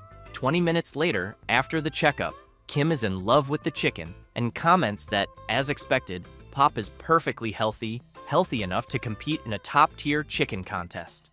The pet owner yells, saying that Pop lost weight recently and she thinks something's wrong. Kim explains that it's not weight loss, it's just feather molting, but the owner keeps insisting that Pop even had a seizure while sleeping some time ago. The protagonist thinks the owner is clearly a hypochondriac, and she keeps insisting that yesterday Pop had a sore throat for no reason. Then she wants to know if he's sure it's not some infectious disease like a cold. Pio goes over to her friend and asks if Pop's throat often gets sore. Kim makes it clear that, up to this point, there's nothing abnormal and that she shouldn't worry too much. Unsatisfied, the owner replies, "Fine." Suddenly, Pio screams, calling the protagonist. She runs to him and says, "Pop disappeared somewhere." The owner arrives crying and says she stopped at the bathroom before going home, and, in that brief moment of distraction, her little creature vanished. Kim gets worried and emphasizes that he thinks the animal is still inside the hospital and that they will close all exits and windows first. Selena starts shouting that the clinic has a missing animal and tells everyone to stay in the waiting room for now. The patients begin to complain, with some saying that if they stay in one place too long, their pets get stressed, and others saying they need to leave soon. That's when Sonja appears with a powerful aura, and all the patients immediately fall silent in fear. After everyone searches the entire clinic, Kim wants to know if Pop likes or dislikes anything in particular. The owner, very scared, says she doesn't know, and fears that, since they haven't found her yet, it might mean she left the building. Kim states that the animal isn't big enough to open a door or jump out of a window, so he's certain she's still inside. Then Pio remembers something and says, "Pop loves men." Kim agrees and points out that some animals prefer deeper voices. However, the owner says she thinks it's not just that, and that Pop is on a whole different level. She then explains that Pop is truly obsessed with men, and her nickname is Man Crazy Bird. Kim quickly realizes that's why the bird was snuggling him so much. Selena comments that, in that case, there's only one place Pop could be. She says it's a room where a man is sleeping, and when they go there, they find Pop cuddling with Adrian. Kim comments that Adrian really must be the bird's type. He then turns to the owner and asks why she did this. She is completely embarrassed by the question. Then she comments that she knew something was wrong from the beginning. However, Kim makes it clear that, as a doctor, he has met different kinds of people, but never someone like her, who was disappointed that her pet was healthy. And he knows that, no matter how fast a chicken might be, he finds it hard to believe it could lose track considering its small steps. And even more impossible that it would avoid people's attention, open a door, and come in. So the protagonist asks Pio's friend to explain. She gets very embarrassed but says she did it because she wouldn't be believed as someone like herself. But if it were a famous doctor like the protagonist, then she again says that Pop is sick and missing, and that she would believe him. Kim gets confused about someone believing him, but wants to know who would. Trembling in fear, the girl says it's Baroness Clays. So she shouts, begging the protagonist to please save her pet Pop, because if he tells the Baroness that it's healthy, he'll be hunted. Then she says there's going to be a hunting competition next week, and apparently the Clays household is hosting a banquet for an important guest. And there's a rumor that Prince Theo will also attend, and that the Baroness herself said that for that meal, they would make Pop, which leaves everyone shocked, unable to believe it. Pio gets nervous and yells, wanting to know if that Baroness is crazy and why the hell she would want to eat her friend's pet, especially since they have many other large chickens.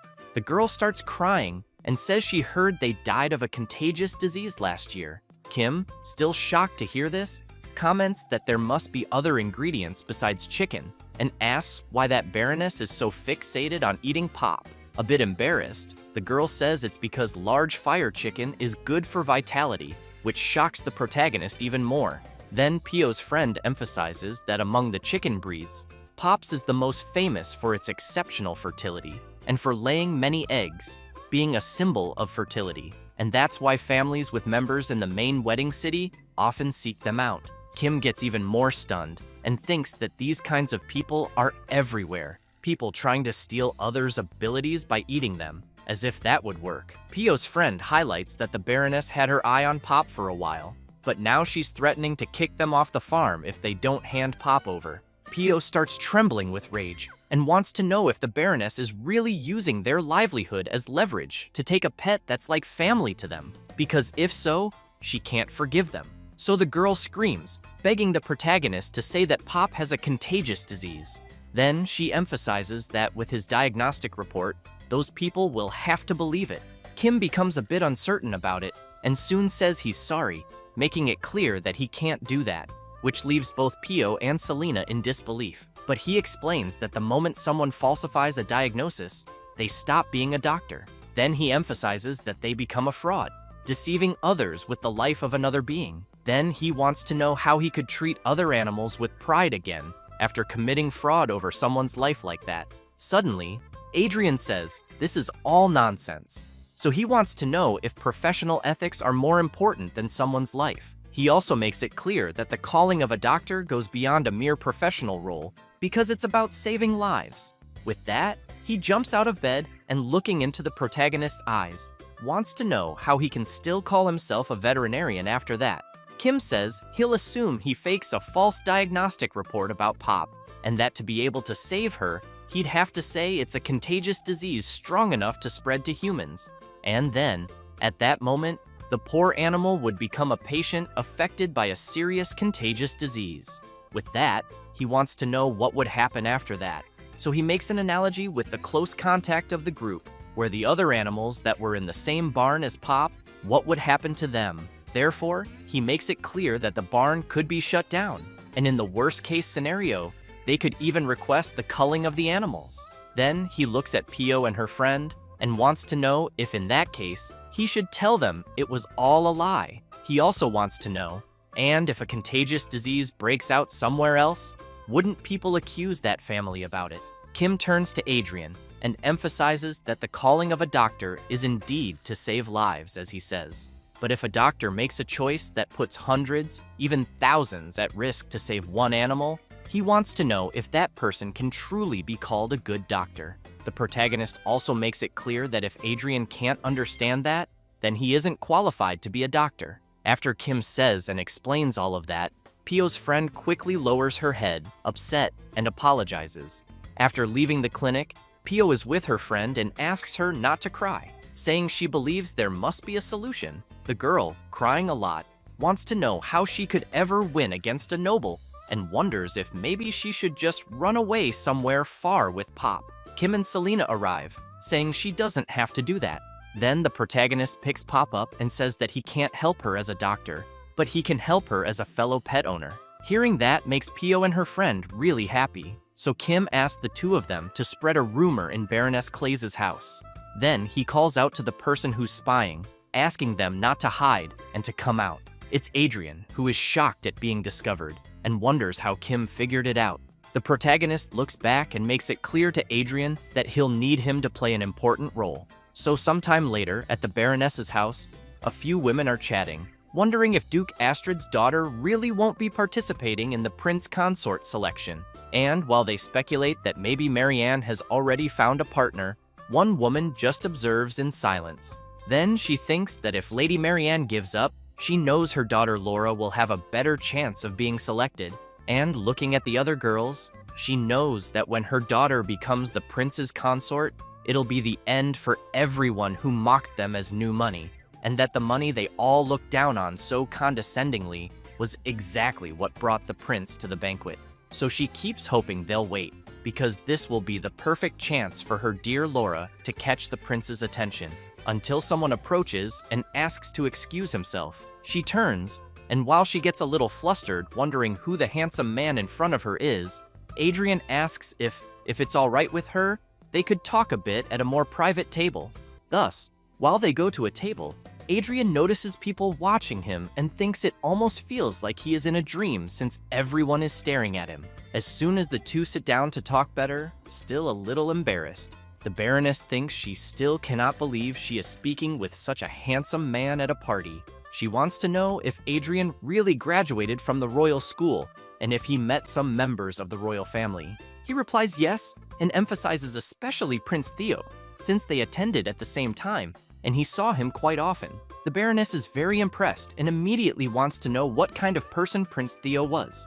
Adrian says he was very sensitive to trends, but thinks he needs to update his interior design immediately. The Baroness insists on wanting to know about Prince Theo and asks another question, wanting to know if Adrian knows Prince Theo's eating habits. The blonde boy does not really understand the reason for her question, so he wants to know if she plans to serve a meal to Prince Theo. She becomes very embarrassed and does not know what to answer. Adrian comments that he understands her and emphasizes that there is nothing more worrying than serving a meal to royalty. Therefore, he wants to know if in that case he should introduce her to his regular merchant. She does not quite understand and asks him to be clearer. Adrian says that he is a secret merchant who deals only with the upper class and who mainly works with imported high-quality ingredients. Hearing this makes the Baroness very excited, and she soon comments that she had no idea such a person existed, and that is why she really wants to meet him.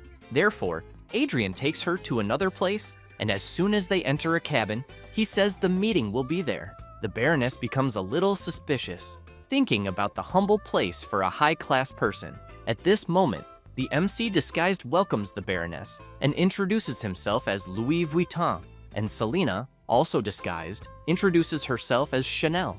Then Kim tells the Baroness that she arrived at the right time and that his boss just made a dessert. She, in turn, remains suspicious, questioning herself about the people seeming strange, until Selena arrives with the dessert and says it is causing a sensation among foreign nobles, being a diabolical sweet that they say no one has ever experienced. As soon as she removes the lid, she says it is a tanghulu. The MC smiles and asks the Baroness to try the tanghulu. As soon as she takes the first bite, she already finds it very crunchy, and after trying a larger piece, she becomes euphoric and shouts saying it is truly wonderful. Then she thinks the dessert is like a symphony of crunchy sugar dismantling, also being a storm of fruit juice, and that it is almost like an intense step of a sugar god dwelling on her tongue. And observing the MC and Selena, she concludes that she cannot believe such an incredible flavor exists, and that these people exist, until Adrian asks the MC to forget the sweets and show the real treasure because he heard that he recently acquired something very precious, being a magic that makes one go back in time, and that he also heard it was called the Plant of Immortality. Hearing this makes the Baroness even more curious and surprised.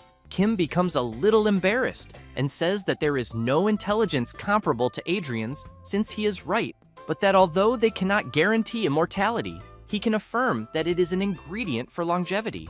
At that moment, the Baroness opens her mouth wide in disbelief at this story. Kim gives a slight smile and tells about the chickpea of eternal youth, which slows aging.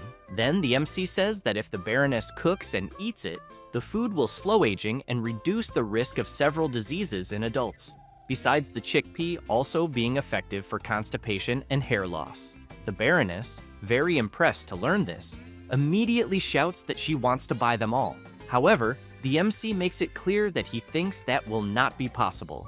Then he says that due to the very limited quantity, all his current stock is already reserved. Adrian tries to convince Kim to sell to them since they are regular customers, but the MC stands firm in his decision and explains that he has his circumstances because the customers have already reserved and plan to present them to the prince. At that moment, the Baroness thinks of something, and soon after, shouts wanting to know if by chance one of those customers the MC mentioned has a daughter of marriageable age. While Kim asks how she knew that, he thinks it was already expected and that she is intending to become the prince's bride. Desperate, the Baroness shouts that she is willing to pay 10 times the reserved amount. However, the MC makes it very clear to her that he does not do business just for money, and that what they truly seek is the universal truth, love for humanity and health. Selena, in turn, sick of the MC's idle talk, comments that she has much to say, but for now, will hold back. The Baroness becomes embarrassed, thinking she ended up showing her nouveau riche tendencies to such admirable people, until Adrian keeps insisting for the MC to sell a little to them, and then wants to know if it is not also a merchant's duty, in an act of love for humanity, to give the products to the people who most need them. The Baroness is quite surprised by Adrian's attitude. Kim takes a deep breath and comments that he is right, and that is why he will make a special exception and sell this time. With that, the Baroness becomes very happy to see she achieved something grand to present to Prince Theo. However, Kim calls the Baroness and says he has a small condition. Thus, he explains that the reason the grain she is taking is called chickpea is not only because it resembles a chick, but because it contains the mana of the great fire hen, the ancestor and divine beast of the great fire chicken. Then he also emphasizes that he heard those grains have a strong attachment to their own species, and therefore, those who eat these grains should not consume any animal related to chickens for a while. The Baroness is completely shocked to learn this, and, very worried, wants to know what happens if the person eats it. Kim says that all the benefits of the grain she is taking will be reversed, resulting in rapid aging, several adult diseases, constipation, and lastly, partial hair loss. The Baroness cannot believe it, and, knowing she went through so many troubles to buy them, questions herself about what she should do and whether she should ask for a refund. Until Adrian, with the same thought as the Baroness, takes a deep breath and says he went through so many troubles to buy them and therefore wants to know what he should do.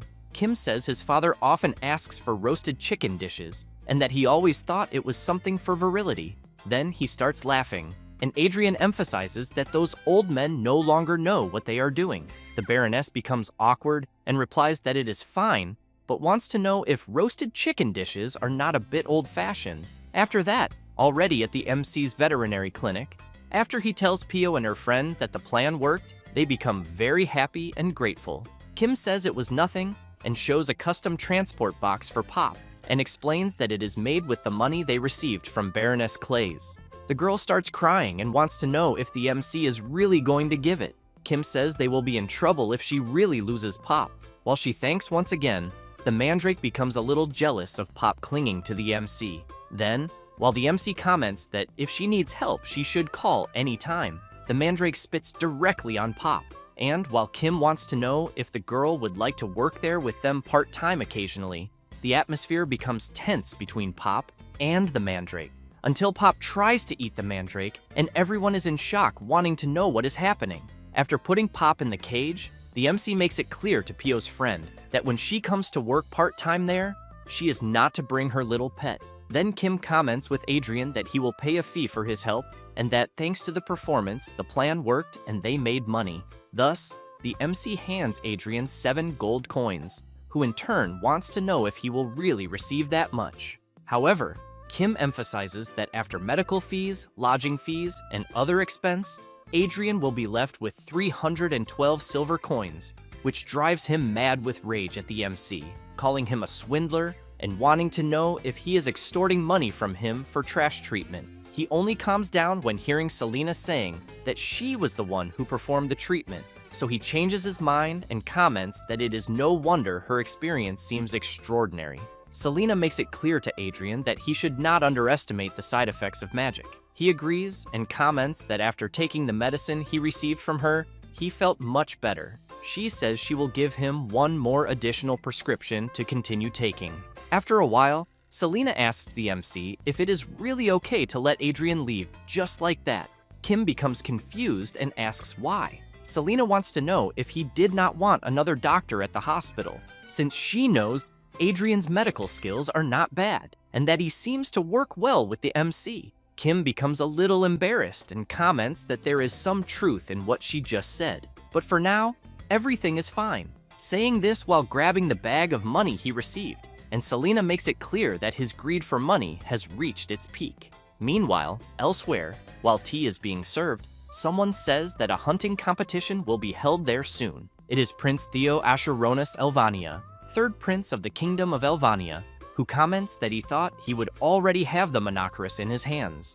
Then he asked Baron Doyle what happened. He laments and says he is still looking for opportunities, but emphasizes that there is never a moment when Kim Ojin's veterinary clinic is empty. Theo makes it clear that this method of waiting for a moment with no one around is low class. Then he says that what should be done is to make them proudly present it in front of everyone. Doyle bows his head and agrees with the prince's wise words, and emphasizes that he has been a fool all this time. Theo then says that the movements of the first and second princes have been suspicious lately, since he knows that to subdue those irregulars at once, he needs the power of the monoceros. Then he emphasizes that if he does not ascend to the throne, Baron Doyle will also be in a bad situation. But while speaking, a creature keeps making noise in the background. With that, he becomes furious and shouts, wanting to know if Baron Doyle cannot silence his little pet. He becomes very frightened and quickly apologizes to the prince, but explains that it is time for his little animal to eat. While Prince Theo tries to calmly drink his tea, the wolf keeps making noise, and the Baron's butler tries to calm the creature by telling him to try eating a cucumber, but it ends up not caring at all. Then, while someone approaches with a portion of chickpeas, the butler keeps trying to calm it by saying he will give it an apple when they arrive at the mansion later. But as soon as the wolf sees the food, it quickly jumps, and as it tries to eat, it ends up scaring the man who was bringing the chickpeas. With that, Prince Theo is astonished to see his food thrown into the air, and as soon as he sees Baron Doyle's wolf eating the chickpeas, he begins to tremble with rage. Thus, he goes to the Baron and asks him to leave immediately. Back at the MC's veterinary clinic, Pio is telling the client that the Fenrir surgery was completed, but emphasizes that many accidents occur when they fall after waking up from anesthesia, and therefore asks the client to please watch the little animal carefully for a while. The old man is happy and begins to cry upon learning that his baby will be fine. Kim asks the man to return next week to remove the stitches. Having said that, he calls the next patient. It is Pio's friend with her little pet. Kim is surprised to see her, but wants to know what happened with Pop this time. As soon as they place the animal on the examination table, Turna says that it is not Pop, but rather her younger brother, Cheap. Kim comments that then it is no wonder he is not clinging to her neck. Turney continues saying that lately, Cheap has been sleeping all the time and coughing. The MC, after observing the animal for a bit, comments that maybe it is just a cold, but that it also seems Cheap has slight muscle weakness. Thus, Kim asks Tern to give the prescribed medicine once a day and feed him with warm water with dissolved brown sugar frequently. She thanks the MC and makes it clear that she will do that. However, the next day she returns saying to the MC that there was no improvement in her little animal and that somehow her dog also got sick, and that is why she brought both together. Kim, after briefly observing the animals, asks Turney if she is sure the symptoms are the same, because he thinks that if they are, it seems contagious. Thus, he makes it clear that he will hospitalize both since it would be problematic if it spread to others. After that, the next day, Tyrna appears crying and saying that all the other animals are also showing the same symptoms. Kim becomes intrigued by this and questions himself if this can really happen in just one day, and whether by chance the animals live in different places. Until a target comes to his mind, and observing the other patients there, he thinks that most of the patients in the clinic showed the same symptoms, so he questions himself if it could be not just a cold, but an outbreak of an infectious disease. Thus, he shouts, asking all patients to please cover their noses and mouths and not touch anything with hands that touch the animals, and that everyone should wear gloves. Pio shouts next, informing that animals with symptoms of cold and lethargy go to the second floor and that all other animals should stay on the first floor. After some analyses, Kim says that the symptoms themselves are not severe, but emphasizes that the problem is that there is no improvement even with medication, and that he cannot predict if it will worsen. Selena emphasizes that it is also problematic that it affects all species indiscriminately, so she makes it clear that if this continues, she fears that at this rate it will spread widely in a short time. With that, a few days later, faced with several people crying for help, Selena thinks that her words have come true. Kim apologizes to the people and says that there are no more vacancies in the clinic and asks them to please go to another hospital. Some people shout, saying that all the other hospitals are already full too. Hearing this leaves the MC very worried, thinking that the situation is worse than he imagined, until the Lord who owns the giant rabbit arrives shouting, asking the MC to please take a look at his Elizabeth. Kim looks at her and immediately wants to know how a pet that stays indoors can catch an infectious disease. So he asks the Lord if he took her for a walk somewhere. He replies no and explains that he has been playing with her at home, but emphasizes that for some reason Elizabeth was bored, so he bought her a friend and fears that this is what brought the disease. Kim cannot believe that the Lord actually bought a turtle for the huge rabbit. Then, he apologizes and makes it clear that he cannot examine her. The Lord becomes quite impressed and asks the reason. The MC says that the clinic is already full of hospitalized patients. The Lord wants to know if that really is the problem. Then he turns, calls his butler, and asks which is the nearest building around. He replies that there are 2 in the alley, but as soon as he shows the location on the map, he explains that one of them is empty. While the Lord says that he will lend the MC one of his buildings, he keeps thinking that the Lord who owns Elizabeth seemed to be just rich. But in the end, he is a real estate magnate. Thus, very moved by the Lord's idea, he wants to know if he has ever considered adopting a person. With that, the MC ended up operating a temporary annex. Then, very happy, he breathes a sigh of relief and comments that at least one problem was solved. However, he soon realizes that it is not quite like that, because now that he has 2 places to treat patients, he knows that by developing the medical team and treating patients alone in 2 places, this absolutely will not work. Then he thinks that he needs one more doctor to make it work. Meanwhile, at Veterinarian Adrian's house, he is commenting about the clinic being empty again and wonders the reason. His butler says that to begin with, they did not have many patients, and since Adrian is frequently away from the clinic, he thinks even the occasional patients stopped going. Adrian becomes irritated and asks if it could be because of Kim Ojin after all. The butler tries to explain better, saying that it is not that, but Adrian does not want to hear it and comments that he knew the problem was the idiot Kim Ojin.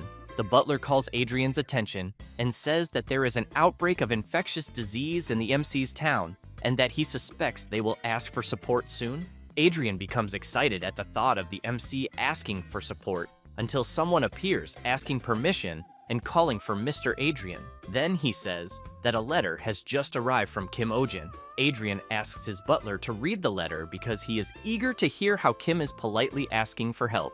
The butler begins to read the letter and says that Kim Ojin really tried not to contact Mr. Adrian, but that given the situation, he had no choice but to send a letter, and that it was not to be misunderstood because he was also irritated, but that he knew that in any case, Adrian had no patience after all.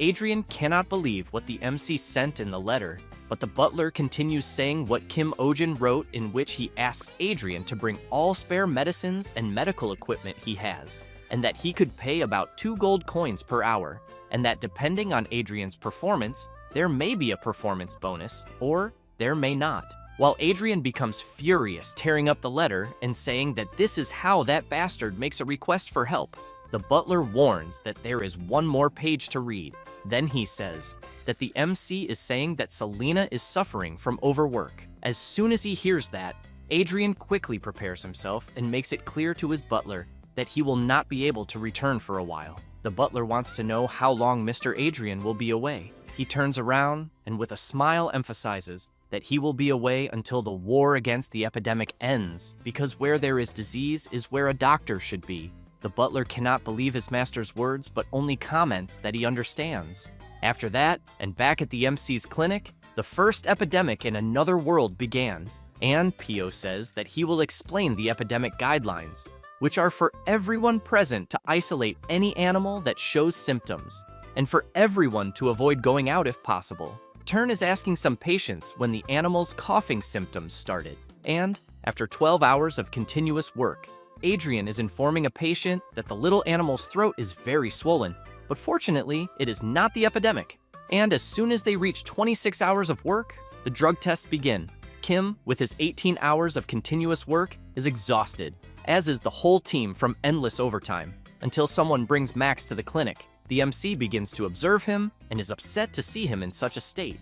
Mr. Schwein says that he has 2 more and that somehow he ended up taking care of the hunting dogs. The old man emphasizes that they should participate in the next hunting competition. Along with Max are Silva, a Draco dog with speed characteristics, and Mir, a very shy dog. Schwein takes a deep breath and laments that the hunting competition is approaching, precisely when the epidemic began. Turney warns Kim that the hospitalization ward is already full, but he replies that it is fine because they will open more spaces. Then he comments that they are still working to find a treatment, but assures that everyone there will do their best and that Mr. Schwein should wait a little longer. With few alternatives at the moment, he replies that it is fine and thanks the MC. After that, in a ward crowded with animals, Adrian wants to know why they keep accepting patients since he knows they have exceeded the limit that he and the MC can handle. Kim comments that somehow they need to try to do what they can, until Pio appears saying that some owners are beginning to want their pets discharged, and that they say that if it is just a little cough, it should not be a big problem for daily life. The MC emphasizes that this may be true for humans, but makes it clear that they cannot send them back like that. Then he wants to know what if Mr. Schwein's hunting dogs can no longer hunt, because he knows that the abandonment of animals when they lose their identities happens more often than everyone imagines. Pio and Adrian are quite surprised to hear this, but the MC continues saying that Mr. Schwein is a good person and that therefore he probably would not do that, but they do not know about other dog owners, but that this does not apply only to hunting dogs, but to all animals. Besides, the longer the animals stay sick, the more it disrupts daily life, and then people will not want to reduce their dependence, and voiceless lives are often easily ignored. After that, night falls, and Kim is thinking that he tried to create antibiotics using the power of the dragon necklace, but that for some reason they all failed. So he thinks that in the end, the necklace is not omnipotent, until Selena approaches asking the MC to stop doing that, because she knows that excessive use of the dragon's power necklace can strain his heart. Then she emphasizes that being empathetic will not solve anything since the epidemic seems to have more complex reasons. Close to entering a state of madness from not sleeping due to the workload, Kim wants to know if it is that mana problem again, because he thinks that maybe he should try to learn to use magic and that he should also study alternative medicine. Selena wants to know how long he has not slept. Kim says it has been exactly 3 days in a row, but while he was going to say that he is still fine, Selena hits him on the head and puts him to sleep in bed. 5 hours later, he wakes up startled, wanting to know where he is and who he is. Tern is glad to see that he woke up and brings him some things to eat and regain his strength. Kim is quite impressed to see freshly fried eggs and bacon. Turney says that it was Pop herself who laid the egg and that he knows it is not fertilized, but that it is full of nutrients. Kim is a little reluctant to eat after knowing that, but changes the subject and wants to know where Pop is. Turney says that she is at her house, and the MC asks why. A little embarrassed, she replies that it is because Pop did not catch the epidemic. Kim is very confused and asks if she is saying that only Pop did not catch it among all the animals in her house. Turney replies yes, and explains that she thinks it is because Pop is healthier than the others, then emphasizes that Sionja did not catch it either. Kim starts thinking about his monoceros and wonders why he did not realize this until now, and if by any chance Sionja is really fine in a clinic full of patients. Then he begins to think about Pop and Sionja together and wonders what the common point between the two is, whether it could be diet, preferences, blood type, or even luck. After joining Adrian at work, he still keeps questioning himself about the common points, and Adrian keeps watching him without understanding anything. Meanwhile, Pio is trying to calm the Mandrake and Sionja so they do not fight, but the Mandrake spits right in the middle of the black cat's forehead, and the MC ends up seeing this and gets an idea. Then he remembers that earlier Pop took a spit on the forehead from the Mandrake, and while watching Sionja trying to eat the plant, he concludes that it can only be the Mandrake's saliva that prevented Sionja and Pop from catching the epidemic. Therefore, they collect a little of the clean saliva from Sionja's face, place it in an observation container, add an experimental plant contaminated with the saliva of an infected patient, and if the gray experimental plant turns green, they will know it was a success. With this, they start shouting happily upon discovering that they created a cure for the epidemic. Kim and his whole group start crying with joy and captivating the Mandrake, but while the plant remains suspicious, Kim emphasizes that the problem will be mass production, since he knows that even if it is saliva, it is still plant sap. Selena wants to know if they could squeeze the Mandrake, but the MC emphasizes that this is very inhumane. However, Selena goes to prepare something while considering the possibility of diluting the saliva in water and, as soon as she finishes the preparation, places the glass near the Mandrake. which only keeps looking suspiciously. The plant begins to smell the straw, and as soon as it starts drinking, it falls in love. And while it keeps drinking, Selena tries to take advantage of the distraction to grab one of the leaves. Then she squeezes the leaf, and soon sap begins to drip. Kim is very impressed to see how much they managed to collect in an instant. Then he wants to know what the hell Selena gave the mandrake. She says that she mixed water with sugar that the mandrake likes, with the nutritional solution used to grow herbs, and, in the end, added a diuretic.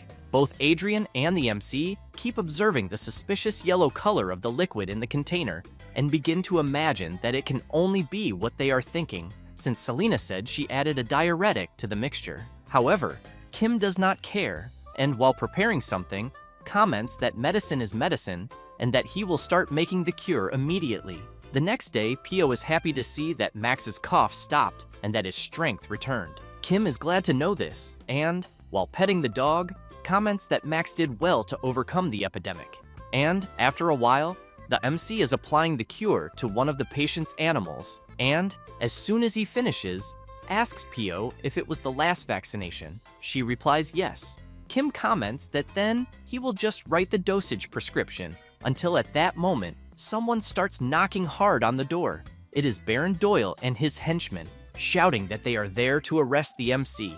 The people outside hear this and are worried about Kim and wonder what is going on. The MC appears at the door and, trying to hide his nervousness at seeing who is there, starts laughing and asks what they are doing there. The Baron comments that it has been a while since they met, but then shouts that they will be arresting him for deliberately spreading an animal epidemic and pocketing fees for unfair treatment. Kim laughs and asks the Baron on what grounds he is accusing him. Doyle shouts, asking the MC not to try to get away with this. Next, he wants to know if the MC had not said with his own mouth that the demon's messenger, Sionya, would spread the epidemic. Kim cannot believe it and thinks he would never have imagined that what he said back then would make sense in what just happened. However, he tries to explain himself by saying that he only said something similar, but wants to know if that is not why the treatment went so well, and, showing the Monoceros, says that even the M on its forehead disappeared. Then he approaches the Baron and asks why he would want to go through all this trouble. Doyle says it was to pocket the treatment fees. Therefore, he orders his henchmen to take the MC inside, since they discovered it when investigating. And to guarantee proof and avoid recurrence, he makes it clear that they will take the cat as well. The Mandrake, on the other hand, loves to know that Sionja is going to be taken away. Kim, a little worried, thinks it is as he imagined, in which Sionja was their true target and the epidemic was just an excuse, and that their goal from the beginning was. Before finishing his reasoning, he is interrupted by Pio, who starts screaming like crazy, saying that Dr. Kim is not the kind of person the Baron is talking about. Pio goes to the Baron, points her finger, and makes it clear that he is the one blinded by money. Doyle calls her an idiot and wants to know how she dares insult him. Pio does not care, and very furious keeps shouting, wanting to know if the Baron knows how much Dr. Kim worked to eradicate the epidemic, but the MC interrupts her and asks her to stop. Then he says it is all right. Next, he shouts that they should not waste more time because he will go with them. Both Adrian and Pio cannot believe that the MC is willing to surrender. However, he turns and makes it clear that they will sedate Sionja before taking him. Doyle does not like this and says it is unnecessary because they brought an iron net. Kim emphasizes that he will by no means let them take Sionja in an iron net and that the Baron knows Sionja is not exactly docile, because if he gets hurt, it will be very problematic for both. Doyle takes a deep breath and says fine, and asks Kim to do it as quickly as possible. As soon as they put Sionja on a table, the MC asks Selena to give the sedative. Then he quietly tells her that when he gives the signal, she knows what to do and that he will be counting on her.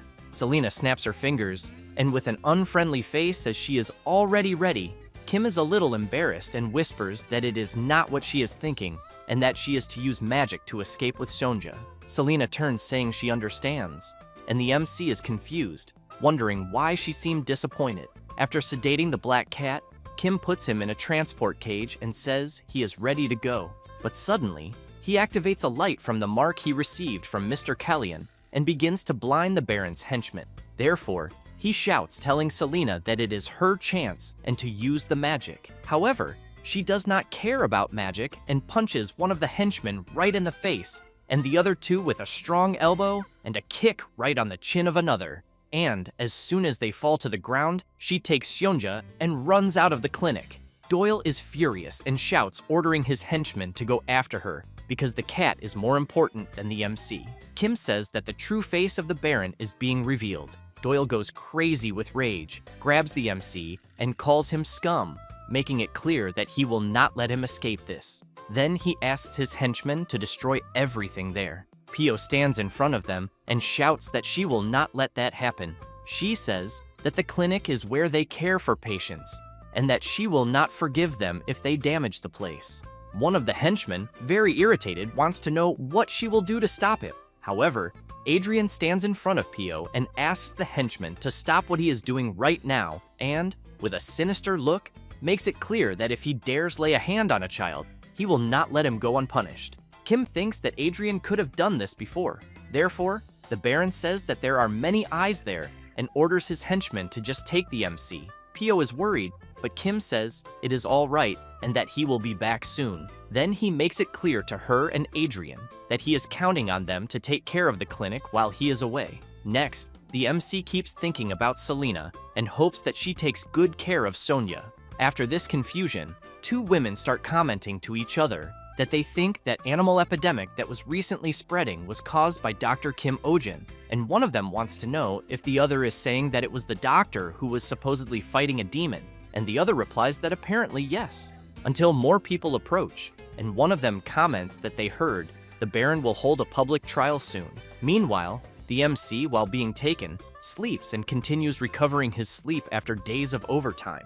But as soon as they arrive, the Baron's wolf starts barking and he shouts, asking the MC to wake up. Kim slowly starts waking up and, sleepy, wants to know what is going on. Doyle shouts, asking the MC to tell him where he hid the cat and the elf. Kim, while yawning, replies that he would not know, but thinks that apparently Selena escaped safely. The Baron wants to know if the MC, an insignificant being, would like to feel a little pain. Then he says that his wolves have been bored lately, but Kim is surprised by something, since Magma, the Baron's pet wolf, seems to be suffering from something. And quickly, Doyle wants to know what is wrong with his wolf's posture. The MC says that apparently Magma has a stomachache and wants to know if he showed any unusual symptoms lately. Doyle agrees with Kim and says that his little animal had not been feeling well since early. Kim wants to know if the Baron can be more specific about how the wolf is unwell. Doyle says that Magma is lethargic and that there was blood in his urine. At that moment, as soon as the MC hears this, he shouts, saying that he needs to examine the animal immediately. However, the wolf does not like Kim's approach and starts growling at him, but the MC tries to calm him down, saying that it will be just a quick look.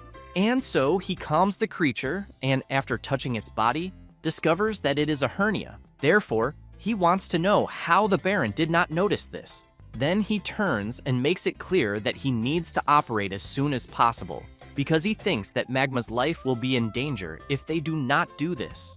The Baron is very scared, not believing that his little pet is in danger. After a while, outside the Baron's castle, someone is lurking. It is Selena and Shonya with his grown horn. She asks Yeonja to calm down because she is sure Kim is safe. Meanwhile, inside the castle, the MC is shouting, asking to take Magma to a clean room immediately and to prepare the listed tools and medicines because the surgery will begin. While Kim completes the anesthesia and disinfection, Doyle is apprehensive, waiting for the surgery to end. The MC continues doing his work while the Baron's henchmen assist him with the tools. However, one of them asks Doyle to wear one of the aprons they are using. He is a bit reluctant about it since he knows it is a maid's apron, but his henchman explains that the MC said it is to prevent infection. Then Kim asks to check Magma's temperature and to prepare the administration of more anesthetic in 5 minutes. While Magma remains sedated by the anesthesia, the MC asks one of the henchmen to sterilize the forceps used. Doyle continues worried about his pet until the MC shouts, asking to close the door because the wind is coming in. They quickly close the door. Outside, a man wants to know if they can really trust the MC, and another stresses that he probably doesn't have good feelings towards them. Then he emphasizes that he has never heard of the disease called hernia that he mentioned. Doyle comments that it is not like that, and leaves the man confused, trying to understand what the Baron is trying to say. Then he turns and, looking at a portrait on the wall, says that Magma's mother died with the same symptoms. So he wonders if his pet is suffering from the same disease. He thinks this while staring at the portrait of Angela, Magma's mother. After a while, on a table, there are several papers, and the Baron wants to know what it is. One of his butlers says they are petitions. He also says that all the petitions are requests to release Mr. Kim. Doyle can hardly believe the number of requests. Then the man says that one of the petitions is from Lady Marianne Astrid. Doyle wants to know if by any chance it is that stubborn young lady from the Astrid family. As soon as he starts reading the petition, he realizes that she is saying Lady Marianne will denounce them to His Majesty the King for false accusations if they don't release Kim Ojin immediately. At that moment, the henchman who is assisting the MC in the surgery opens the door and says they are finished. The Baron immediately runs out shouting for Magma. His henchman says the surgery was a success, and that the MC said to give medication for a week and then remove the stitches. Doyle thanks God that his baby is fine, but then remembers something and sees the MC sleeping deeply. The henchman comments that Kim said he had not been able to sleep recently because of the epidemic, but he wants to know if they should already take him back to prison immediately. Kim starts drooling from so much sleep. Doyle sees this and comments that there is no need to put the shackles back on. After a while, the night goes by, and the MC, while still sleeping, begins to dream and questions where he is. And as soon as he hears voices, he also wants to know if they could be from his mother and father. Then he understands that he is at his parents' house, and while he sees his mother commenting that she thinks her son's clinic is in trouble again, the MC realizes that it is a dream, until his father sighs deeply and comments that they had told their son to go to medical school, but he didn't listen. Then the scene changes, and a creature walks slowly. Kim wonders if it could be a cat or a lion, and, while being licked, he asks himself if it might be an animal he treated. Hugged warmly by a Monacaros, he feels warm and pleasant. Meanwhile, Prince Theo is furious, wanting to know if the Baron really lost the Monacaros again. Doyle says that apparently the creature was delivered to the Order Etherion. The prince is very surprised and immediately wants to know what the Baron is talking about. He says that the elf named Selena, who was with Kim Ojin, seems to have been an agent of the Order Etherion, and that there is also a report of her encounter with a suspicious group of elves. Theo doesn't like knowing this, and shouts that the Baron can't do anything right. He lowers his head and says that he is very sorry and asks for the deepest apologies. Then he wants to know if they can release Kim Ojin. Theo wants to know what he means, and Doyle says they are in a difficult position because of the constant complaints, and that it is not only the commoners, but even the nobles are making a fuss. The prince begins to tremble with anger and says that the Baron can do as he wishes. After a long night, the day dawns and Kim asks them to bring Magma to his clinic in 3 days to remove the stitches, and until then, follow the precautions he noted. One of the henchmen says he will also bring his pet soon. Kim smiles and says that he had indeed mentioned a hunting dog with bad knees, and that he should bring it as soon as possible. The other man asks the MC to be careful from now on, and Kim thanks him, until the MC is surprised by something as he sees his whole group along with the animals running towards him. The mandrake, so happy, jumps out of the ground and goes straight to the MC, who immediately wants to know what everyone is doing there. The Lord wants to know what he means by that, since they were all waiting for him to come out. Kim can hardly believe it and asks if it is really true that they are all there for him. Then Mr. Schwein says that if they had arrived later, he thinks they might have had to enter the castle.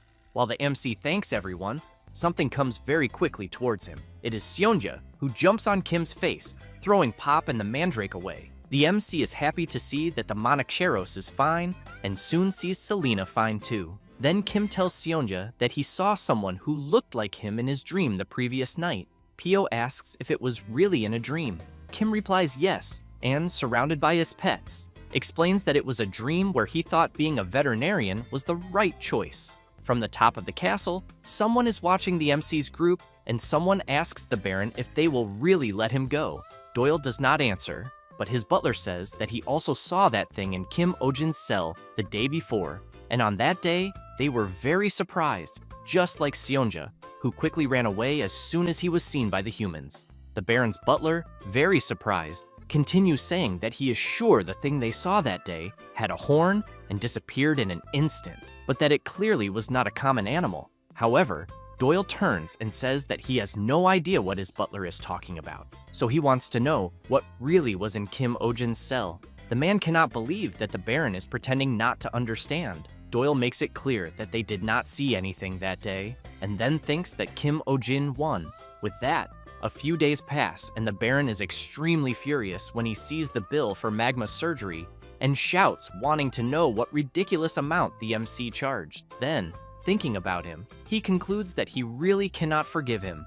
Meanwhile, at the clinic, someone is saying good morning to Miss Selena, and Kim wants to know why the guy is there again. It is Adrian, who arrives saying that he brought the herbs Selena had mentioned before. She comments that it must have been difficult for him to find that in this season. Adrian says that there is nothing he cannot obtain for her, so Selena gives him a list. She begins to observe the herbs that Adrian brought and sees that there is Sprincia, Morning Dew, and even Gentria seeds.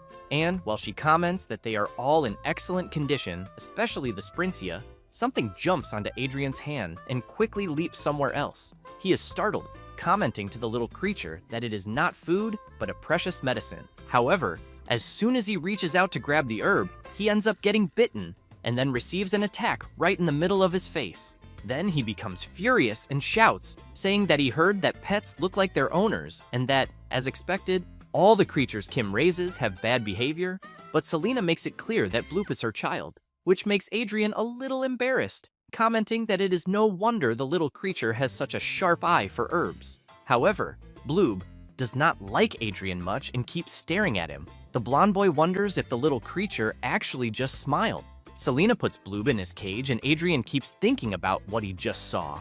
Meanwhile, Bloob, while chilling inside his cage, thinks about his name Ping Ping, and that he is a Bloop, a sacred and special being, and that there, in the clinic, a place where hundreds of animals go every day, there are two holders of power. He, Ping Ping, who claims the herb room on the second floor as his main territory, and Seonja, Kim Ojin's right hand, and the highest authority of the clinic. Well, he thinks at least superficially, since he knows that certainly Seonja is physically stronger. However, no matter how strong Seonja is, he knows that he cannot mess with him carelessly because of the division core inside his forehead, since the moment someone annoys him, he multiplies exponentially and causes calamity. Then he thinks that when they first met, Seonja instinctively felt the danger and immediately attacked him, but quickly revealed his power and made everyone tremble in fear. However, he knows that after that he was welcomed by Selena, the true power there, and began to appreciate life as one of the two authorities along with Seonja. After that moment of reflection, someone is shouting for help. A patient arrives saying that his son was run over by a carriage and his little creature is not breathing. The other patients in the clinic are surprised, wanting to know if the person did not arrive too late. Kim, as soon as he observes the little creature, realizes that the airways are clear, so he calls Pio and asks her to time at 1-minute intervals and inform him. Therefore, the MC starts doing chest compressions, followed by mouth-to-mouth, and as soon as he goes back to doing chest compressions again, the people around want to know what the doctor is doing, since they have never seen anything like that before, until the little creature suddenly starts coughing. With that, Kim says that the animal's breathing and pulse have returned, but that he will move it to the examination room immediately. People cannot believe what they just saw, as they thought the little creature was dead. Ping Ping, just observing all this commotion, thinks that the MC really is someone extraordinary to bring the dead back, and that now he can clearly see why Selena made him her subordinate. At that moment, Kim asks the mandrake to let him borrow a leaf. While the mandrake is moved by the MC's request, Ping Ping thinks that he had forgotten her, Seonja's servant, and as soon as the plant gladly hands over one of her leaves, Ping Ping knows that she is a medicinal plant cultivated there, but finds it very amusing to see her doing such pathetic acts. However, the mandrake realizes that she is being watched by the bloop and puts on an unfriendly face. Ping Ping realizes that she did not like being watched, but wonders what she will do if he keeps staring at her, and then thinks that she is really insignificant. After that, later, Ping Ping is running on his wheel, and as soon as he stops, all tired, he thinks that the daily training is complete. Then he jumps until he reaches the top of a shelf and knows that there is his stronghold and that it is a tribute to Kim Ojin, offered as a sign of loyalty since it has a view of the entire interior of the clinic, being located in the best place, with the most comfortable temperature and humidity. However, he is extremely shocked because the place he most desires is destroyed. Then he begins to wonder who dares to commit such an atrocity, but it doesn't take long for him to notice something, and he sees the mandrake laughing suspiciously while holding on to the top of the window. Thus, he becomes furious and really wants to know how she dares to do this, since he has in mind that after receiving several awards for recent development of medicines, she became able to move freely outside the pot. Therefore, still very furious, he thinks that just because she learned to take a few steps with her pathetic legs, she thinks she forgot her place and dares to challenge him. Then, while jumping, he thinks that he will immediately establish who is in charge there. He then tries to land a kick on her, but the mandrake defends the attack and throws Ping Ping back. He does not like this very much, because he knows that thanks to medicinal herbs, not only did the plant's body grow, but also its durability improved a lot. However, he thinks that no matter how much she fights, she is still just a humble plant. Thus, he jumps high, and this makes the mandrake very worried, and while he lands a kick on her pot, he knows that when she loses the pot to return to, she will simply wither and die. The pot falls from the shelf and shatters completely upon hitting the floor, scattering all the soil. The mandrake cannot believe it and begins to cry as she sees her home completely destroyed. Ping Ping watches her from above and thinks that this is the difference in level between them. However, the mandrake turns furious, and Ping Ping thinks that this is not a good thing, since he knows that the plant has a secret weapon, a sonic attack that can easily rupture eardrums. So he prepares himself, thinking that she will use the attack, but realizes that his arms cannot reach his ears. But as soon as the mandrake tries to unleash her secret attack, nothing happens. Thus, Ping Ping starts laughing and thinks that she not only lost the pot, but also her voice. And while he keeps laughing, the mandrake panics, unable to believe it, until the MC opens the door and, a little sleepy, wants to know what is happening there and ends up seeing the mandrake on the floor with a crying face. Kim picks her up and realizes that her pot broke, then begins consoling her, saying that everything will be fine, until something comes to his mind, and looking at the plant, he comments that he understands. That said, he says that it is already time to replant her, since he has in mind that the mandrake, which recently received quite a bit of super growth serum, had its height increased by an incredible 1.5 times. Therefore, the MC takes a new pot and says he had prepared it, a new spacious home. Then he says that the inside was carefully filled with layers of top quality soil, and that to finish, he used a premium organic nutrient service. Kim gets excited, claps his hands, and congratulates the mandrake on the new home. However, he sees that she is very weak and discouraged, and immediately wants to know why she is like that. He tries to play with her, but the mandrake is very frail. The MC wants to know if she didn't like the new home. Selena notices this and decides to pull one of the plant's leaves, which makes the MC quite scared, wanting to know what Selena is doing. Kim immediately prepares for the mandrake's scream, who in turn gets irritated for having one of her leaves pulled out without permission. But when she tries to scream, nothing happens. And while the plant feels embarrassed for not being able to scream, Kim says that apparently she going out of the pot so often lately made her lose her voice. However, he emphasizes that she doesn't need to feel so hurt in her pride, as they already replanted her and her voice will return soon. After that, the next day, the mandrake is even more withered and almost lifeless, and the MC, as soon as he sees her, gets very worried, wanting to know why the plant is aging so fast, as he fears that if she continues at this pace, she will completely wither and die. Selena wants to know if by any chance the fertilizer wasn't enough until Pio appears shouting, worried about the plant. And as soon as she goes to the mandrake, she wants to know how the MC can be so ignorant as to have completely changed all the soil in the pot, and if by any chance he never dedicated himself to agriculture. He feels embarrassed and replies that apparently Pio must be from a cold city. Pio explains that the soil is like blood and flesh for plants, and that humidity, microorganisms, and nutrients live together. Therefore, she makes it clear that the MC, by changing the familiar soil for new and unknown soil, caused a rejection reaction. Pio gets even angrier and shouts warning that if she had arrived a little later, she's sure the mandrake would have withered to death. Kim falls to his knees on the ground and keeps apologizing non-stop and asking what he can do to help. She replies that there's nothing they can do except let the mandrake overcome it with her own willpower. Then, she starts removing all the plant's leaves to prevent moisture loss.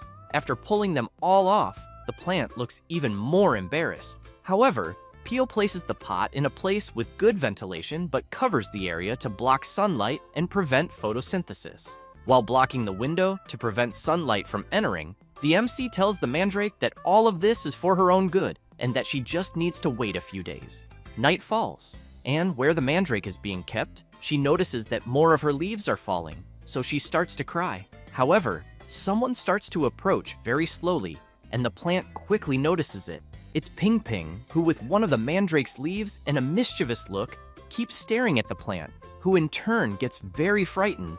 The little hopping creature starts eating one of the mandrake's leaves as if teasing her. However, someone appears and catches Ping Ping. It's the MC, who says he was wondering who kept stealing the medicinal herbs and wants to know what kind of rodent eats things like that. After taking the leaf out of the little creature's mouth, he wants to know if she realizes how precious the mandrake's leaves are. But Ping Ping doesn't like that, jumps from the MC's hand and bites the finger of his other hand. While Kim tries to pull the rodent away, Xionyea quickly approaches and strikes the little creature with a paw. However, due to the blow it took, Ping Ping activates the multiplication core on her forehead. Kim becomes very frightened and shouts, asking the little creature not to do that. Then, while shouting that he'll do anything for Ping Ping not to divide, his dragon necklace glows intensely, and a power shoots out from it, hitting Ping Ping squarely. A strange reaction begins to happen, and then the power from the dragon necklace manages to remove Ping Ping's division core. Kim is frightened, wanting to know what the hell is happening, until, as he steps back, he bumps into a chair and ends up falling on his butt. The power starts ricocheting everywhere and goes straight toward the poor mandrake, who just stares at the power coming her way. Kim screams, worried about her. However, as soon as she is hit by the power, she instantly recovers from the state she was in and becomes radiant. Taking advantage of the beautiful moonlight outside, the plant makes a little scene, which leaves both Ping Ping and the MC wondering what the hell the plant is doing. The next day, after Selena observes a bit of what happened the previous night, she says that it's a normal plant cell division. Then she explains that the energy from Ping Ping's division core came into contact with the mandrake, causing abnormal cell division, and that's why her body instantly recovered and became even stronger. Pio is happy to know that the plant will be fine in the end. Meanwhile, Selena looks at Ping Ping, picks him up in the cage, and asks the little creature not to be sad because his core is safe. And while giving him one of the mandrake's leaves to eat, she points out that he'll recover soon once he regains his energy. Then Selena becomes intrigued by something and, thinking about her master, reflects that, as expected, the division core he created is truly excellent. Next, Pio says there's a scary ghost story in the Western Forest known as the Tale of the Legless Beauty, and that, although she appears to be a beautiful woman with long hair, in reality, they say she's a man-eating monster with vicious teeth. Without hind legs, she crawls on her front limbs, appearing when she hears a baby crying, and some even say she's the vengeful spirit of a yokai who went mad after losing her child. Kim grabs Xionyea tightly and, terrified, asks Pio to stop, saying she should say something that makes sense. She insists it's true. Kim says that no one has seen her, so he thinks it's a lie, but Selena says she has seen this woman in the forest. The MC becomes even more scared, wanting to know if she's joking, and Selena says she saw her in the Western Forest the previous week. Then she explains that there were traces of something crawling on its front limbs all over the place, and that thanks to that, there were fewer people around, so she could gather herbs comfortably. Then Kim becomes even more frightened when he hears a strange sound, and on the other side of the door, the sound grows even louder. Both Pio and the MC are terrified, and Selena comments that it seems like someone is there. But as soon as they open the door, they see the dog Max with something in his mouth. Kim starts petting him, and wants to know what he's holding. As soon as he takes it, he realizes it's a piece of Mr. Schwein's clothing and wonders if something happened to him. However, he soon runs after him with Max, and as soon as they find him, Schwein wants to know what the MC wants. Kim sighs in relief and says he found a piece of his clothing in Max's mouth and thought something had happened. Schwein explains that it's just a comfort item for the dog, and the MC gets annoyed for worrying for nothing. The old man also says he thinks Max was bored because he's been very busy lately. Kim wants to know if Schwein is working that late at night, and he says there's a situation going on, asking if the MC can see the net on the tree in front. He replies that he can. Schwein says there's a kitten trapped inside the net, and Kim becomes confused, asking the old man to be clearer. He explains that recently, hunters have been getting close to the western forest and have set up nets like that everywhere, and that young animals keep getting caught. Kim thinks that even in this world he's currently in, there are still those bastards. Then they go to where the kitten is trapped, and Mr. Schwein says that the net is hanging very high and that he can't pull it down. So he says he'll be back soon with a stick. Kim says he understands and that he is worried about the kitten's health. Then he notices something strange and, seeing some marks on the tree, wants to know what they are. Schwein is impressed and says he thinks they're scratches, as if something had clawed at it. Kim looks to the side and sees some footprints around the tree, commenting that they're quite peculiar, almost as if an animal with only front paws had been crawling. He says this while thinking about the monster Pio mentioned. Then he wants to know why the old man is suddenly making crying sounds, so he tells him not to joke about it because he really hates that kind of thing. Schwein starts sweating nervously and replies that he's not making any sound. At that moment, a creature with sharp teeth approaches and begins moving toward them. Both the old man and the MC get scared and scream, saying that the legless monster has arrived. However, as the creature gets closer, they see that it's not the monster the MC was imagining. Then he realizes it's just a fox, and that apparently the animal injured its hind legs, which is why the footprints were dragged. Then, from inside the net, the creatures trapped there begin to make noise, and the fox reacts to it, quickly trying to climb the tree with her claws. Kim notices that the creature is reacting to the kitten's cries. The fox tirelessly continues trying to climb the tree, and the little animals trapped in the net start moving, causing the net to sway from side to side. Kim comments that at this rate they're going to fall, and it doesn't take long for the net to come loose. The MC prepares himself and jumps, grabbing the net with the little animals inside. As soon as he sees they're safe, he feels relieved. However, he notices something and sees that it's not just a kitten there. There's also a fox cub that already seems to be dead. At that moment, the fox appears behind the MC with bloodshot eyes, and he turns around, very worried. Seeing the furious creature, he thinks he let his guard down, but a vial is thrown and hits the fox, spilling something over her. Kim realizes it's a tranquilizer that quickly knocks the fox to the ground. The MC sees it was Selena's doing, and she wants to know if he's hurt. He is very happy to see her and thanks her several times, but wants to know what she's doing there. Selena says she was curious about the creature they mentioned earlier, but in the end, it was just a celestial fox, which is known for having a cry that resembles a woman's voice. Kim wastes no time and quickly starts treating the creature since she's in bad shape with many wounds. When he touches one of the fox's paws, he sees there are also bullet wounds on the hind legs and thinks that's why the creature was only using the front ones. Selena comments that apparently the fox gave birth recently since her teats are swollen, but there are slight traces of nursing, suggesting she hasn't been feeding her young for a while. Kim becomes intrigued and wonders if the fox cub that was caught in the net was her child. The night before, in the middle of the forest, someone stood before a fox cub complaining that it would be better if it were an adult fox. The other hunter says that even so, he thinks a white fox is rare, so it must fetch a good price. Then one of them notices something, and the mother fox of the fallen cub appears. She quickly charges at one of them, who becomes very frightened, but several shots are fired. One of them, badly injured, says he thinks he got lucky and tells his friend to get out of there. The fox returns to her cubs, and one of the little creatures becomes very alert upon noticing that its mother has returned. However, her hind legs are completely injured from the gunshots she took, but even so, she doesn't stop from picking up her cub to take him away. Once they reach a safe place, she places her cub on the ground, and he begins to nurse.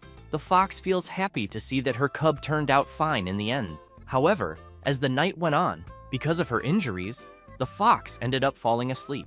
From the bushes, a kitten emerged, and the fox cub went up to it, and the two began playing together, until the fox cub stepped on a trap that instantly caught them both. Because of the noise the little creatures made, the fox woke up. The cubs, while trapped in the net, kept making noise, and the fox started sniffing around to find where her cub was. Then she heard him making noise and realized he was trapped high up in a tree. The fox, remembering what happened the previous night, wakes up startled and immediately prepares her claws. But the MC grabs her and asks her to calm down. However, she bites his arm, but soon calms down because the MC just applied a sedative to her. He tells her to stop moving or her wounds will open again. The fox ends up falling asleep due to the sedative, and Kim asks her to rest a little longer. Later, something starts making a huge noise in the clinic, and the patients get scared, wanting to know what's happening. Seonja is irritated, and Pio asks him to calm down. Then she puts him, the mandrake, and Ping Ping outside, and makes it clear to the little creatures that they can't be there at the moment. Kim, a bit intrigued, comments that it's been more than 3 days since the fox was admitted, but she still gets furious every time she opens her eyes. He also has in mind that she's developing tolerance to the sedatives. Pio wants to know if the fox doesn't realize her cub is dead, thinking that maybe that's why she keeps looking for him. Kim replies that no, and that he thinks she must already know because the cub seemed to have been dead for at least 3 to 4 days. And if she had been there the whole time, she would have noticed at some point that the cub's crying had stopped. Then he notices that the stitches have burst open again and emphasizes that it almost seems like the fox is refusing to heal, since he knows that trauma also exists in animals. Trapped in memories of pain and anger, they attack themselves and the world endlessly, just like the monsters in the ghost stories of the Western Forest. Kim asks Pio if the kitten they rescued is also doing well. She replies that yes, and points out that he has improved a lot after receiving intravenous serum, but still thinks that because he's just a baby, they'll need to keep a close eye on him. The MC asks Pio to pay attention to maintaining the little creature's body temperature and not to get close to the fox's cage. As soon as Pio sees the kitten trembling, she picks up the bottle and realizes the water has cooled, then says she'll replace it quickly with warm water. As soon as Pio leaves the room, the kitten wakes up and sees the fox in the other cage. After Pio returns, she feels a bit embarrassed but apologizes to the kitten and says she was delayed warming the new water. However, she sees that the cage is empty and the door is open, so she gets worried and starts shouting, wanting to know where the little creature went, until she sees that the kitten went into the fox's cage and is nursing. So she starts shouting for the MC, who at that moment was attending to another animal. Pio says that the kitten went into the fox's cage, and he becomes very surprised. Then he thinks that this is really bad, since he knows that in the fox's current state, she would definitely kill the little creature. Meanwhile, the kitten is calmly nursing from the fox until she begins to wake up, and the MC rushes at full speed to the room where they are being observed. At that moment, the fox fully wakes up with an unfriendly look, but the kitten continues nursing peacefully. Then the MC bursts through the door, very worried, but ends up seeing the fox crying and licking the kitten. Everyone is astonished by the scene they are witnessing, since they're seeing the creature that was once furious now tenderly caring for a kitten, as if it were her own cub.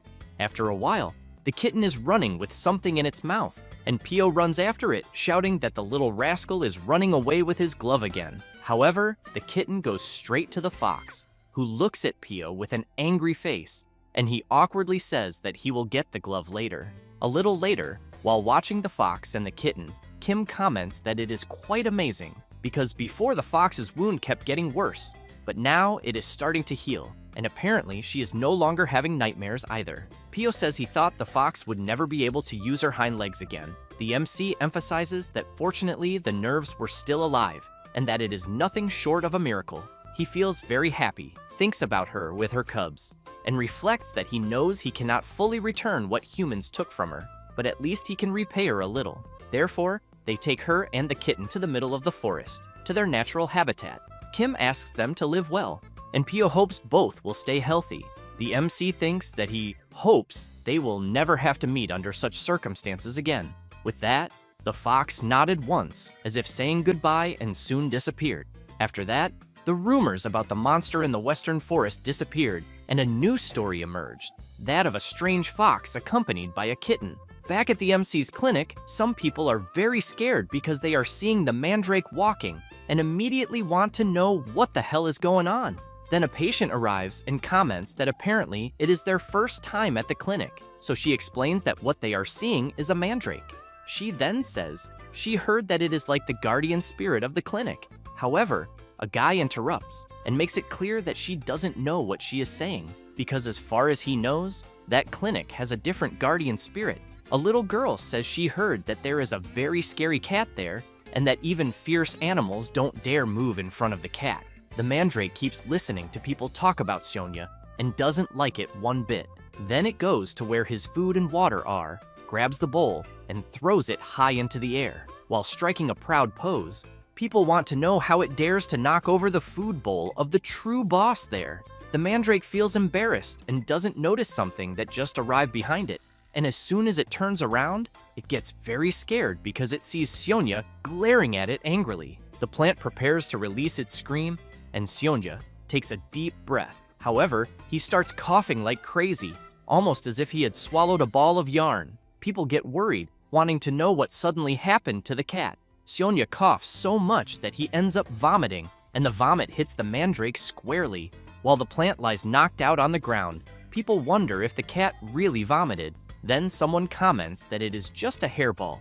It is the MC who explains that cats usually clean themselves by licking their bodies, and that the dead hair that enters their bodies during this process clumps together and is expelled through defecation or even vomiting.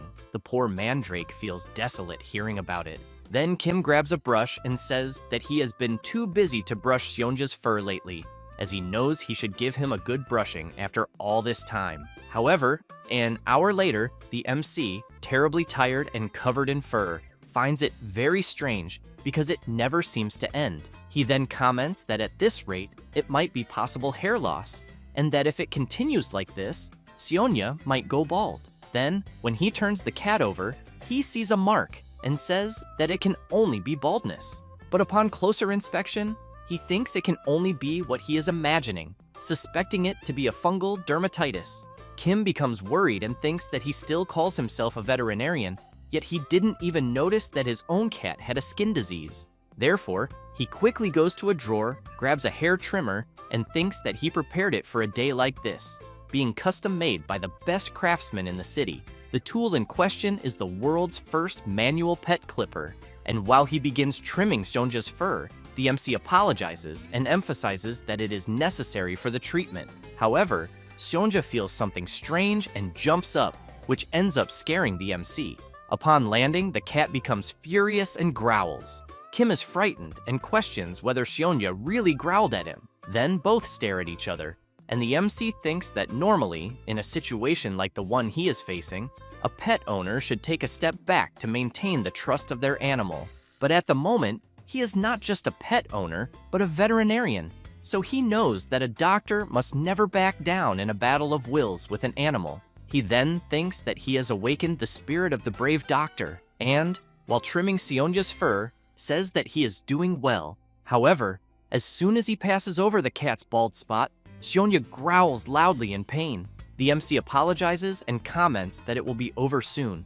Kim thinks that in cases like the one he is dealing with, he needs to act quickly, because the more pets hate it, the faster he must finish. Until a glow begins to emerge from Sonya, and the light becomes even stronger, leaving the MC astonished. The glow completely illuminates the entire clinic, and as soon as it fades, the MC is holding Sonya in his arms, and, completely terrified, questions what the hell just happened. Then he sees a magic circle over the table, and Mr. Kalyan appears. He calls for the bearer of the Celestian blessing, raises his staff, and emphasizes that according to their alliance, he, Kalyan Celestane, responds to the call of the MC, who in turn doesn't understand anything. Both stare at each other for a brief moment. After that, and after Kim explains everything to Mr. Kalyan, he says he understands and asks if that's really what happened. The MC, a little embarrassed, replies yes, and apologizes for calling someone so busy. Kalyan says it's fine, and that he believes he can help with the problem, then explains that Seonja's circular hair loss is not a skin disease, but a sign of shedding. Kim is confused and asks Mr. Kalyan to be clearer. He explains that monoceros go through several periods of rapid growth, and that during each of these periods, they lose fur all over their bodies. The MC still doesn't understand anything and comments that he can't comprehend. Kalyan emphasizes that during this period, monoceros must purify their bodies in the Lake of Sable, and that if they do not do so, the lost fur may never grow back. Kim imagines Seonja without fur and is completely shocked. Kim thinks about the baby he raised with love, the idol of his clinic, then wonders if he could really go bald. Kalyan emphasizes that it is not a major health problem because it will take a long time for Seonja's fur to grow back again. At the same moment, the MC yells wanting to know what place this is because they need to leave immediately. Kalyan explains that Sable Lake does not refer to the name of a specific place but to lakes with high mana content and an abundance of spiritual energy. Then he explains that it is also the habitat of Sabelsius that feed on mana. He then looks at the map on the table and explains that there is one in the Belmore region as well, but it is designated as a protected area by the Etherin Order. However, he emphasizes that it is dangerous for ordinary people to go there. Kim does not want to hear it and yells calling everyone to leave early the next day. Selena wants to know if he did not hear that it is dangerous. Kalyan explains that he can guide them there, but wants to know if the patients will be fine. The MC responds that everything will be fine because they are paying an unofficial doctor.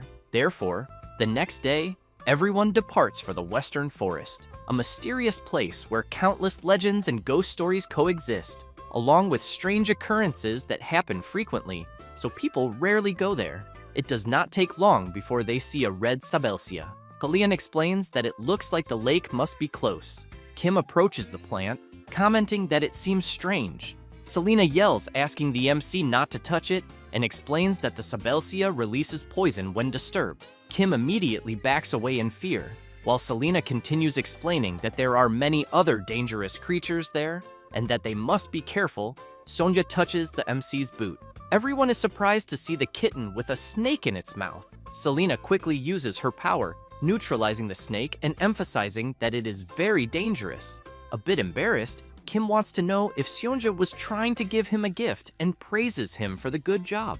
Selena observes the snake and comments that it is really dangerous. Then, she shows the serpent to Kim and explains that it is a face snake, which resembles a human face. The MC is horrified by what he is seeing and yells wanting to know what the hell that is.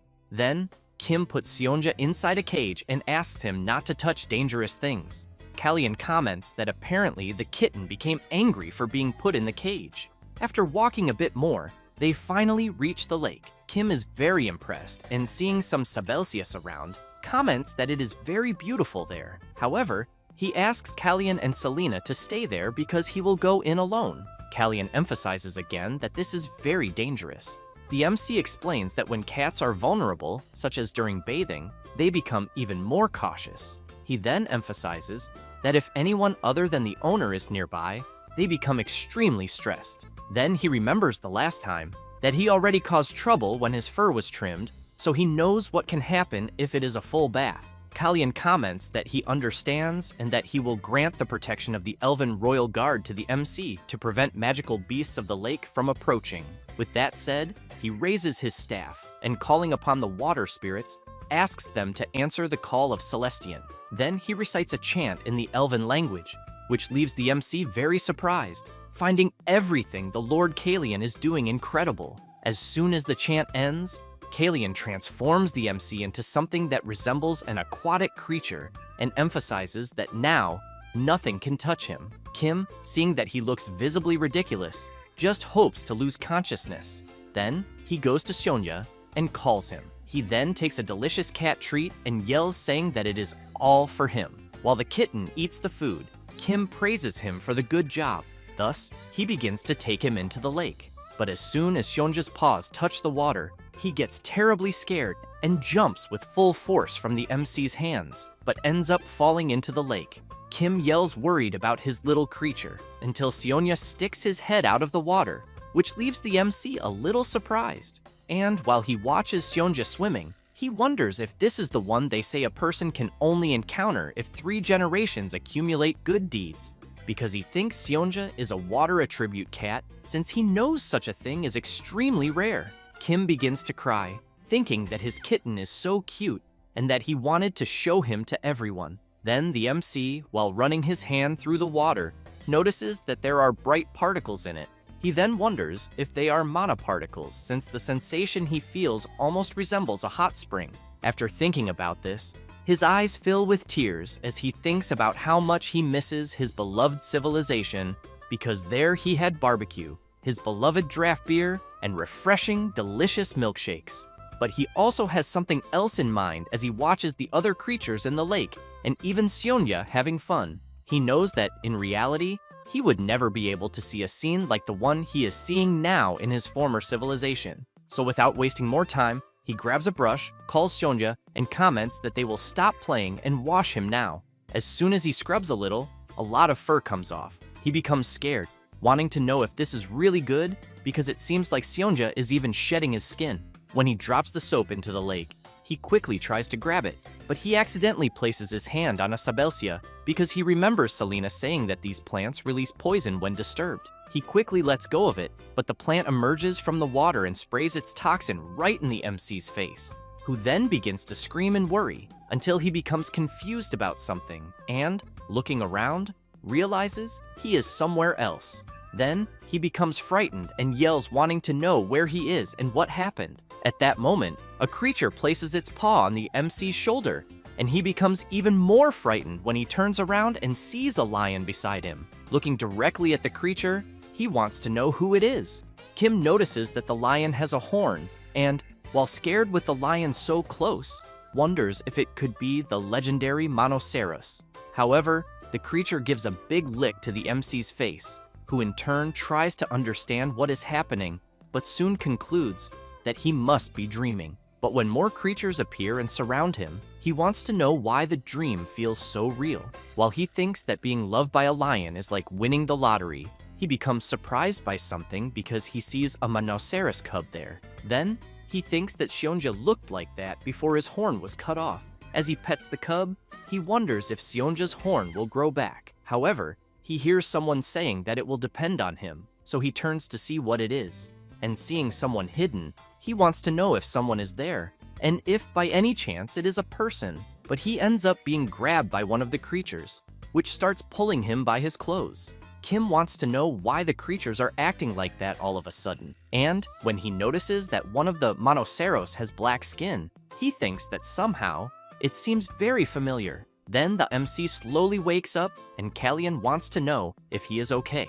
Kim asks what just happened. Kallian explains that he passed out after inhaling the Sabelsia's poison. Then he makes it clear that if it were not for the protective barrier he placed, he thinks the MC might have been in serious trouble. Kim wants to know if Seonja is okay, and Selena responds that the kitten is safe. The MC becomes excited to see that his little creature is fine, and Kallian explains that Seonja dragged him out when he lost consciousness. Kim becomes surprised to hear this, and Kallian, laughing, explains that the MC was floating thanks to the protective barrier. Kim hugs the kitten and comments that he would never have imagined that he, the guardian, ended up being protected. However, he realizes that Seonya seems a little bigger, and his fur is also longer and shinier. Then, he picks up the kitten and yells, saying that the hot spring is really incredible. As they head back, Kallian wants to know if the MC really said he saw Monoceros in the dream.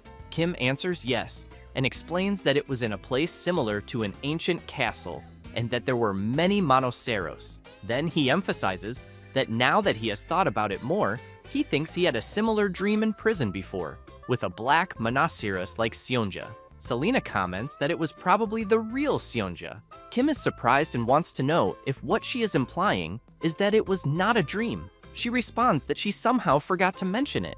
The MC is shocked, saying that this is impossible because what he saw in his dream even had a mane. Kallian explains that Seonja will also have one when he grows up. He then explains that even the fur on the kitten's nape is already getting a bit longer.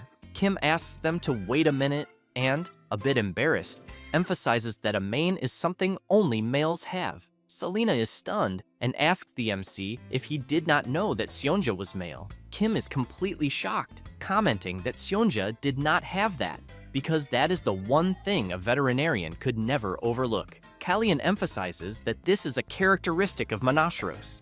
He then explains that this part only becomes externally visible during mating season. After that, and already the next day at the MC's clinic, Kim wants to know if all the letters there are requests for house calls, because he has in mind that his clinic no longer accepts such requests. He feels tired just seeing that there are so many, but he thinks that exceptions are made in unavoidable circumstances, such as when the patient is very large or even extremely ferocious. But among several other reasons, such as when the patient says their animal melts in sunlight or that the creature spits poison, he knows that even then they do not consider such requests when the clinic is crowded. Kim wants to know if Adrian will not go home. Very angry, he responds that the MC is overworking the ladies, and the MC in turn thinks that there are already cases of employees who voluntarily refuse to go home. Then Kim picks up a request and comments that maybe he will accept a house call request for the first time in a long while.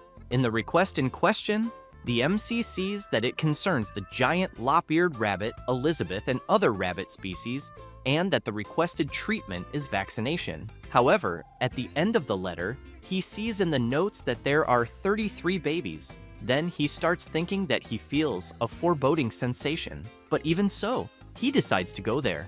And while they travel, Pio emphasizes that giant lop-eared rabbits have very soft fur. Kim comments that she is right. After all, they are rabbits. Completely excited, Pio comments that when they are babies, they are much smaller and cuter, and that just thinking that there are 33 of them makes her think it must be paradise. Meanwhile, at the place where the baby rabbits are, it is complete chaos, with all the servants running after the little creatures. One of the staff members, visibly exhausted, yells asking them to take the babies away from there quickly. At that moment, one of the babies tears an extremely expensive curtain, and as soon as the MC arrives and sees the scene, he asks Pio if that place is paradise or hell. She wants to know if lop-eared rabbits are not supposed to be docile. Kim asks her to take a look at the little creatures to see their sharp teeth, because they almost look like a demon in rabbit fur, until the Baroness appears and wants to know if the MC is that famous veterinarian. A bit embarrassed, he and Pio comment that it is a pleasure to meet her and introduce themselves. Furious, she asks him to get rid of all the damned rabbits there immediately, until the Baron appears shouting, asking the MC not to listen to the Baroness, who in turn becomes confused upon seeing him there. The Baron continues shouting, saying that if she does not like the rabbits, she should leave. She yells wanting to know why she should leave her own house, and both continue insulting each other. Kim tries to calm things down and asks if he can start the vaccinations. Then the MC begins to act like a doctor and asks if they know what can happen if vaccinations are delayed in that environment. He then explains that with so many animals, this will not only be a domestic problem, because if even a single rabbit in the house becomes ill, it can cause a serious incident that would instantly destroy the entire regional quarantine system. But when he hears them still arguing, he loses his patience and yells to get their attention. He then makes it clear to the servants that from that moment on, they will place each rabbit in a cage and will also put identification tags on the rabbits' necks. Thus, the servants quickly begin doing what the MC requested. 1 hour later, all the rabbits have been placed in separate cages with identification tags on their necks. The MC begins counting and checking the rabbits' names. However, he becomes puzzled by something because he sees that 5 rabbit babies are missing. After the MC tells the Baron that Sophie, Adelia, Driver Carrie, Alice, and Rahan are missing from the list of babies, the Baron goes crazy, saying they are the smallest and cutest, and orders everyone to search every corner of the house immediately. 1 hour later, the servants gather and report that they searched every drawer in every room, and even looked under pot lids, but the babies are nowhere to be found. While the MC wants to know who was responsible for the rabbits, the Baron yells for the servants to leave immediately. All of them terrified of losing their jobs, apologize. Kim wants to know when was the last time any of them counted all the rabbits. The red-haired man comments that since the babies live inside the house, he does not check them often, but he is sure there were 33 of them about a week ago. The MC continues wanting to know how the rabbits were the last time he saw them and if he noticed anything unusual. The red-haired man lowers his head, apologizes, but emphasizes that the problem is that he honestly cannot distinguish any of the baby rabbits. Hearing this makes the Baron even more furious, and he yells that they are all useless fools and that they will all be fired. Kim wants to know why, with so many rabbits, they have not put identification tags on them until now. One of the servants explains that rabbits are very sensitive, so the babies really hated the tags, and the Baron would not allow them. Pio immediately goes after the Baron and emphasizes that without tags he cannot control them properly. The chubby man wants to know what she is talking about. Then, with several babies in his arms, he wants to know what she means by cannot distinguish them, because to him they all look different, and he thinks anyone can see that. The Baroness laughs and comments that this is exactly what a rabbit-obsessed person like him thinks. The Baron becomes nervous and suspicious and wants to know if she did something to his rabbits. He then makes it clear that she never liked his babies and even thinks she is guilty. The Baroness becomes furious at being accused and tells the Baron to watch his tongue. Kim asks the Baroness that if she knows anything about the rabbits' whereabouts, she should tell them everything. Then the MC explains that giant lop-eared rabbit babies are fragile and unlikely to survive in the wild. The Baroness yells that she does not know and emphasizes that besides that, if she wanted to get rid of them, she would get rid of all of them. So she wants to know why she would get rid of only 5. The Baron points his finger at the Baroness and asks if she was trying to get rid of them little by little so he would not notice. She goes up to the Baron and wants to know why she would care what he thinks, since she would simply do it right in front of him. The Baron becomes embarrassed and thinks that this is true, and that she accepted that too quickly. The Baroness becomes even more furious and yells that she thinks the Baron had better find a solution before she really throws all the babies out. Then she points at Elizabeth and asks if he realizes that all the babies will grow to her size. The Baron runs to his beloved creature and asks her not to listen to the Baroness, while the Baron pets Elizabeth and says she is the best rabbit and should not be sad. The Baroness turns around and says she is tired of this. Then one of the servants wonders if the babies were not abandoned, but had instead escaped on their own, because he thinks those particular rabbits are exceptionally small and weak, so they were often bullied. The red-haired man agrees with his colleague and emphasizes that this is why they fed the smallest ones separately. Kim says they cannot dismiss that possibility, but he thinks it is very strange because giant lop-eared rabbits hate going outside. And seeing how Elizabeth is reacting to the Baron's pampering, he knows rabbits are extremely introverted and therefore would not run away. Then, while he hears the Baron asking a servant to bring some treats for Elizabeth, the MC thinks he needs to find traces of where the babies went, but he wonders what kind of traces rabbits would leave, until he remembers one, when the Baroness shouted that they were 33 giant poop machines. Thus, Kim yells for them to bring some hunting dogs with a good sense of smell, because he has in mind that rabbits poop a lot, and they do it while running, while eating, and some even poop while sleeping. So he considers that if they escaped, they must have left droppings behind. After bringing a dog, the MC asks the dog to take a good sniff of it, but the dog is stunned to see what it has to smell, and the MC apologizes and emphasizes that it is necessary and that it must search every centimeter inside and outside the mansion. After asking the other servants to do the same with the other dogs, some time passes, and one of them shouts that he did not find anything. After some more time, another servant also shouts that he found nothing, until one of the dogs begins barking loudly after sniffing some scattered droppings.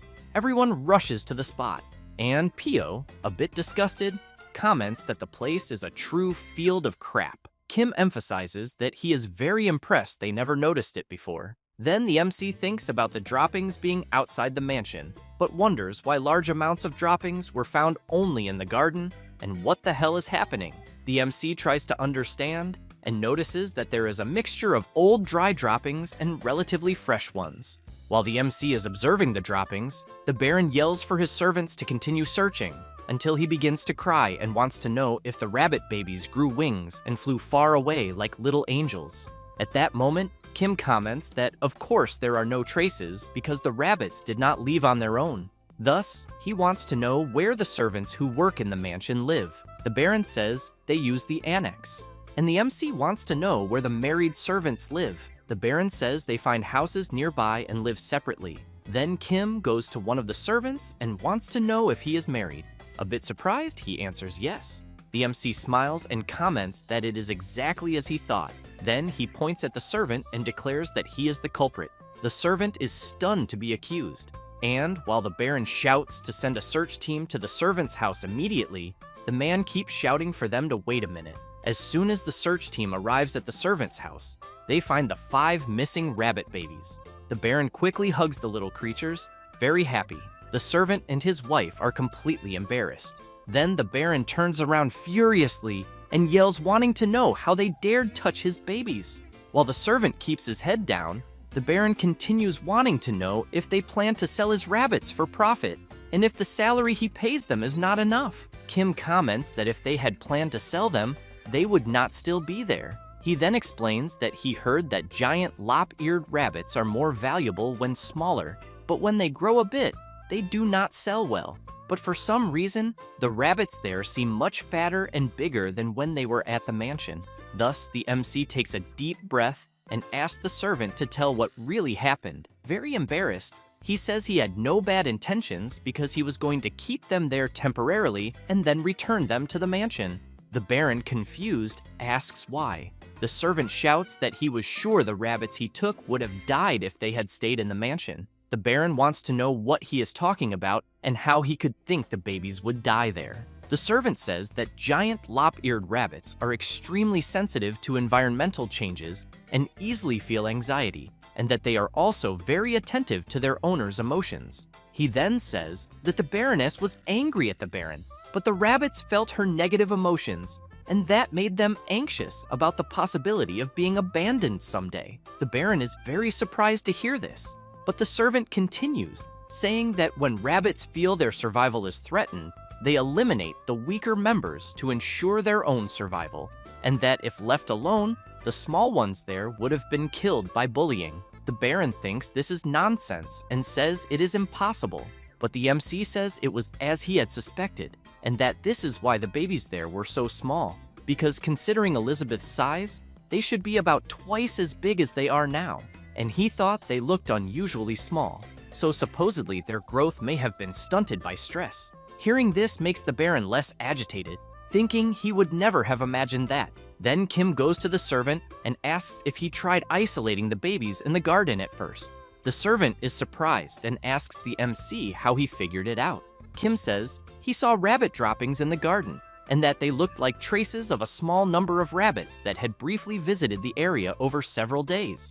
The servant takes a deep breath and says the MC is right, since he initially tried separating them the way he said. However, he emphasizes that keeping them separated for just a few hours a day and feeding them separately was not enough to protect them from bullying by the other 28 rabbits.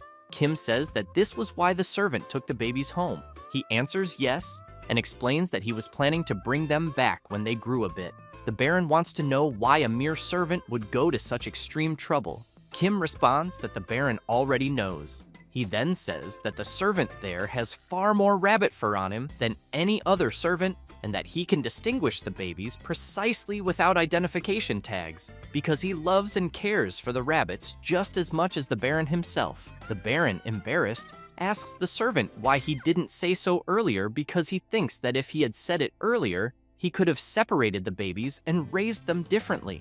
The servant responds no and emphasizes that this would have been impossible because currently the only rabbit-free space in the mansion is the second floor used by the Baroness. While the Baron is surprised to hear that as well, the servant continues explaining that the Baroness would never give up her space. He then says he knows the Baron truly loves the rabbits, but that he loves the Baroness much more. Later, the Baroness is having tea with her friends, who compliment her mansion. Then, the Baroness says her husband is obsessively passionate about rabbits. One of her friends says she is jealous because her husband only cares about fishing, and when he leaves, he doesn't return home for months. The other woman starts crying and saying that her husband is completely obsessed with bear hunting and that her house smells like bear pelts. The Baroness smiles and thinks that staying home playing with rabbits is better than what she just heard from her friends. Then, one of her friends continues saying she is truly jealous of the Baroness because the Baron is a homebody and they have such a good relationship. The Baroness is surprised and emphasizes that in reality, they are like mortal enemies. Her friends tell her to stop lying and say they heard that the Baron's first childhood love was her and that her love story is famous. And they know the Baron began liking rabbits because the Baroness's nickname was Rabbit Teeth. The Baroness looks at the rabbit statues holding a heart and thinks she had forgotten because the children used to tease her and call her Rabbit Teeth, until the Baron approached her and emphasized that the other children were not teasing her, but complimenting her because rabbits are super cute, just like her. Then, after remembering this, she becomes very thoughtful.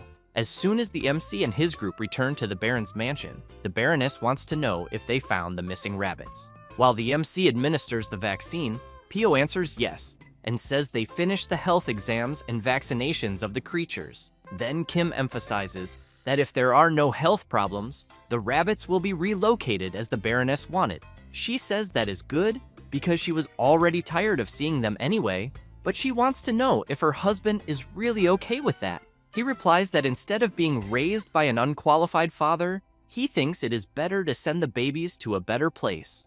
The Baroness is puzzled by this response and wonders if her husband is really going to abandon the babies. Then she yells, wanting to know what good place that would be. She emphasizes who could love the baby rabbits more than the Baron. He says he thought that his wife hated the rabbits. She makes it clear that she does hate the little creatures, but she wants to know what kind of mother would abandon her children because he had said they should raise Elizabeth as if she were their own daughter. The Baron's jaw drops when he hears this, and he soon becomes excited, saying that his wife remembered. He then says that Elizabeth was the name they decided to give their first daughter, and he thinks that even though the child they wanted never came, when they were younger, he gave Elizabeth as a newborn as a birthday gift to his wife. He then told her the name and emphasized that the rabbit looked very much like his wife, who was very surprised to hear they would raise the little creature as if she were their daughter. Thus, after that and finishing the house call service, the MC and PO leave. Kim knew it was very good that the couple had reconciled. Even if they argued a lot with each other, they truly loved one another. PO wants to know if the rabbits still need to be sent away because she thinks it is a shame. Kim says there is nothing to think about because the babies will be sent to the back of the mansion. Pio becomes confused and asks the MC to be clearer. Kim says that for 33 adult giant lop-eared rabbits to live comfortably, they need a forest-sized area, and that is why the Baron wanted to know if they could use the forest behind his mansion, because the forest is also part of his land. And he then said they would take the opportunity to build a magnificent rabbit garden. The MC became embarrassed, thinking that this was expected from a real estate magnate. However, the Baron told the servant who had taken the rabbit babies that he could be the general manager of the rabbit garden, and the servant wanted to know how he could because he thought he deserved punishment for what he did without telling anyone. But the Baron asked the servant not to misunderstand him and said that this was the servant's punishment for what he did, because since his offense was serious, he should take care of the rabbits with even more dedication from that moment on. Hearing that, the servant, a bit relieved, said he would do his best. After learning this, Pio becomes excited and says she hopes everything works out because she wants to see the place when it is finished. Kim emphasizes that before that, they need to neuter all 33 rabbits. At that moment, the wagon they are in shakes violently and they become frightened. Immediately, the MC wants to know what is suddenly happening. Some armed people appear from the forest and tell the driver to stop immediately. Kim wonders if it could be a thief trying to steal goods. Then one of the people approaches and asks if the MC is the person called Kim Ojin. As soon as the MC and Pio get off the wagon, the masked people ask again if the person there is Kim Ojin, and he responds yes. One of the masked men, sweating nervously, says that if the MC values his own life, he should follow them in silence. Pio comments that his voice sounds quite young. Kim becomes suspicious of that, approaches the masked man, and asks if there is a sick animal. He becomes desperate telling the MC not to come any closer or he will stab him. Quickly, Kim grabs the dagger and while running his finger along it, comments that it is exactly as he thought because it is a toy knife. Immediately, all those who stop the wagon start running. However, the MC removes the hat of one of them and asks where they think they are going. Then Kim pulls the boy's ear and says he caught him. After teaching the boys a lesson, they apologize. Thus, Kim makes it clear that if they need medical care, they should just go to the hospital and that they do not need to pretend to be thieves. One of the boys yells that veterinary hospitals are too expensive. The MC becomes embarrassed by this and, while tugging the boy's ear, wants to know if he tried to kidnap a doctor to get free treatment. He then makes it clear that they are getting themselves into serious trouble. Then, Kim wants to know who they are and where they live because he will talk to each of their mothers about what happened there. The boy yells that they never asked for it to be free. Then he shows some coins and asks the MC to take them for now because he will pay him later. Kim thinks for a moment while looking at the boy's money. The other children begin shouting that they will also contribute to the treatment. The boy, desperate, yells begging the MC to save his cow Mary, and the MC takes a deep breath and thinks he has no choice. Thus, while following the children, he wonders why he is so soft-hearted. And looking at the place ahead, he realizes it is his first time in such a remote village in this world. And he knows it is a big problem when a cow becomes sick on a farm because their livelihood depends on it. However, he becomes intrigued by something he is seeing because he sees a flag with the symbol of a skull of a sinister creature. So he quickly runs behind a tree and asks Pio what suspicious flag he just saw. Pio says that is the flag of the Church of Euros. Kim is puzzled and asks her to be clearer. Pio says that it is a common religion in that region and that they worship a legendary six-legged cow as their deity and pray for good harvests. The boy emphasizes that his village has many people who are excessively zealous in their faith, and that, in other words, when a cow becomes sick like the one at his home, they say the god is angry and the rest intimidate them, saying the person brings bad luck. He then says that the other people harass them, saying they are cursed. Kim is shocked to hear this and asks how long that lasts. The boy replies that it lasts until the cow recovers or dies. The MC emphasizes that the boy needs to take the cow to a doctor quickly for treatment. Pio says she thinks most rural families there cannot afford that because it is already hard enough to go to a hospital when people get sick.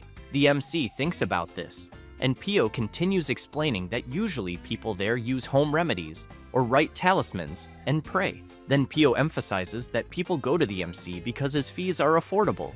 Kim thinks about what Pio just said and thinks that he believed people sought him out because he was a good veterinarian, but Pio says it is not for him to feel sad because she is sure people also look for him because he is famous for his skills. After a while, the boy reaches his home and it is covered with many talismans.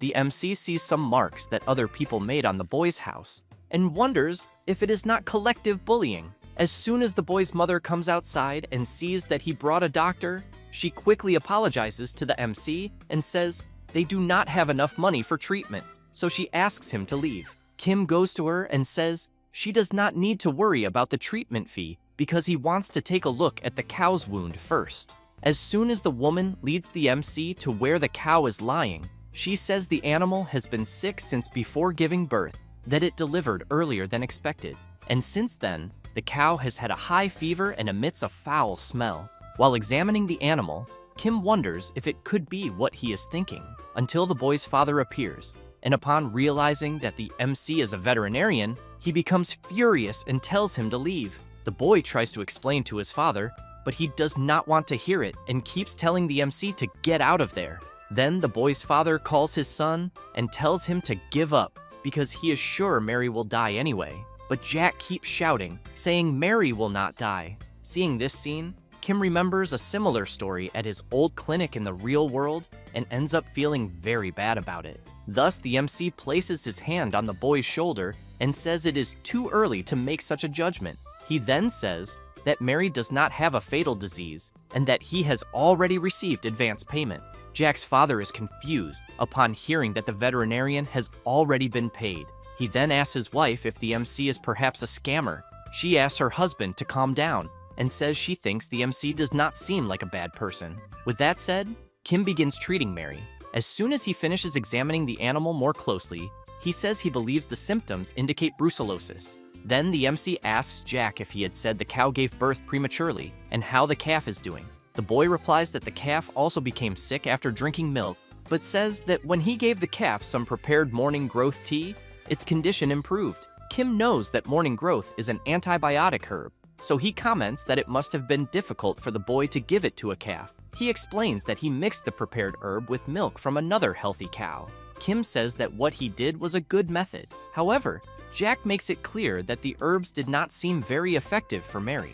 Kim explains that this is because Mary is an adult and has been sick for some time, so the effectiveness would be reduced. But even so, he thanks the boy for the good care he gave because the cow managed to endure until now. Otherwise, he believes Mary might already be dead. After applying the proper treatment, the MC says the crisis has passed and that fortunately, he had the necessary medicinal herbs. Jack looks at what the MC did and is impressed, thinking everything is amazing. The MC says there is some improvement, but it is not a disease that heals easily, so he asks the family to give the cow the herbs. He prescribed consistently for a while. Jack's mother, very worried, wants to know if those herbs the MC mentioned are extremely expensive. Kim makes it clear that there is no additional charge and that they should accept them without worrying. At that moment, they hear several people calling Mr. Howard and saying they know he is there. Outside the house, several villagers continue calling Howard and demanding that he come out immediately.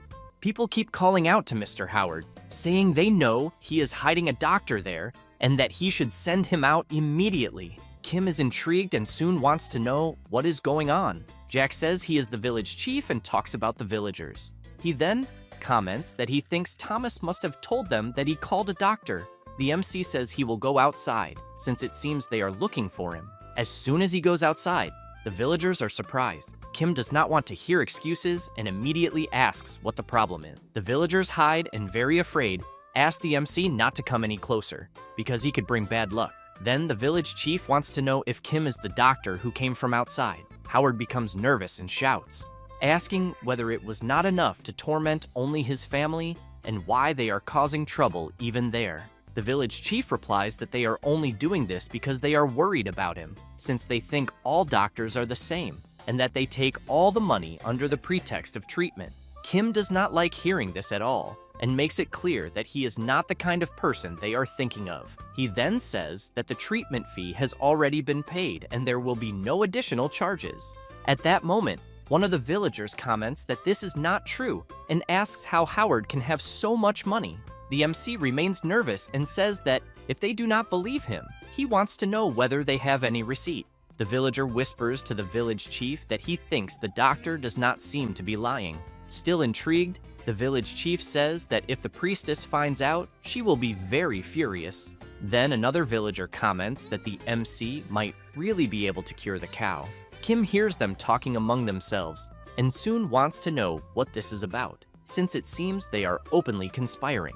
Then the village chief stands up and says that everything is fine and explains that he will not expel the MC, but stresses that this does not mean he trusts him yet, because he thinks he will have to stay in the village until the priestess arrives. Kim does not understand very well and asks for a clearer explanation. The village chief shouts that until then, they will know whether the MC is really a doctor by observing the condition of the cow, but emphasizes that divine punishment will fall upon him if he does anything foolish. Kim smiles and, embodying the role of the good doctor, says that he is excited about the confrontation against shamanism because he will show the village chief the power of modern medicine. Thus, he goes to the sick cow and performs a scientific diagnosis, systematic treatment, post-treatment care, and finally, balanced nutrition. A few days later, the cow appears to be completely cured. Jack is very happy about this and thanks the MC, who in turn emphasizes that Jack did well by helping him. The villagers, seeing this, comment that they cannot believe it, and while Howard pets the cow, one of the villagers, very surprised, comments that even the cow's coat is shining. Kim begins to brag, saying that it was nothing special, but he knows that he really did his best. At that moment, Pio takes a guide for emergency treatment of common diseases in animals and recipes for homemade remedies that they can prepare. She then emphasizes that this will help a lot in emergencies. The villagers thank her for her kindness and for explaining. The village chief, however, appears dissatisfied and suspicious until he calls the MC and asks what exactly he is planning. Kim is confused and asks what he means.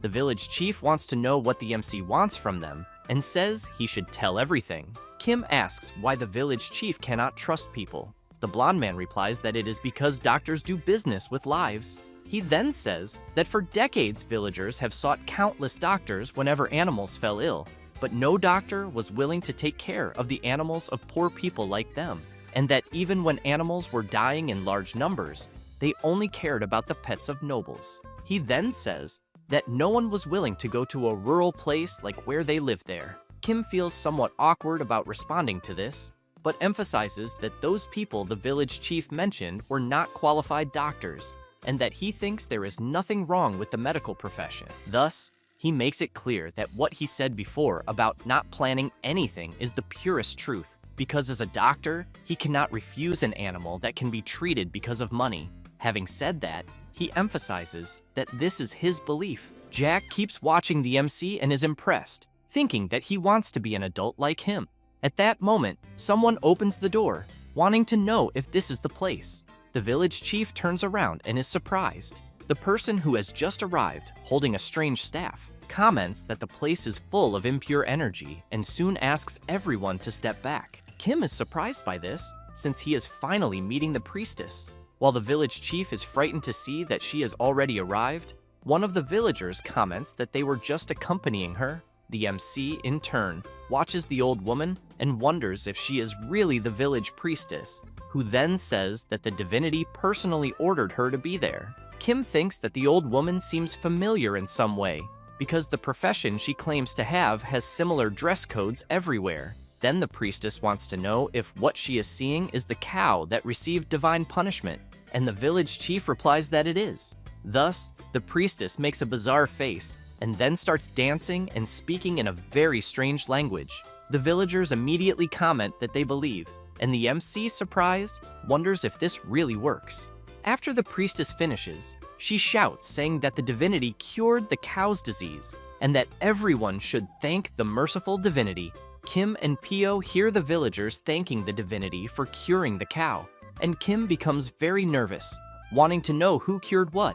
The old woman turns around with a sinister look. Kim, nervous, says that they need to talk properly, then says that he treated the cow all night long and therefore wants to know how this is a divine blessing. The priestess calls the MC strange and emphasizes that he is full of blasphemous energy. Then, while she keeps saying some strange things, the MC becomes confused by what he is seeing, until the priestess raises the staff and shouts thousands of prayers, saying that she smells something, the smell of beasts, and that beasts are crawling everywhere.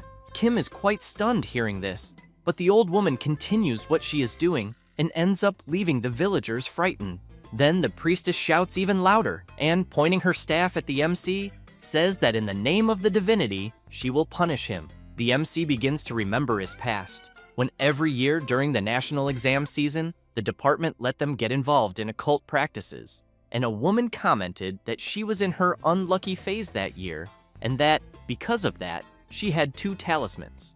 Another guy bragged about wearing underwear that had been used by someone who passed the exam, and the MC, at that time, saw these people and thought that standards were different when studying modern medicine. Then he commented to the woman that instead of running around buying amulets, maybe she should focus more on studying. She, in turn, commented that the MC was acting that way because he was tall and powerful, because he was the best in the class. The guy who was wearing someone else's underwear then called the MC and said that he actually had a bit of spiritual power, and made it clear to the MC that if he continued acting so arrogantly, he would pay, because after finally opening his clinic, he could enter another world or be caught in some strange situation with religious judgment.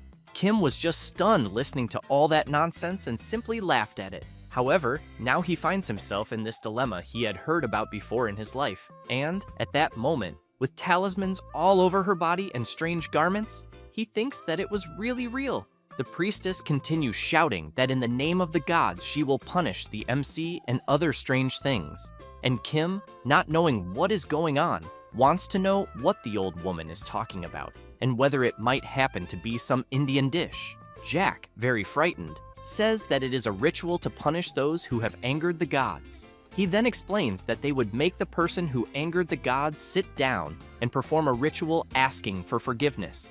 And after that, they would throw that person into the corral with the sacred bull, because if the gods forgave them, the person would come out unharmed. Kim feels awkward and asks if the boy is joking, because he thinks that no matter what happens, they could not throw a living person to a bull. However, when he is taken to the corral, he sees the terrible bull and thinks that this is madness. Then the preparations for the ritual begin. Kim, sitting and crying, wonders why this is really happening. At that moment, Pio starts shouting, worried about her boss, but the villagers hold her back, preventing her from disrupting the ritual. As the priestess begins to start the ritual, Kim thinks that in moments like the one he is going through, he has no choice but to use the power of the dragon necklace. Thus, he begins to wonder whether he could create some kind of protection in the form of a barrier, or perhaps a huge cage to lock the bull inside it, but soon changes his mind, because he thinks that if he cages their sacred bull and it gets hurt, everyone will become even angrier. Then he is very surprised by something he sees. Jack is on top of the gate trying to open it. His parents shout, wanting to know what he is doing. Jack grabs the key in his hand and shouts, warning that if they do not release the MC, he will open the corral gate. Kim becomes worried about the boy and shouts for him to get down from there. He laughs and says that it is all right, because he climbs things like that all the time. At that moment, the bull does not like seeing the boy nearby at all and starts snorting, then runs forward and delivers a powerful headbutt to the gate, which frightens Jack. The bull becomes even more enraged and delivers another headbutt, but this time manages to break the gate. Jack's parents are surprised and shout for the boy to run immediately, just like Kim does. At that moment, the power of the dragon necklace is activated. Jack, due to the impact, is thrown into the air, but lands on top of a soft bed that the MC created with the power of the dragon necklace. The bull, on the other hand, is blocked by a fence. Both the animal and the boy are very confused, trying to understand what the hell just happened. The villagers are also left open-mouthed, wanting to know how a bed and a fence suddenly appeared. While the MC runs to help Jack, the villagers want to know if, by any chance, he is a wizard after all. Jack looks confused at the bed, and Kim arrives asking whether he got hurt anywhere. Jack smiles and asks if it was the MC's doing, because he thinks he saved him. Kim replies that it was not and emphasizes that it was the boy who saved him. While the bull snorts in anger, Jack wants to know if the MC is really a mage instead of a doctor. Kim replies that it is not quite like that, until Jack becomes frightened and shouts to warn the MC. At that moment, the enormous bull is right behind the MC with a very unfriendly look. Kim looks at the fence and wonders whether he had not blocked the animal perfectly. Then he looks at the bull's face and thinks that if the dragon necklace is going to help him, it should do it properly. After thinking about this, he is left not knowing what to do. The priestess shouts for the MC to receive the judgment of the sacred bull, but the creature merely gives a big lick to Kim's face, which leaves everyone very surprised by what just happened. And while the bull keeps giving affectionate licks to the MC's face, everyone shouts that it is the supreme sign of having received the love of God, being the lick of the sacred bull. Kim, with his face completely covered in saliva, is utterly unable to understand anything. Then the village chief shouts, asking what everyone there is doing, and therefore emphasizes that the one who received the lick of the sacred bull must receive due respect. Having said that, everyone kneels before the MC. Kim feels awkward and asks the village chief to please stop this, who in turn asks the MC to forgive them for the rudeness they caused him. Thus, one of the villagers points at the old woman and shouts saying that she is a fraud and that they would never have imagined that she would not be able to recognize such an honorable person, since she does not even have the necessary qualifications to be a priestess. Quickly, everyone surrounds the old woman, who does not know what to say. One of the villagers comments that he always thought there was something wrong, while another wants to know if the false priestess had been parading around with the sacred bull without having any divine power. After that, some time passes, And once everything is resolved, the MC gets ready to leave and is very happy to have received many gifts from the villagers, but tells Jack that he does not need to say goodbye. Jack emphasizes that the MC is the benefactor of his village and that he could not fail to do so. He then makes it clear that, thanks to the MC, everyone was able to expel the false priestess, even though the village's religion remained the same. Kim comments that he does not think faith itself is a bad thing, then explains that sometimes people need emotional comfort and something to rely on. Thus, he asks Jack to be careful not to let that faith become excessive. The boy is happy and says that he wants to become a wonderful veterinarian like the MC someday, then asks whether he thinks he can do it. Kim smiles and says that he believes so. Having said that, he says goodbye and emphasizes that if Jack needs his help, he just has to look for him. After some time traveling, the MC comments that they have finally arrived. Then, very tired, he wants to know how many days have passed. Pio, also very tired, comments that she is so happy that she could even cry. Kim emphasizes that his home really is the best place and that he urgently wants to take a bath, until he becomes confused upon seeing some people blocking his path and asking him to go back. The MC goes up to one of them, asks for permission, and asks what is going on, because he needs to pass through there to get to his house. The man replies that it is not possible, and asks the MC if he knows Kim Ojin's veterinary hospital. The MC replies that of course he does, and informs him that it is his hospital. The man is very surprised and asks if the MC is serious, then says that the clinic is currently being occupied by a monster. Kim becomes worried and asks the guard to please let him pass immediately. He suggests to the MC that it is better to use ear protectors, because otherwise he thinks the MC's eardrums will burst and he will faint. As soon as he does what the guard asked, Kim and Pio run to the clinic and wonder what the hell happened and whether the other animals are okay. As they get close, Kim is very surprised since he sees that the guards have even built a barrier around the clinic. Pio comments that this cannot be happening. Some people near the barrier hear a noise and shout that the creatures are coming. Another villager comments that, apparently, there seem to be several. At that moment, something begins to climb over the barrier, and as the creature climbs a bit more, everyone shouts that they are coming. A zombie mandrake appears and screams very loudly.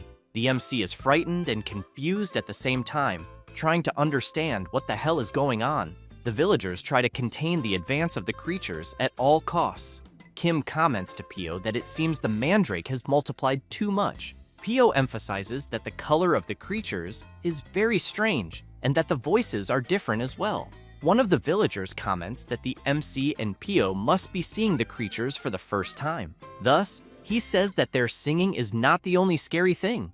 Kim is intrigued and asks why. The blonde man says that if the MC is bitten by the zombie mandrakes, he will contract a strange skin disease, and that the disease is highly contagious. Having said that, he makes it clear that this is why they quarantined those who were infected beyond the barrier. The MC is surprised by this. At that moment, on the inside of the barrier, someone knocks on the door, desperately asking to be let in.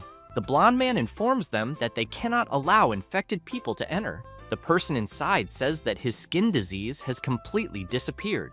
The blonde man asks to see the evidence first. The person puts his arm out through a gap that the blonde man opened, and he sees that it is clean, allowing entry. It is Pio's friend, who as soon as she crosses to the other side, thanks them several times. Pio, very worried, wants to know if her friend is all right and what happened. The girl says that suddenly hundreds of mandrakes attacked the village and everyone evacuated, but she ended up getting bitten.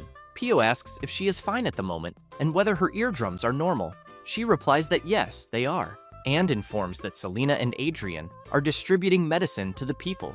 Kim calls Pio and asks her to go home with her friend because he will need to go inside the barrier. The villagers are surprised to hear this and ask whether the MC is really going to volunteer to enter. Kim thinks that he does not know exactly what is going on, but that he cannot leave Mandol in the state it is in, so he replies that he will go in. As soon as the gate opens, the villagers ask the MC to be careful. Upon entering, he keeps in mind that from where he is to the clinic is about 100 meters, and observing around him and seeing several zombie mandrakes ahead, he reflects that the creatures are everywhere. Even so, he starts running, thinking that no matter how fast the mandrakes try to run, their short legs are no match for human running speed. Then he is surprised, since there are many more in front of him, and he wonders how many there are. It does not take long for him to realize that he is already surrounded. The zombie mandrakes begin to scream, and the MC thinks that even with the earplugs, the sound is getting through. Kim starts to feel nauseous, thinking that this is like dozens of completely out-of-tune people singing trot songs in a punk rock style, each one in a different key. Then Kim grabs a stick and tries to hit the mandrakes, shouting for help. He begins to realize that his mind is getting heavier and heavier, and that he might not be able to endure much longer. At that moment, someone uses magic in the Elven language and throws all the zombie mandrakes around the MC far away. Then the person extends a hand and asks the MC to take it. After his consciousness returns to normal, Kim realizes that it is his friend Selena. Thus, he takes her hand, and as he gets up, Selena continues using her magic and throwing the zombie mandrakes away. As they get close to the clinic, Adrian opens the window and shouts for them to hurry. The MC and Selena jump into the clinic, and right after Adrian closes the window, the zombie mandrakes leap against it. Kim, still somewhat dazed by the noise, wants to know where he is and who they are. Selena replies that he will be fine, and explains that she cast a soundproofing spell around the clinic and thinks that the MC can take off the ear protectors. Kim, regaining his senses a bit, grabs Adrian and Selena and thanks them. A few minutes later, while they are drinking tea, the MC wants to know what exactly happened to Mandel. Selena says that it is because of Ping Ping's division core. Kim comments that he thought that last time the division core also caused Mandel's rapid growth. Selena says that last time only part of the energy was reflected, so it did not lead to individual division. However, she emphasizes that this time a magical formula that amplifies the division core was added, causing it to divide into hundreds. But she thinks that something must have gone wrong in the process, leaving only the darker nature of the original. Having said that, Selena comments that she keeps wondering what went wrong.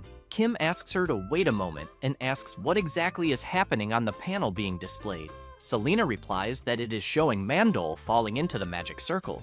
Then she explains that she recently managed to replicate Ping Ping's division core and was conducting several experiments. But unfortunately, Mandel, who was playing with Ping Ping, lost her balance and fell into the magic circle. Completely stunned, the MC wants to know if she really used magic without checking whether there were animals nearby. Selena replies that she checked, but that unfortunately they approached during the process. Kim goes completely mad with rage upon hearing this, and asks if that is her excuse, because he knew she would cause an accident someday, then makes it clear to her not to carry out any more magical experiments near pets. Adrian steps in and shouts for the MC to stop it, because he thinks Lady Selena is innocent. Kim, still very irritated, asks what Adrian is talking about, because from his point of view, Selena is clearly at fault. Adrian says that this happened because he was not there to help Lady Selena with her experiment, so he suggests to the MC that if he wants to blame someone, he should blame him. After beating up the blonde guy, the MC calms down, sits on the chair, and asks Selena if there is any way to resolve the situation they are in.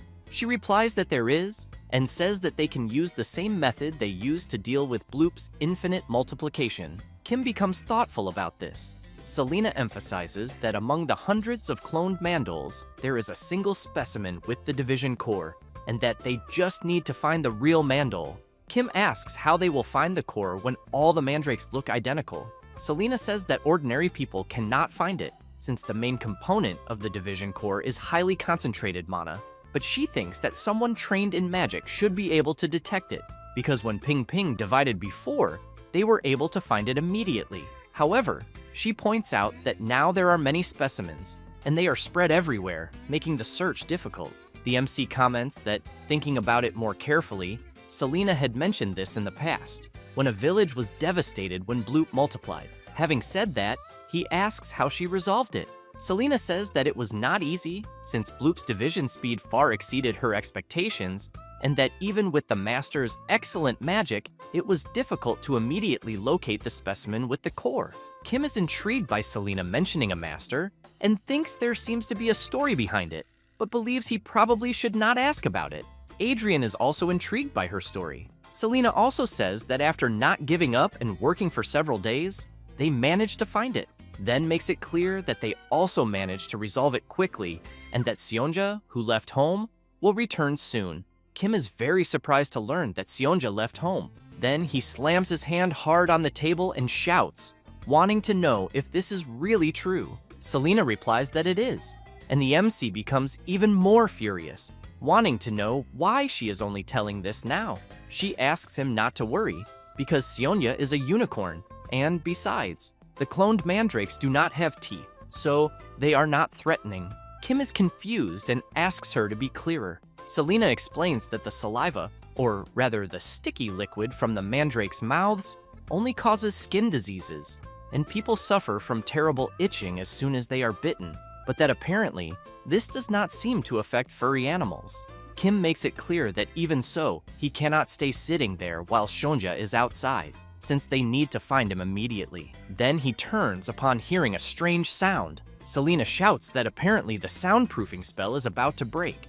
At that moment, outside the clinic, there are several zombie mandrakes climbing the walls, and everyone inside starts screaming desperately. After looking out the window, Adrian says that they are completely surrounded and that apparently all the zombie mandrakes have gathered there. Selena is intrigued by something and wonders if it is possible that the creatures are being attracted by the MC's energy. Suddenly, the second floor window shatters completely. Quickly, everyone puts in their earplugs. The zombie mandrakes begin to come down the stairs. One of them notices Kim's presence and immediately leaps at him. Adrian grabs a wooden shield to try to protect himself. Then Selena realizes something and, seeing that the mandrakes are all around the MC, concludes that the creatures are indeed being attracted to him. Thus, she asks Adrian to open the window behind Kim. The blonde guy runs to the window and opens it.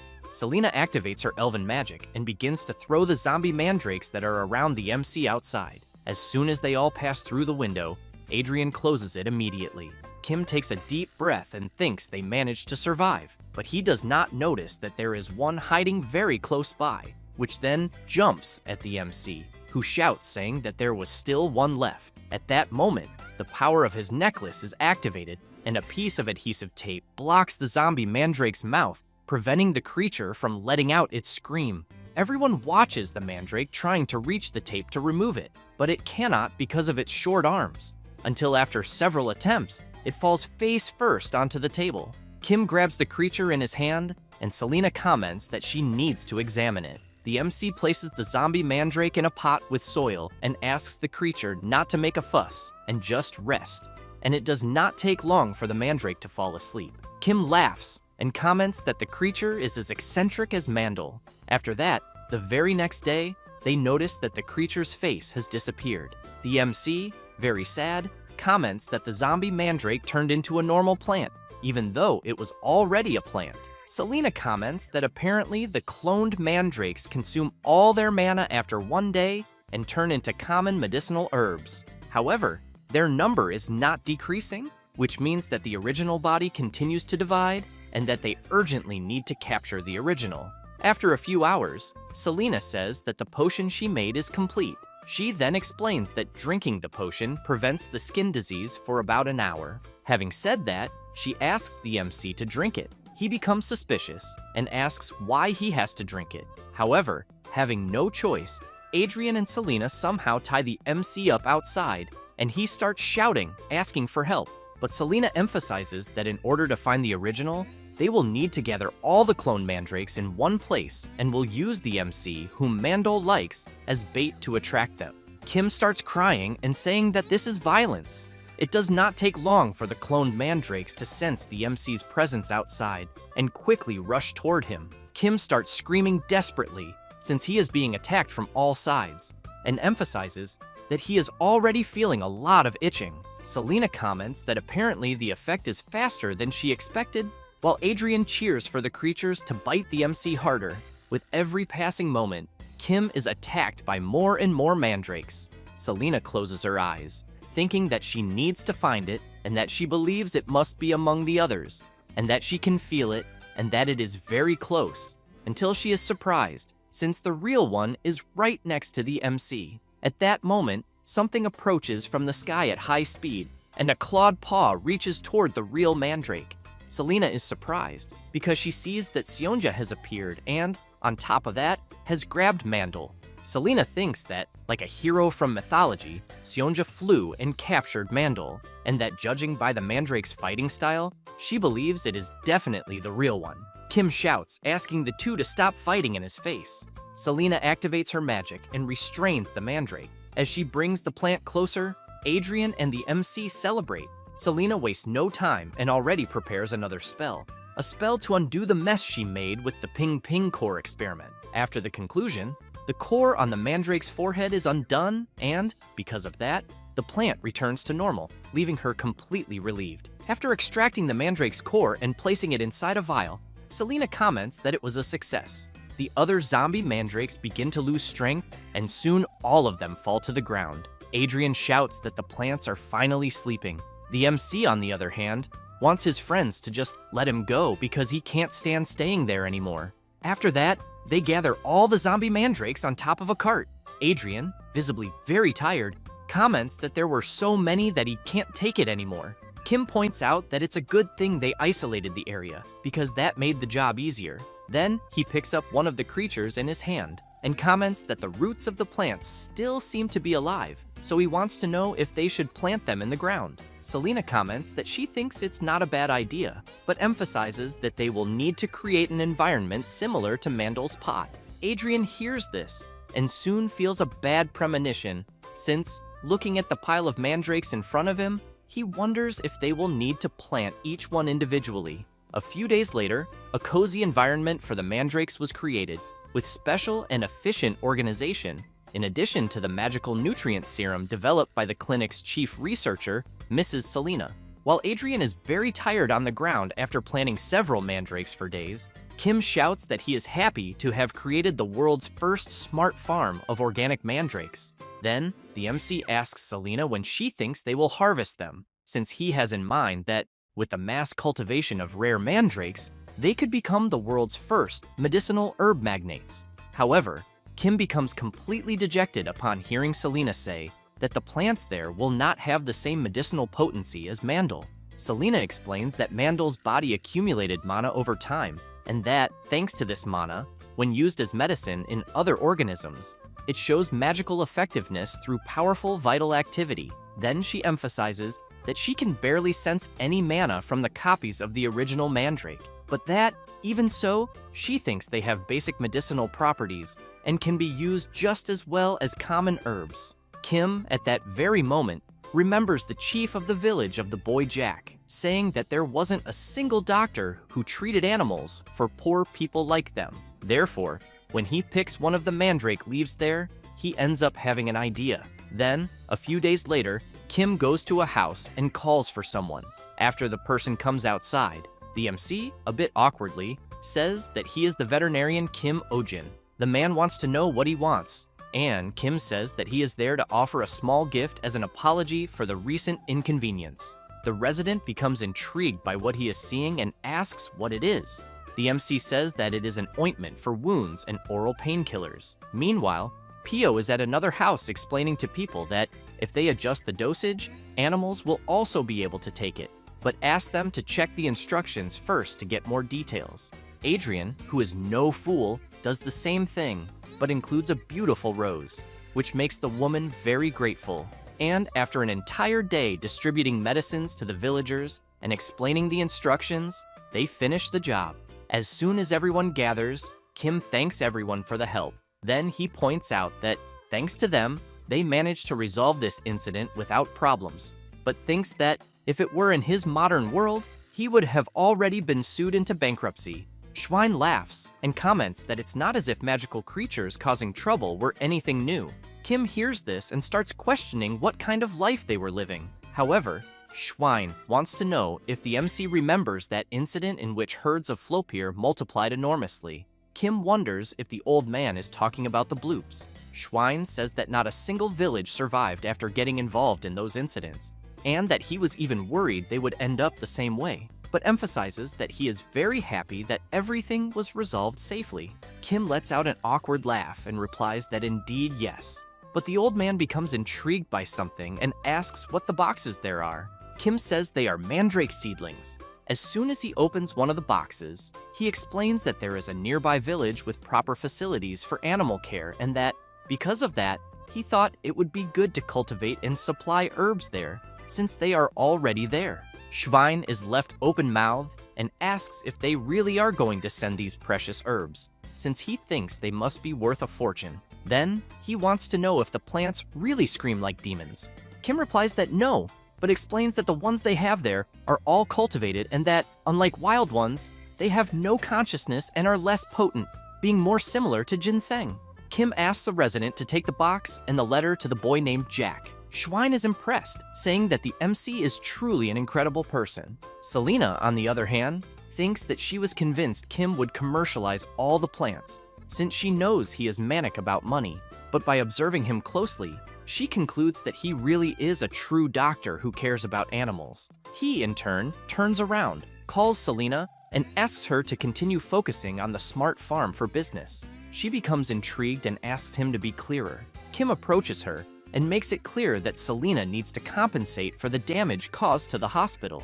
She thinks that she was wrong, and that he really is obsessed with money after all. After a few days, Kim puts up a sign in front of the clinic saying that they are open again for normal service. While Adrian installs the windows, Schwein guides him that it should be a little more to the right and emphasizes that he is doing an excellent job with the work. Pio comments to Selena that the seedlings in pot number 2 are developing better than those in number 3. Selena comments that she thinks they should lower the internal temperature a bit more. Some residents, while watching the mandrake sing and dance happily, are afraid that it might sing loudly again like a demon. Kim is pleased to see that when employees work well, everything goes as expected, so he wonders if this is how CEOs feel. At that moment, Pio's friend calls the MC and says that the scheduled patient has just arrived, so she asks if she should already send him in. Kim asks her to wait a moment, as he needs to check the medical record first. After analyzing it, he becomes intrigued by something, since he sees that the animal in question is a type of Cerberus. He then gets scared, imagining if it is the creature he knows from Greek mythology, but even so, he asks Pio's friend to send the patient in. She asks the patient to enter. Kim waits, thinking that he will finally meet the guardian of hell and wonders how terrifying the creature will be. However, as soon as the animal enters, the MC sees that it looks more like an ordinary dog with 3 heads. The owner tries to calm his little pet down, saying that if they keep biting each other the way they are, all of them will get hurt. Kim just watches, dumbfounded without saying anything, but wonders who is more idiotic, the owner or the animal. But actually, Kim likes slightly silly dogs, especially when a dog with a brave appearance ends up being goofy, so the MC finds this especially cute. However, when he sees that the animal itself is crying because it hurts from self-injuring, being that silly is a bit too much. The creature keeps playing at biting each other until they are surprised, as the staff are offering food. Then, at that very moment, an immediate separation happens. Kim comments that peace has finally arrived. However, soon one of the creature's heads finishes eating its food, then lunges at the other head's food, and because of that, the food runs out quickly, and once again, the heads start biting each other. Kim, close to losing his mind, asks one of the staff to fetch 3 muzzles. And, after putting them on, the creature's owner says that from right to left, they are Draco, Pen, and Kalba, but explains that Draco is brave and intelligent, Pen is a trickster, and Kalba is the gentlest. Kim observes the creature and comments that he finds it fascinating that the 3 heads have different personalities. Then he says that he has heard that conjoined twins have separate brains, but share the same nervous system, and, because of that, their personalities and tastes are similar. The owner emphasizes that not only their personalities, but also their appetites and preferences are all different. That said, he explains that Draco likes meat and has excellent dynamic vision, while Kalba is the opposite since he has sensitive hearing and likes fish. Pen, on the other hand, has an excellent sense of smell and is omnivorous. Thus, as a result, they end up eating a balanced diet. Kim laughs and comments that he thinks this is very good. The owner goes to his little creature and emphasizes that not only their eating habits, but also their lifestyle and temperament are different, yet they fit well together, especially because they have lived together since they were born. From there, they always went out for walks every day, even though one of the heads would always be sleeping. The owner continues by saying that seeing them licking each other or playing pranks always seemed like something angels would do, and that it was also a continuous flow of happy days. The MC, on the other hand, is completely disappointed to learn that, in the end, the creature there was not one of the guardians of hell as he remembered. However, the creature's owner explains that from a certain point on, things started to go wrong, since, while he was at his house, one of the servants was showing the list of gifts to be sent to Baron Barsh's residence. At the time, the Cerberus's owner wanted to know if his servant had prepared everything with the best quality, until another employee appeared screaming desperately, calling for Lord Gerard and saying that they had a big problem. That said, he explained that the little creatures' heads were biting and fighting each other constantly. Gerard became worried, wanting to know why they were doing that, because he feared that if they kept biting each other the way they were, they would cause damage to their own body. And after days of the heads playing at biting each other, they were getting weaker every day. Kim comments that he thinks this should be considered either fighting or self-harm. Selena, on the other hand, says that she thinks it is neither of those. Therefore, she explains that due to severe stress or skin disease, animals often lick or bite their own bodies severely. The MC comments that he thinks this seems different in this case they have there. Selena wonders if it might not be that the heads know it is their own body and are biting themselves. Then, out of nowhere, Gerard asks if Selena has ever stayed at the Palace of Aradella in the past, because he thinks he has already seen her at the royal palace he visited with his father when he was young. Selena is a bit surprised, while the MC is astonished to hear that his friend has already visited a royal palace. She replies that she does not know what Gerard is talking about. He asks if she is not a disciple of the royal mage. However, at that moment, one of the heads starts to get nervous and soon headbutts one of the other heads, which in turn retaliates by giving another headbutt. Gerard gets scared, commenting that the heads are attacking themselves again. The MC comments that he fears that, at this pace, they will really hurt themselves. Meanwhile, Kim asks Selena to hold one of the heads and Gerard to hold the other. Sonia just watches and starts to get nervous, until, seeing that the creature will not calm down, he delivers a paw strike to one of the heads. Kim quickly asks Pio's friend to prepare the neck cones. After putting to the cones on the heads, Gerard goes to his creature and, crying a lot, comments that when he sees them hurting themselves, his heart breaks in two. The MC reflects that the moment when the heads began to get euphoric was when Lord Gerard and Selena were talking. Therefore, he asks the owner if the creature does not like women.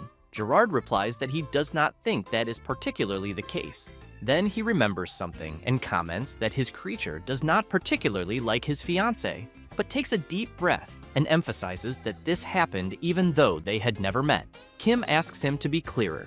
Gerard fills with happiness and says that his fiancée, Rosalina Barsha, is a very beautiful woman.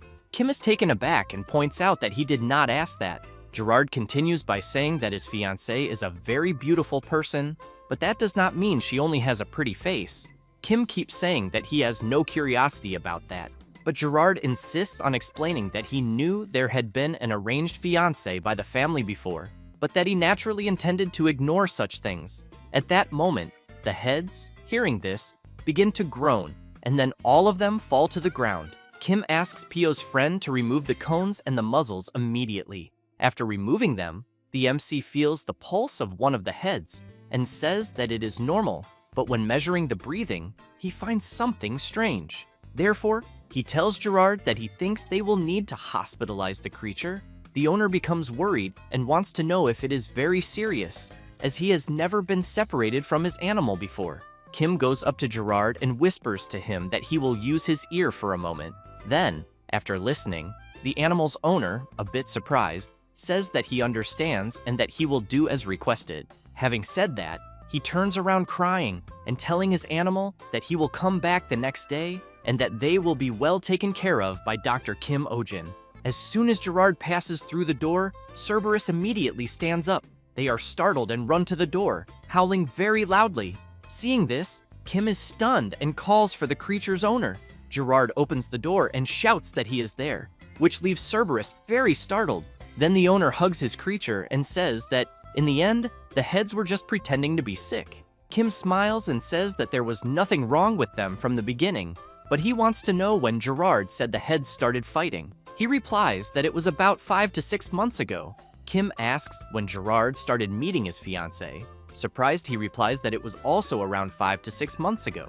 Kim becomes serious and comments that it is exactly as he thought, since the aggressive behavior, the worsening of physical condition, sleep disturbances, and all the other abnormal behaviors are due to the jealousy the creature has toward Gerard's fiancée. While hugging his pet, he is quite surprised to learn this. Kim emphasizes that during all this time, they have been getting hurt, not eating properly, and having accidents. Gerard asks if the MC is saying that all of this was caused by jealousy. Kim explains that since the creatures were born, he had said that he never separated from them even for a moment. So, the creature's attachment to him, the guardian, must have grown stronger than he can imagine. And that in their world, it is not an exaggeration to say that Gerard, their guardian, is the only one. And that for such a guardian to show interest in a being different from himself, he wonders if he doesn't think his pets would feel an enormous sense of crisis. Having said that, he points out that in order to get the guardian's attention, they are taking extreme measures. Gerard can't believe it and comments that he had no idea this could be happening. The MC tries to comfort him, saying there is no need for him to blame himself, as it is something most people go through when living with pets, and that there is only a certain difference in degree. Gerard asks if there is any solution. Kim smiles and replies that yes, but that it requires time and effort. Having said that, he explains that from that moment on, they will find a way for the fiancé and his pet to get along, in which first they need to change the negative emotions toward Gerard's fiancé, and that whenever they become anxious for attention or interest regarding the fiancé, Gerard should give them more praise and rewards than usual, using items that carry the fiancé's scent and place treats they like. Then, praise them a lot whenever they show interest in the treats, leaving a good impression related to the scent. However, as soon as they try to test this, the pet notices something in the food, then hits the treats with its paw and eats Gerard's fiancé's expensive handkerchief. But the MC asks the owner to continue the training repeatedly. Gerard says that his little creature peed on the treats and crushed the food with its paws, but the MC points out that it is normal and that if they end up eating, even by mistake, they should be praised a lot. Kim says that the next step is socialization training. Now, the attachment bond is so strong that there is no room for strangers or other animals to intervene, and because of that, they will reduce a bit the excessive attention they give to the guardian. Therefore, the MC asks if there are other animals living in the castle with Gerard. He says there are some horses, hunting dogs, and birds, but explains that all of them are terribly afraid of Cerberus. Then he comments that he thinks it is because he spoiled him too much. Kim also asks if, by any chance, he has animals that are predators. Gerard asks what he means. The MC looks at Sionia and comments that he has a friend who would not be intimidated by Cerberus. A few hours later, they go to the Baron's mansion, and the wolf Fenrir Julian is nervous, just like Cerberus, and they soon begin to confront each other, growling at one another. The servants arrive with food, intending to distract both creatures, but it does not help, and the animals continue staring at each other. Kim feels awkward and thinks that apparently even snacks were not enough. Therefore, he holds his dragon necklace and thinks that in moments like this, if he had some frisbees, he believes he could change things. At that very moment, the dragon necklace creates some, and the MC shouts to get the beast's attention. Then, he throws the frisbee into the air. Both the wolf, Fenrir, and Cerberus are quite surprised and immediately leap into the air to catch the toy, while Gerard and the old man are happy to see both creatures not fighting. The MC is thinking that if he took a photo of the creatures, it would be a success. And as he retrieves the frisbee, he throws it again and again. A few hours later, the two creatures are exhausted on the ground from playing so much. The old man observes Cerberus lying on its back and asks if the creature has not been castrated. Kim says that despite appearances, Cerberus is still quite young. Gerard, meanwhile, is confused, wondering what castration is. After that, later, at Gerard's house, he reads a letter sent by his fiancée, informing that it is incredibly sad that she will not be able to meet him, but that it is because of those who are more precious than anything until they open their hearts, and that she, Rosalita, can wait forever. Gerard is very happy, thinking that she is a deeply understanding person and that her heart is as beautiful as her appearance. However, Cerberus, hearing this, does not like it at all, and Gerard soon realizes what he has done and thinks about what the MC had said, that he should not react excessively to behaviors that induce jealousy. Cerberus's heads begin to bite each other again, and Gerard's servant tries to stop them, saying that they had been quiet for a few days. Gerard becomes serious and shouts, asking Draco, Pen, and Kalba to stop it. The creature immediately listens to its owner and becomes quiet. He is happy to realize that Cerberus finally listened to him, but when he sees that they became sad, Gerard remembers what the MC had said, that he needed to reassure them since they are just feeling anxious. Therefore, Gerard goes to his pet and comments that he will never abandon them and, while petting them, continues saying that they will have another wonderful member in the family, and because of that, he wants them to be excited instead of worried, because there will be 2 people who will love them. A few days later, at the MC's clinic, Gerard brings Cerberus and says that they no longer try to tear or bury his fiance's things. Kim comments that this is great, but points out that now they will move on to the final stage. Gerard is quite surprised to hear the MC saying that now it will be Cerberus's meeting with his fiancée. A few hours later, the man driving the carriage informs his lady that they have arrived. She pulls the curtain and comments that she is very anxious about it, since the fateful day of meeting Gerard's Cerberus has arrived, and that soon he and the MC, along with Cerberus, will receive her. And it does not take long for Gerard's pet to start growling, and he wants to know if this is still not dangerous. Kim asks him not to worry, because they still have an emergency measure ready, saying this with Selena just waiting for the signal. At that moment, Rosalita gets off the carriage, and Gerard is amazed to see his fiancée. However, she is completely different from other maidens, as she is a bit rougher and stronger, which leaves both the MC and Selena quite surprised, since they expected a very gentle lady, and, while observing Cerberus and Lady Rosalita, they think that Gerard has a very peculiar taste for things. She comments that she has finally met her beloved's pet, and that, indeed, the creature really has 3 heads. Then, she approaches them shouting that this is triple the cuteness, but Cerberus gets scared by her attitude. Kim immediately asks Selena to prepare the tranquilizers and makes it clear to Rosalita that approaching noisily the way she is doing can be dangerous. However, Cerberus gets frightened by the approach.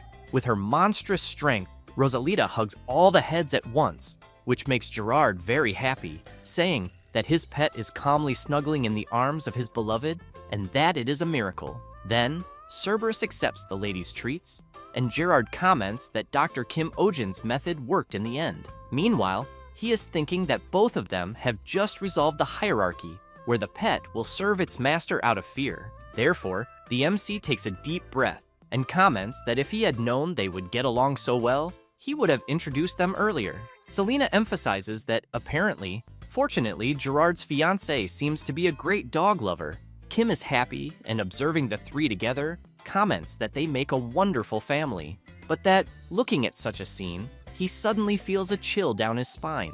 Selena becomes intrigued and asks if he really felt that, then looks up and comments that the energy in the air has been unusual lately, and that perhaps a wave of intense cold will be coming. Kim becomes confused upon hearing this, and comments that it is too hot for that to happen. However, a few days later, he is sneezing and shivering from the intense cold.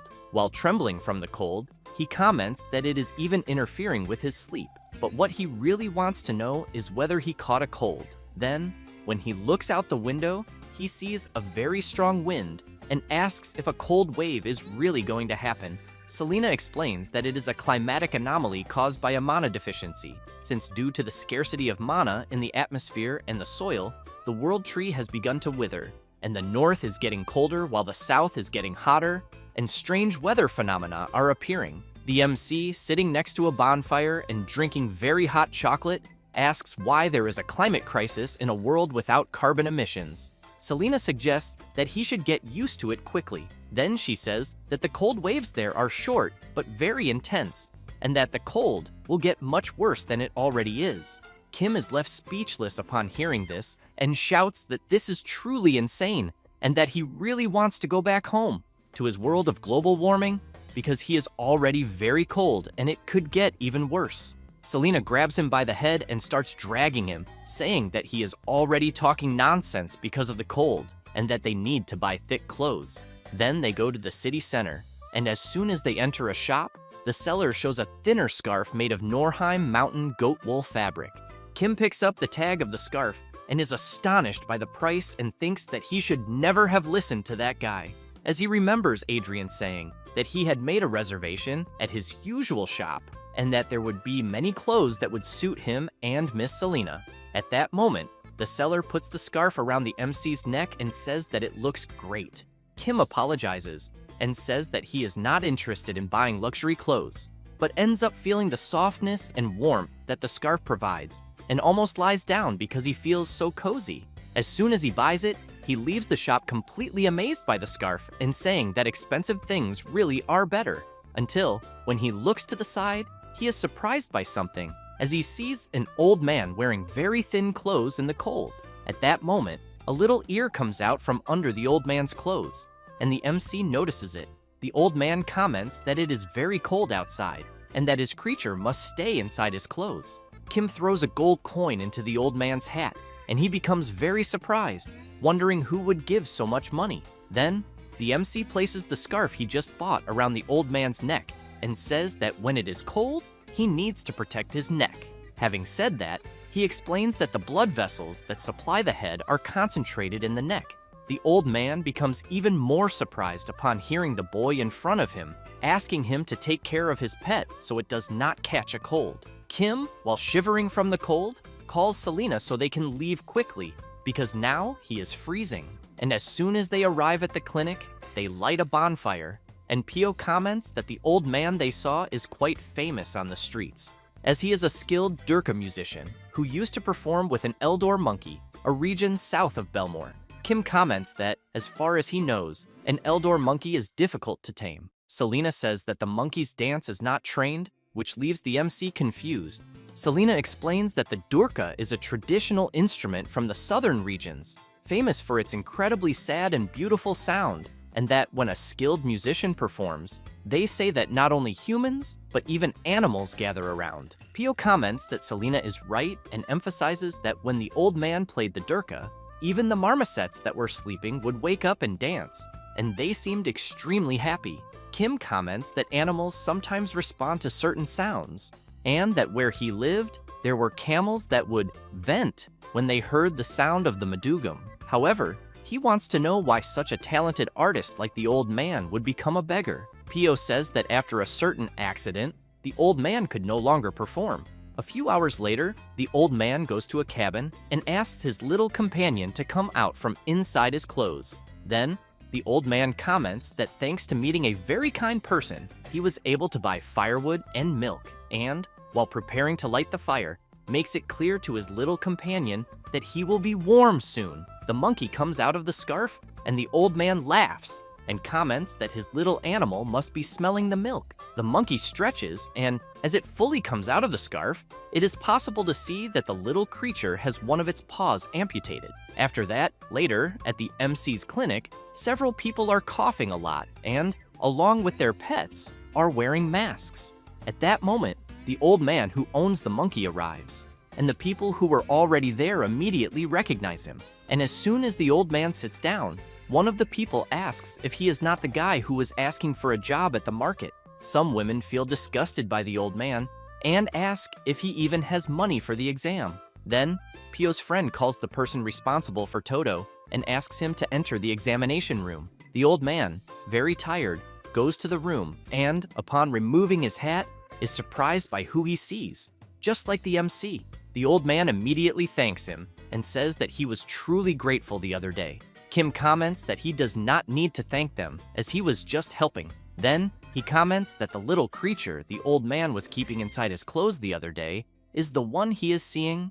The old man says that Toto's cold is not going away and that he is very worried about it. Kim thinks that, in the end, the old man came to his clinic for an examination with the money he had given him. While Toto plays with the MC's stethoscope, he examines the creature's lungs and says that Toto's lungs have a bit of noise. So he asks how long Toto has had this cold. The old man explains that when his little creature catches a cold, it simply does not go away, and that he has even always wondered if his pet is getting old as well. Kim says that Toto is not exactly young, but that it is not serious enough for him to worry too much. But as he picks up the monkey in his hand, he asks what happened to its leg. The old man says that about 10 years ago, he lost the leg in a carriage accident. Kim immediately remembers Pio saying that the reason the old man could no longer perform was because of an accident he had. After that, he says that for the cold, he will prescribe medicine, and that the old man should give it to the monkey regularly and make sure to keep it warm. Having said that, while handing the monkey back, he points out that if the cold gets worse from that day on, it could become dangerous for the creature. The old man says that both he and his little animal are from the warm south, and that, because of that, surviving the harsh winter has not been easy. But he considers that before Toto gets older, he thinks they should leave. Kim is moved and thinks that apparently the old man also does not seem to have a family, but wonders why he cannot return to his hometown.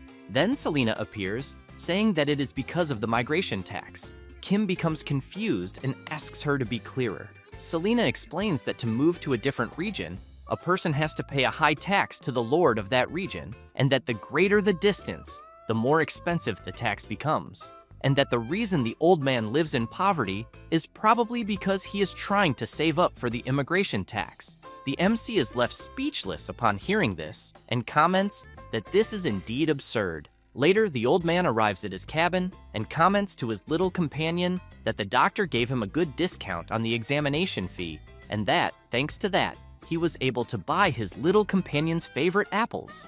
And while the little creature enjoys the apple, the old man says that starting the next day, there should be some construction work available, and that, because of that, he will also be able to get firewood. Having said that, he points out that they just need to get through this winter, and, as he picks up Toto in his arms and pets him, makes it clear that next year, they will definitely move to the warm south.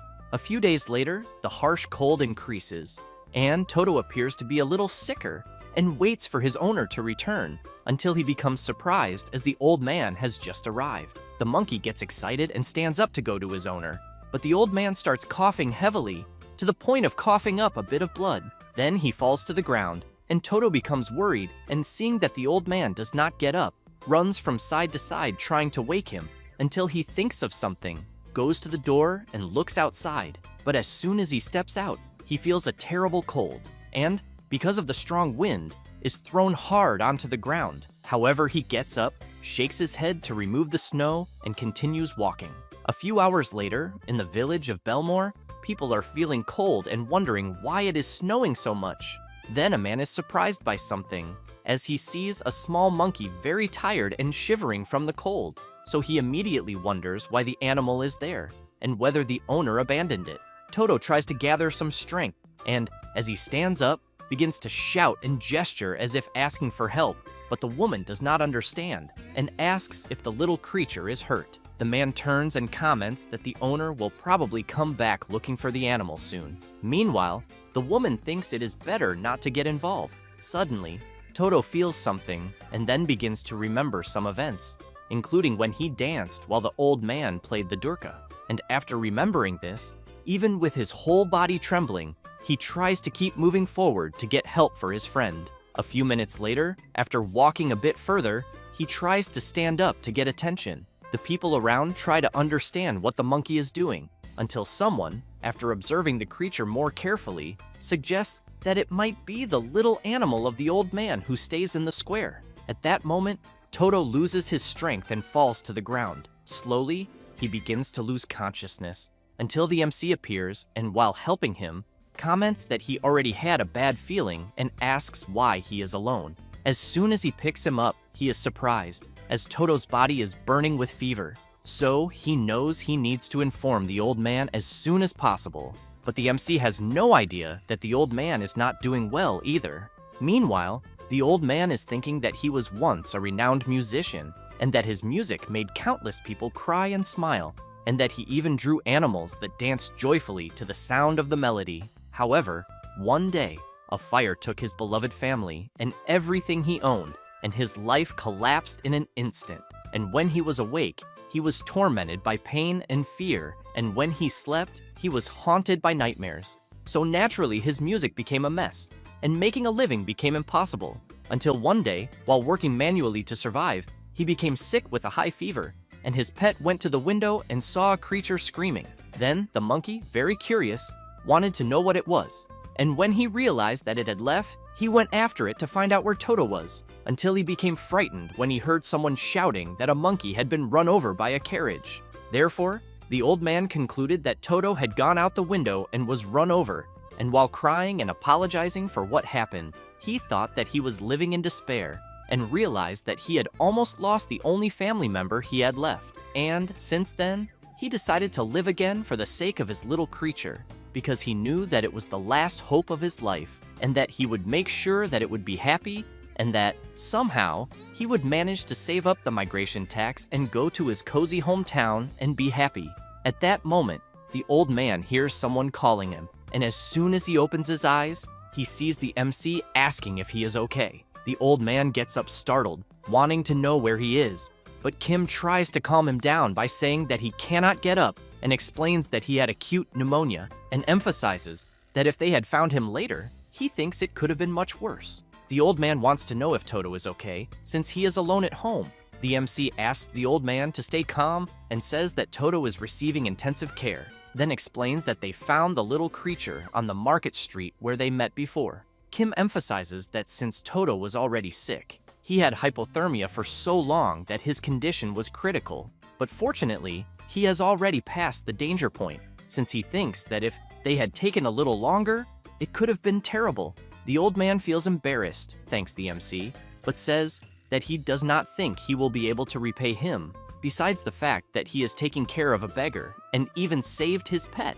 That said, he shouts that he will do everything to work to pay this debt for the rest of his life. Kim asks the old man to calm down, then comments that first, he does not need to worry and should just focus on recovery, since he needs to be healthy for Toto's sake as well. The old man begins to cry, and once again thanks the MC for his immense generosity. After that, a few hours pass, and Pio shouts saying that Lulu gave birth to a horse with incredible golden fur. Then he says that everyone is saying that it will become a legendary horse like never before, besides the fact that there is also the celebration of Duke Astrard's birthday in a month, and that is all people are talking about. Kim becomes intrigued upon hearing this, but wants to know what is so special about the Duke's birthday celebration. Pio says that Duke Astrard loves culture and the arts, and that, because of that, every year, at his birthday party, people can watch the best performances in the region, and that this time, he thinks they might even get to see the golden horse, and that he even feels jealous of the people who received the invitation. At that moment, Adrian appears holding a letter, wanting to know if she is talking about this, then says that he can bring up to 2 companions, and that, if she is willing, she can go along. However, Kim takes out a golden invitation and says that he also has one, but emphasizes that his invitation says that he can bring up to 4 companions, which drives Adrian crazy upon hearing that and wanting to know if he is trying to compete over something ridiculous. While carrying some things, Toto's owner comments that then they also received an invitation from Duke Astrard. Kim is surprised and comments that he had already told him that he does not need to help, since he is not even fully recovered yet. The old man says that he is already feeling well and asks the MC to at least let him help a little. Then, he says that he performed at Duke Astrard's estate a few times in the past, and that it is always good to hear his name after so long, since he knows that the Duke and his wife were such kind and wonderful people, and that they also had a deep knowledge of music. That said, he becomes a little embarrassed and says that he bought a house at that time with the fee the Duke gave him. Pio becomes very happy upon hearing this and comments that it is truly incredible. The MC, on the other hand, wants to know why the old man no longer performs, and that even if Toto can no longer perform, he could still have made a living just as a musician. The old man feels a bit awkward, but says that during the time he lived in despair, he received many criticisms for his poor performance, and, because of that, ended up being expelled from the Plaza Performance Hall. But even so, Toto always loved his music, and no matter how hungry, cold, or exhausted they were, as soon as he picked up his durka, Toto would jump and start dancing. Therefore, he emphasizes that his little creature was the audience that loved his music the most. But when Toto could no longer dance, he decided to stop playing, since he thought his little creature would be sad for having only one leg. Pio becomes very emotional with the old man's story, while the MC becomes thoughtful about it. Meanwhile, at the Duke's mansion, one of the servants tells his lord that he saw the old Durga musician as he went to deliver the invitation and saw him at the veterinary clinic.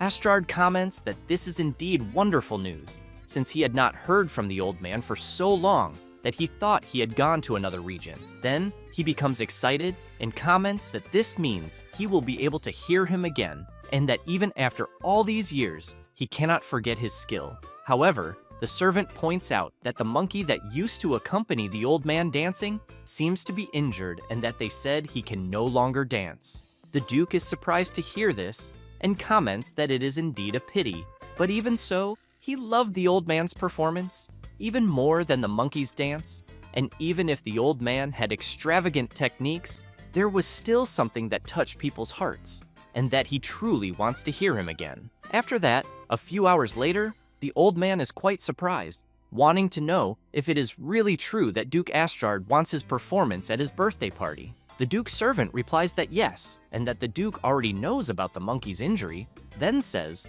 that the Durga performance alone would already be enough, and that the old man should consider it positively, since they will pay whatever he wants. The old man is quite surprised by the request, and Pio appears very happy, saying that he needs to accept, because with the money he will earn, he will be able to return to his hometown with Toto. The old man looks at his little creature, takes a deep breath, bows, and says that he is very grateful for the opportunity he is receiving, but that he is afraid he may not be able to play. Then the MC appears, wanting to know if it is because of Toto, because if it is, he makes it clear that he will find a way for the monkey to be able to dance again. The old man comments that even if the MC is a renowned doctor, he is not a god, so he wants to know how he will create a leg that does not exist. Kim replies that he knows he cannot create a real leg, but that there are many ways to dance even without one leg. Therefore, he asks the old man to relax, because he will think of something by the Duke's birthday. After that, and a few days later, at Duke Astrard's mansion, the MC goes there, and several women surround him, saying that they heard that he recognized Lulu's pregnancy at a glance, and that he saved the Duchess from being swallowed by a snake with his bare hands, while Adrian is crying and trying to say that all of this was actually his doing.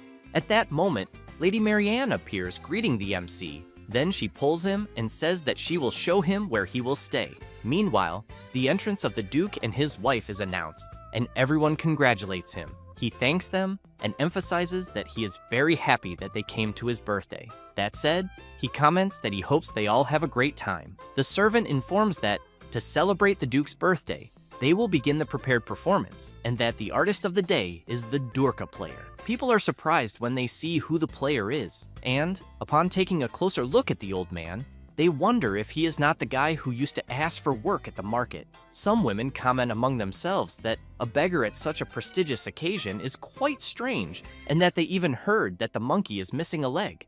The old man prepares to start playing and thinks that it has been a while since he last performed, and that even his hands are trembling. But he knows that he needs to stay calm and show everyone his best performance.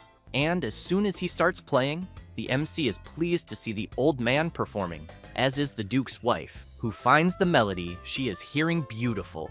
At that moment, Toto comes out from inside the old man's clothes and then goes to the ground. Lady Marianne is surprised and wonders if that is the monkey everyone is talking about, since she heard that he was missing a leg. Toto stands up and begins to spin according to the melody. The Duke is surprised by this, and the MC is happy to see that his idea worked, since he made a prosthetic for Toto, and now the little creature can move freely once again. However, people are surprised when they see a leg made of metal. The Duke's wife comments that this must have been the veterinarian's work, and that she felt he was extraordinary during Lulu's case as well, since they call him the spirit of healing, and that she heard he has the ability to bring dead animals back to life, and that, apparently, those rumors were true after all. While Toto dances happily, the MC thinks that the little animal seems to have fully adapted to the prosthetic, and that, thank goodness, his movements are quite natural. But he knows that without a 3D printer, it was difficult to create the exact size. So he concludes that the blacksmith who carried out the project truly has very impressive skills, and that, because of that, he thinks he should give him a bonus. Meanwhile, the old man, while playing the durka, thinks that even seeing it with his own eyes, he cannot believe it, since he is watching Toto dance like never before, and that it is as if they had returned to those happy moments. And as he becomes emotional while playing, he thinks that once again, he is very grateful to the MC for making this possible.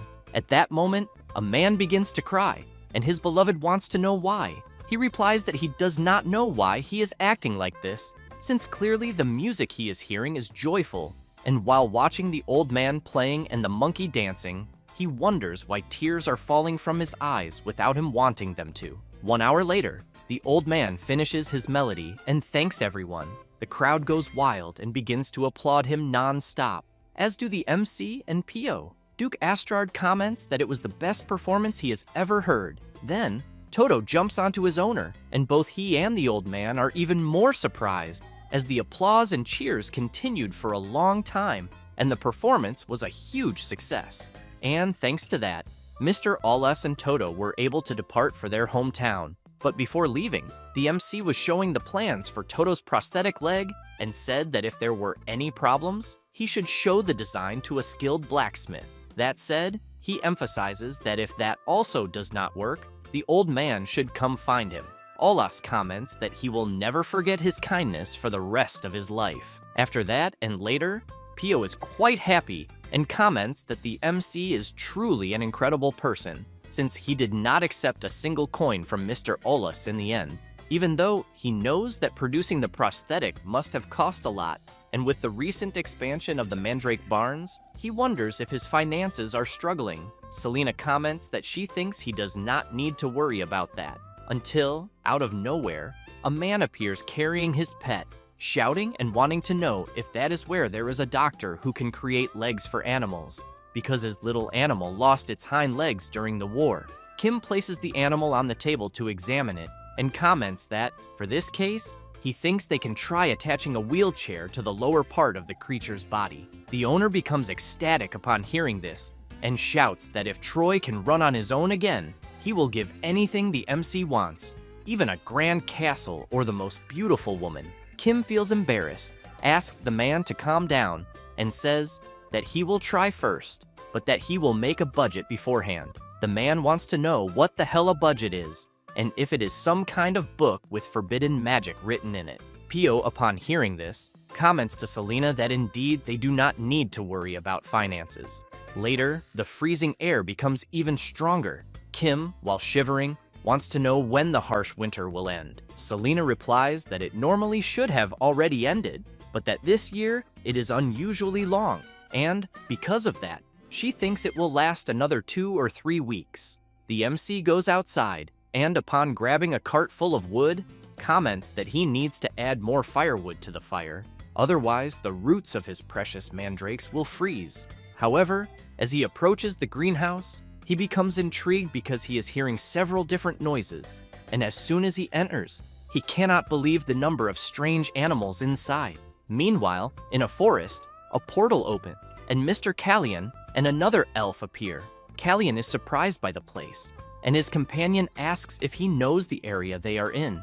Callion says that it is the western forest of the Belmore region. His partner, while using his magic, reports that the trail they were tracking ends there and that it does not seem to have moved forward. That said, he wonders if it might have run out of energy. Callion comments that they may have found their target and that, because of that, they need to search before it is too late. Back at the MC's greenhouse, he is going crazy, wanting to know why there are so many animals there, and if the place has turned into Noah's Ark, and also why there are bats there. Then, upon seeing a snake trying to catch the bats, he tries to stop it, but soon cannot believe that the other creatures are eating his precious mandrakes. Selena appears saying that this often happens during harsh winters, as animals cannot withstand the cold and move down to residential areas and attack livestock or warehouses, and that, in severe cases, an entire year's harvest is destroyed. Kim goes mad with anger and shouts that this cannot happen and that they need to drive them out. But then he remembers that the weather is too cold to do that, so he holds one of the creatures and thinks that he is too kind to do what he said. Later, while picking up chopped firewood, he thinks that on his precious day off from the clinic, he is there doing manual labor. Meanwhile, Adrian is furious and, while working hard, shouts asking why he is suffering so much, since he was raised with so much care and does not need to suffer in the cold. Then he notices a stain on his clothes, which were handmade by a master craftsman, and shouts that he must be having a nightmare. At that moment, Selena appears carrying several pieces of firewood and asks them to move out of the way, but Adrian realizes that she is about to step into a puddle, so he starts taking off his coat and asks her to wait, then throws his clothes onto the puddle and asks her to be careful. Selena does not care at all and walks over Adrian's coat. The MC sees this and thinks that apparently the idiot is very much in love. A few minutes later, the clinic team gave up their day off and came together, and after working day and night, they finished building a shelter for wild animals against the cold. They set up a wind-resistant tarp to protect the animals from the cold wind, and a stove enchanted with fire prevention spells keeps the internal temperature warm. Water and food for hungry animals were provided, and so that both small and large animals could rest comfortably, they built a total of 2 tents. Then, everyone was very pleased with what they had done. However, as soon as they opened the shelter, it did not take long for it to become crowded, and not even 10 minutes had passed since it opened, and the food had already run out. 30 minutes later, after restocking, the food ran out again, and as soon as they restocked, they had to put up a waiting list. Meanwhile, the MC is even dizzy from thinking so much about calculating the feed costs. Adrian goes up to Kim and, laughing, comments that he will have to empty all the gold coins from the vault. Kim smiles and says that first he will cut the blonde guy's salary. Then he hears Pio calling, and as they go to the front of the tents, Pio says that several donated supplies have just arrived and that there is a letter in the carriage. Kim takes the letter and, upon reading it, realizes it was sent by Lady Marianne, saying that she also wanted to help with the good work they were doing and that she sent a small contribution. Pio calls the MC and says that more donated supplies have arrived, and this time it was the Lord of the Rabbits who sent them. Kim, upon observing the type of bags and the markings, thinks that, as expected from a real estate magnate, the scale is different. A few minutes later, 100 wagons of firewood, blankets, and many other supplies arrive. As a result, the tents were expanded with donated supplies. Selena comments that this is no longer just a shelter, but rather a temporary rescue center. Kim is happy to see that security has also been reinforced with the donation of the talents of the dog Max and his brothers. Then, seeing that things are really going very well, the MC tells Selena that he used to be a volunteer at an animal shelter during his college years. It was hard work, but completely rewarding, until one day, when he arrived at the shelter, he saw a notice informing that it would close by a certain date due to financial difficulties.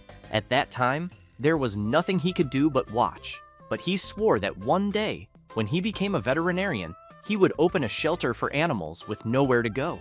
After saying this, he comments that he never managed to fulfill that wish. Selena asks why. Kim says that, far from opening a shelter, he was about to close the veterinary clinic he managed, and with the doors closed, he wondered if everything had just been greed and whether managing a clinic was beyond his abilities. And while he was worrying, he suddenly ended up being summoned to the world he is in now and went through all kinds of things. And even so, thanks to that, he is fulfilling his dream. At that moment, while telling his story, the MC notices a thorn in one of the animal's paws. Then Pio shouts, telling a baby fire salamander not to sneeze there. Kim, seeing this, thinks that he is truly very happy to have been summoned to this world. A few minutes later, seeing that the animals are sleeping, he hopes they continue to sleep well. The next day, at the clinic, Kim is shivering and complaining that it is still very cold. Then he is surprised by something, and as he approaches the shelter a bit more, wonders why only the small tent is silent, since even Max is hiding in the large tent, so he questions what is happening. Then he signals to Selena so they can go check what it is, and as soon as they pull the tarp, the MC is surprised, since he only sees a fawn lying down. Kim is intrigued, wondering if all the other animals moved away because of a single tiny creature. Selena becomes thoughtful and, while observing the creature, thinks there is no way a fawn could have come that far alone. Then the creature wakes up and the MC is amazed by the little one. Selena tells the MC to control himself, as the creature might be a dangerous predator. Kim is startled when he sees the creature coming toward him, but the little one simply jumps and licks the MC's face, who thinks that he might even be happy, but still has a bad feeling about it. Pio, seeing the little one happily playing with his boss, comments that he always does well with animals, but on the other hand, the mandrake does not like it very much. Kim pets the little animal and says it is not like it will stay for long, as he finds it impossible for it to suddenly lose its wild instincts, but emphasizes that the little creature can stay there until winter passes. However, while wondering where the creature's parents are, a bright blue energy appears behind him. Shonya appears and immediately gets irritated by something. The MC turns around, wondering if there is something on his back that is irritating Shonya, but the glow disappears before he notices it. Then he becomes intrigued, trying to understand what is happening. Later, at night, the MC is sleeping along with Shonya and the fawn, and once again, the bright blue light appears. Then it takes the form of an adult deer.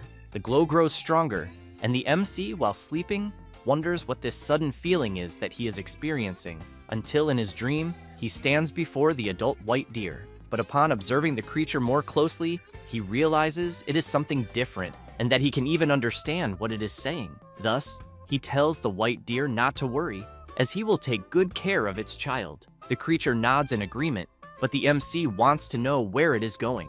As the creature leaves, Kim keeps asking it to wait, as he wants to know if it might be injured. Then he wakes up startled and wonders if everything was just a dream, but ends up going back to sleep. Meanwhile, in the forest around Belmore, some hunters are following a trail and become completely disappointed as they underestimated the creature, and even though it is severely wounded, it still managed to teleport, but they want to know where the creature hid its child. The next day, Selena is carrying some buckets of feed for the animals and notices that no animal has dared to come near the cabin where the fawn is. When she opens the tent, she sees something shining among the belongings. She lifts the cloth to see what it is and is surprised, wondering if what she is seeing is really what she thinks it is. Meanwhile, Pio wants to know if the MC really saw a shining white deer in his dream, but says that what he dreamed can only for sure be a financial dream, and that maybe he might even win the lottery. Kim gives a piece of bread to the fawn and says that where he comes from, they are usually pigs or dragons, and while he continues feeding the little creature, the mandrake watches from afar, sulking. Then it suddenly runs and passes behind the fawn with a very angry face. After that, it decides to take a big bite of the creature's tail, which immediately feels the bite, and its eyes begin to glow. Next, the fawn launches a direct attack at the mandrake. Both the MC and Pio are quite surprised by what just happened, as the mandrake was completely frozen in an instant. Kim quickly picks up the frozen mandrake in his hand and comments that this is very bad, because if it remains like this, its roots will rot, and it will also take a long time to thaw in water, and if the ice is broken, the mandrake might get hurt. Then he thinks about using his dragon necklace and conjures a hairdryer. Thus, he quickly activates the device and begins trying to thaw the plant. Slowly, the ice starts to melt, and soon it is completely thawed, and the mandrake sneezes from the cold it went through. Pio celebrates, and the MC breathes a sigh of relief, thinking that fortunately, his idea worked. Then he looks at the little creature with a serious expression and, while observing it, concludes that the fawn is definitely not just an ordinary deer. Next, he touches the creature's nose and asks who told it to do something so dangerous to a friend. Then, he is surprised when he hears someone calling him. Selena appears with a snake that is also frozen and explains that the fawn is not a deer, but a Nova elk, a creature known as the Spirit of Ice. Both Kim and Pio wonder what the hell that is, and whether it is something from a fairy tale. Selena emphasizes that Nova elks are very real, and that they live in places ordinary people cannot reach, and that such a creature should not be there. As she brings more frozen animals, she stresses that first, they need to thaw them. While the MC begins thawing the snake, Selena becomes intrigued by the device he is using. After that, and later in the forest around Belmore, someone, through a portal, asks if Callian has found the Nova elk's fawn. He replies that yes, and says the little creature is in good hands, as Selena has just informed him. The person Callian is speaking with comments that it is hard to believe that a Nova elk entrusted its child to a human. Callian explains that the human who is with the fawn is not an ordinary person, and says that he is the spirit of healing. The other person asks where the adult Nova elk is.